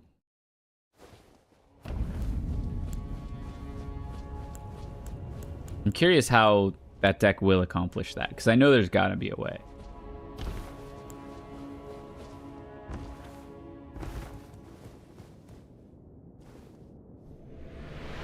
I do think Diao Chan's not as problematic as she appeared in the preview. I think that's preview is probably likely like almost all of what she's going to get from the set. Oh, that sucks. I think Guojia is low-key going to be better. But it's going to be a lot harder to build. But if the other three Senju are, oh gosh, are fire, water, and wind, like we know the Phoenix is fire now, there might not be that much good. I had an idea. So there's her one big spell, her UR, says like Guojia bonus, put a fate oh gosh, I got hit. No, I didn't. Okay. Put a fate stone from your banishment into play, and if it's a regalia, gain 5 quest counters. If any of the Senju fate stones are Umbra or Astra, you can banish them with Dustlight Communion, get them into your banishment, and then bring them back with that spell. And so that spell's meant to, like, revive your Fate Stones, but you could get a second one going if any of them are Umbra or Astra. I was trying to think of other stuff that banishes from your material deck, but I don't think anything else does. At least face up.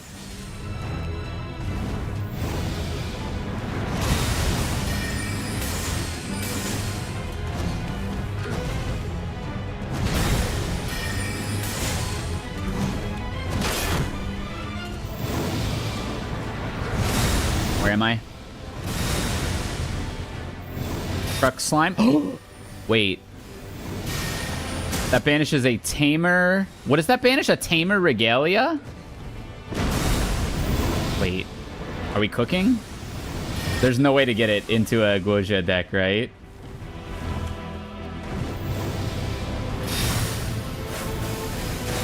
It's a beast. Her thing summons animals. Glowforth summons animals.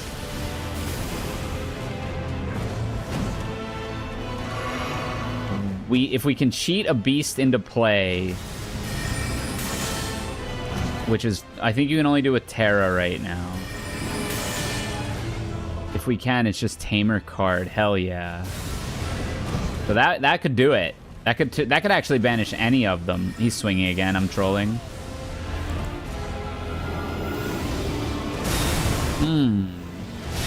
How do I cheat a Crux Slime into play?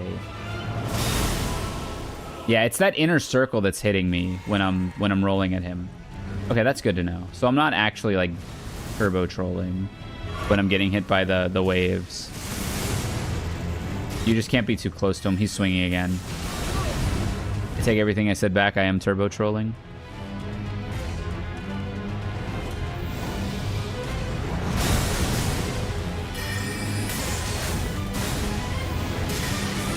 We have this one won, though. And honestly, we can take on the Elden Beast knowing how to deal with the Elden Ring spell. We might be fine. I'm trolling.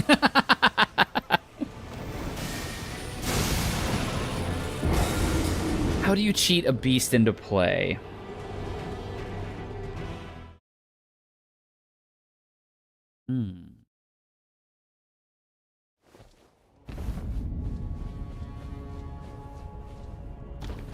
I'm excited to play her, though. I have a lot of ideas.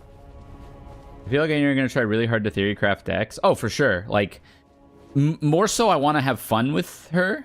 And, like, the Arcane Dragon. I think that's really cool. And, like, you can make an aggro deck with the Phoenix. I'm curious to see what the other two do. The one might be Luxem. The Tiger might be Luxem. Because the one card that they previewed is a Luxem card. That card's really good, by the way. If you can, like, just set up, like, a defensive, like, hard-to-kill deck with her. But a lot of good stuff start... Oh, you son of a bitch. A lot of good stuff starts with stupid fun stuff, in my opinion. Like, that Water Merlin deck is so gas. And it started with, what if we just spam Eventide Spear, right? Like, not that that's inherently stupid, but it, you know, it's not immediately, like, obviously good. Because you can do, like, who would have thought of Spirit's Blessing, right? Like, everyone thinks of Ghosts, which is great, but Spirit's Blessing is so sick in that deck.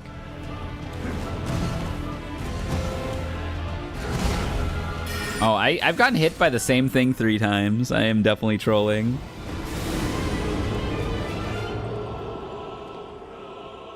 It's got to be Pebble versus... Well, let me do this. Some things are Pebble punishable and some things are Comet punishable.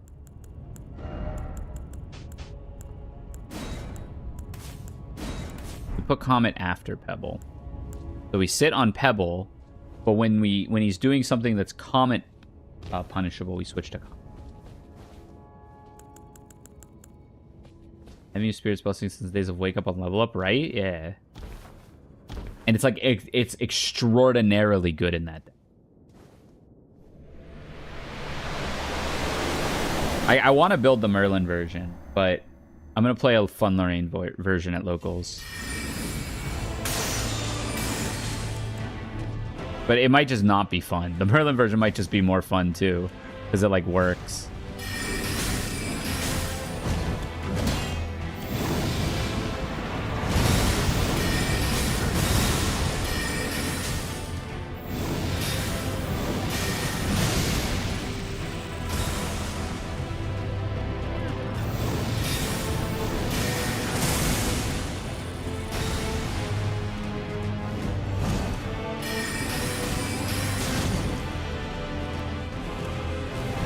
What is he doing? Lorraine deck is going to draw a billion. Good. That's what I wanted to do. I just want to draw a billion cards.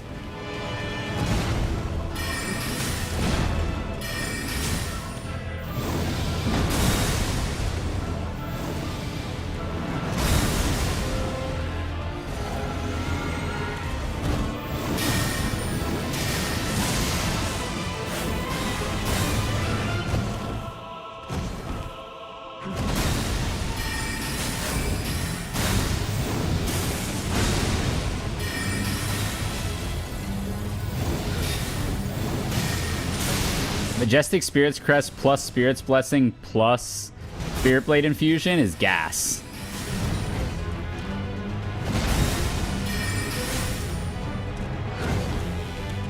That's what, draw 3 each swing?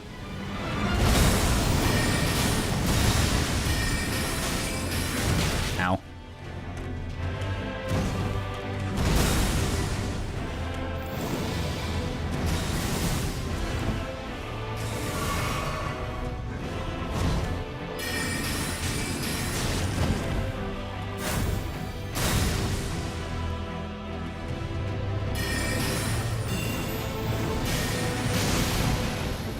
Impromptu TM32 spoiler stream, Monka? Well, this is my last couple attempts on this guy.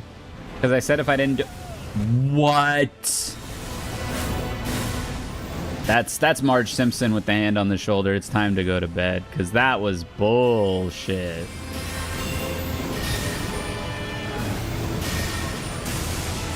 Can't see. This is Comet Punishment. What?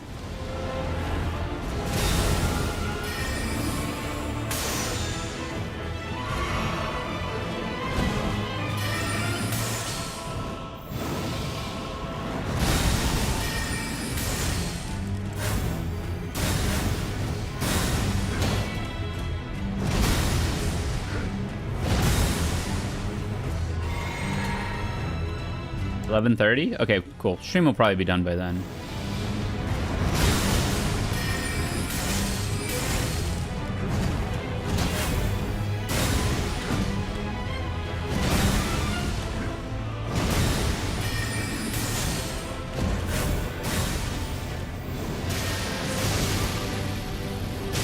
No, I'm throwing.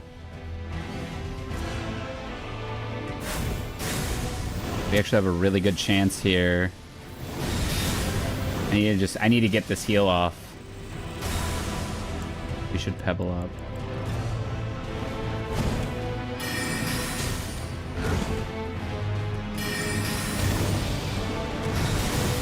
Oh gosh. Okay, huge, huge, huge. 4 health potions into the Elden Beast.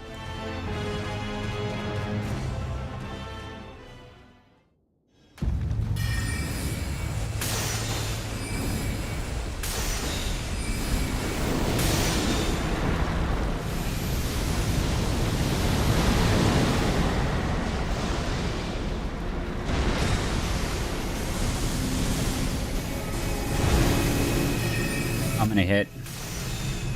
Maybe not.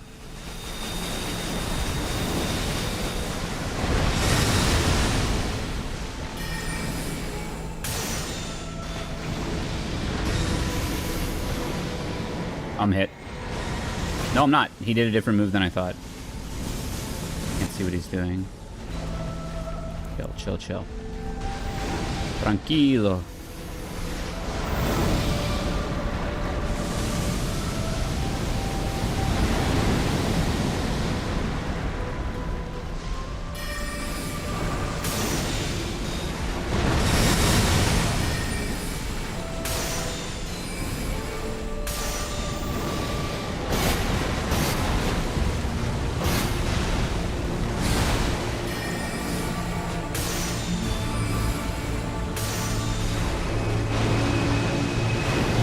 It's the Elden Ring.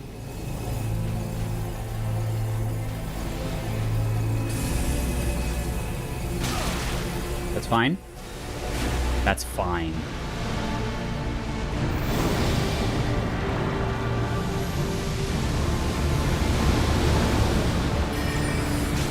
No.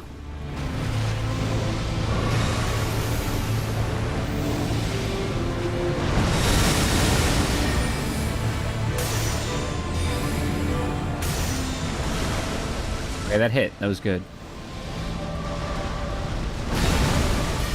No, that's not punishable. I need to stop trying to do that.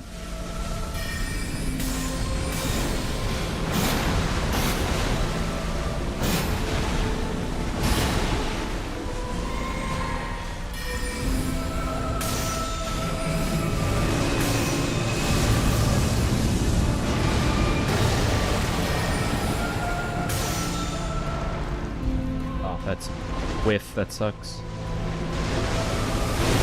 What's this one? It's just lasers.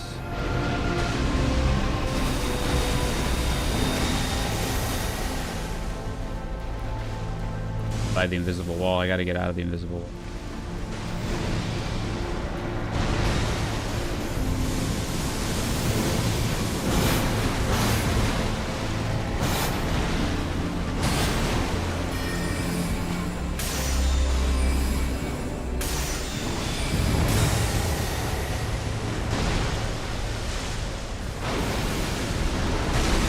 I'm very worried about damage here. No.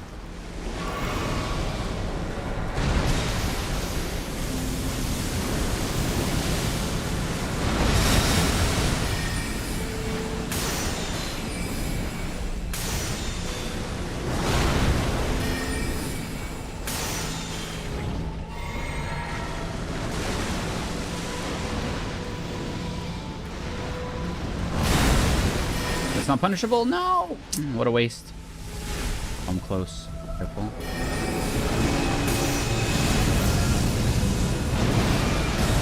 Brother.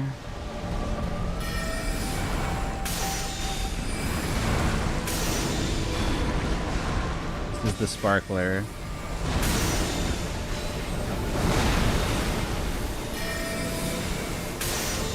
Why does it do so much damage? These lasers. And the sparkler's still on me? Wait, it's gone. Okay, the sparkler can be outrun. Important. Should take a health potion here. I'm locked in. I'm locked in.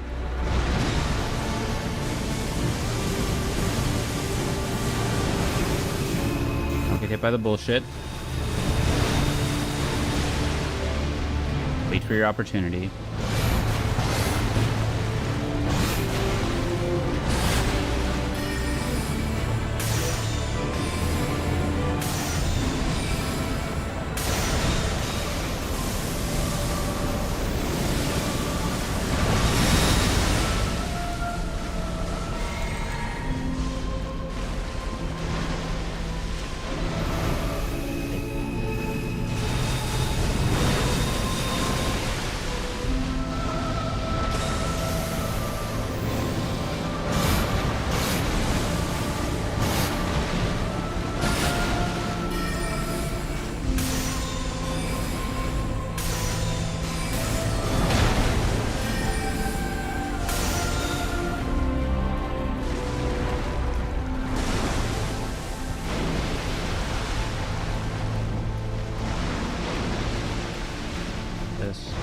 Nothing, okay. Elden ring. You know what? I don't care.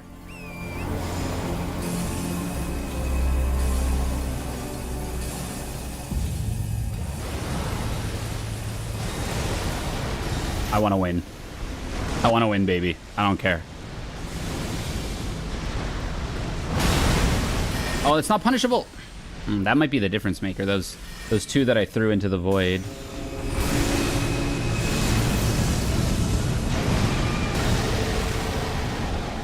I have the sword though. We can do it with a sword.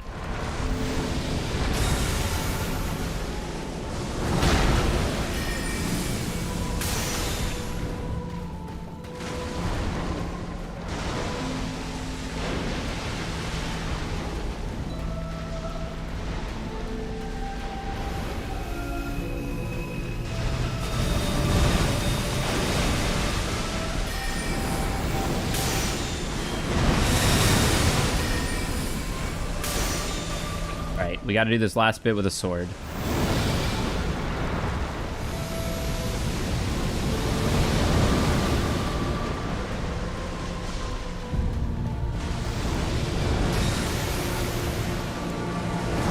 Oh, I wasn't looking.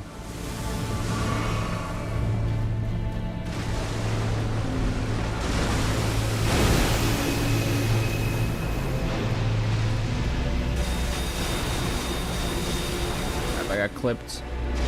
And the sparkler. Yikes, yikes. Oh no. I threw. I can't believe it.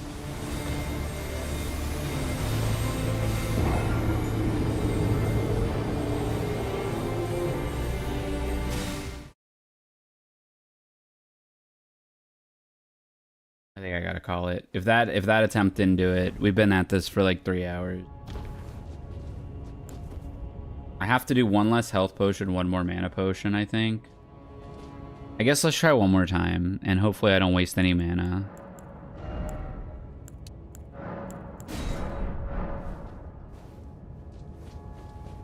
I threw 2 blasts that I shouldn't have, and now we have a +1 mana potion. I had a health potion left at the end that I definitely didn't need if I could just shoot it. This will be the last try for real.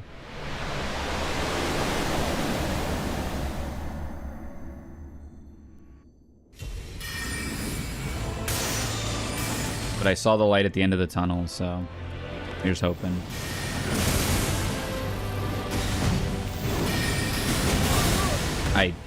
I'm so upset.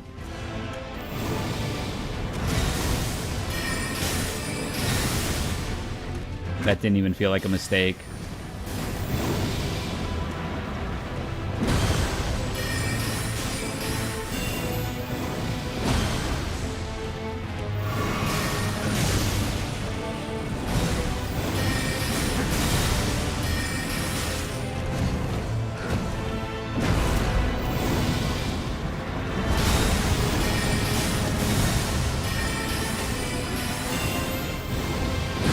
No?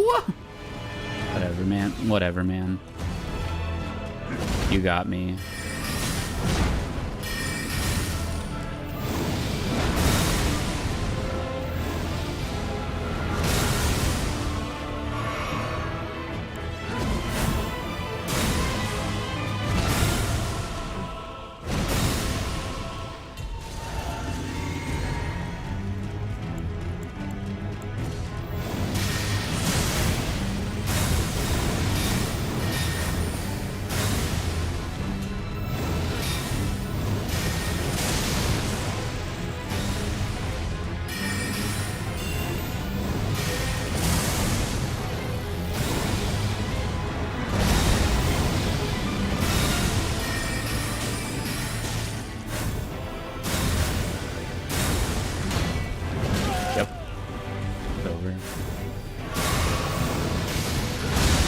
I got hit.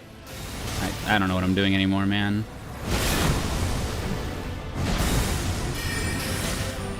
Goodbye.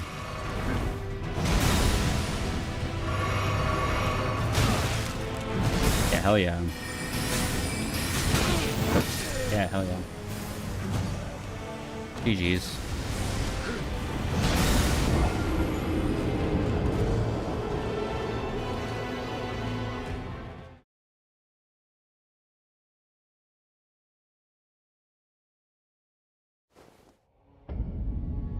Alright, well, I don't know where we're gonna go from here.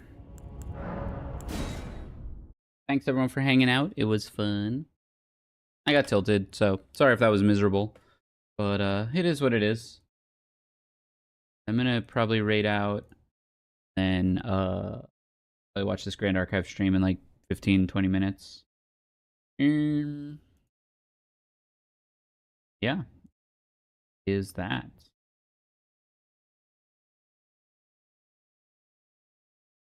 Not sure when I'm gonna stream again. I got a family thing tomorrow. Locals Tuesday. And want me to send the link? No, I'll find it. I'll find it. Unless you're like already there.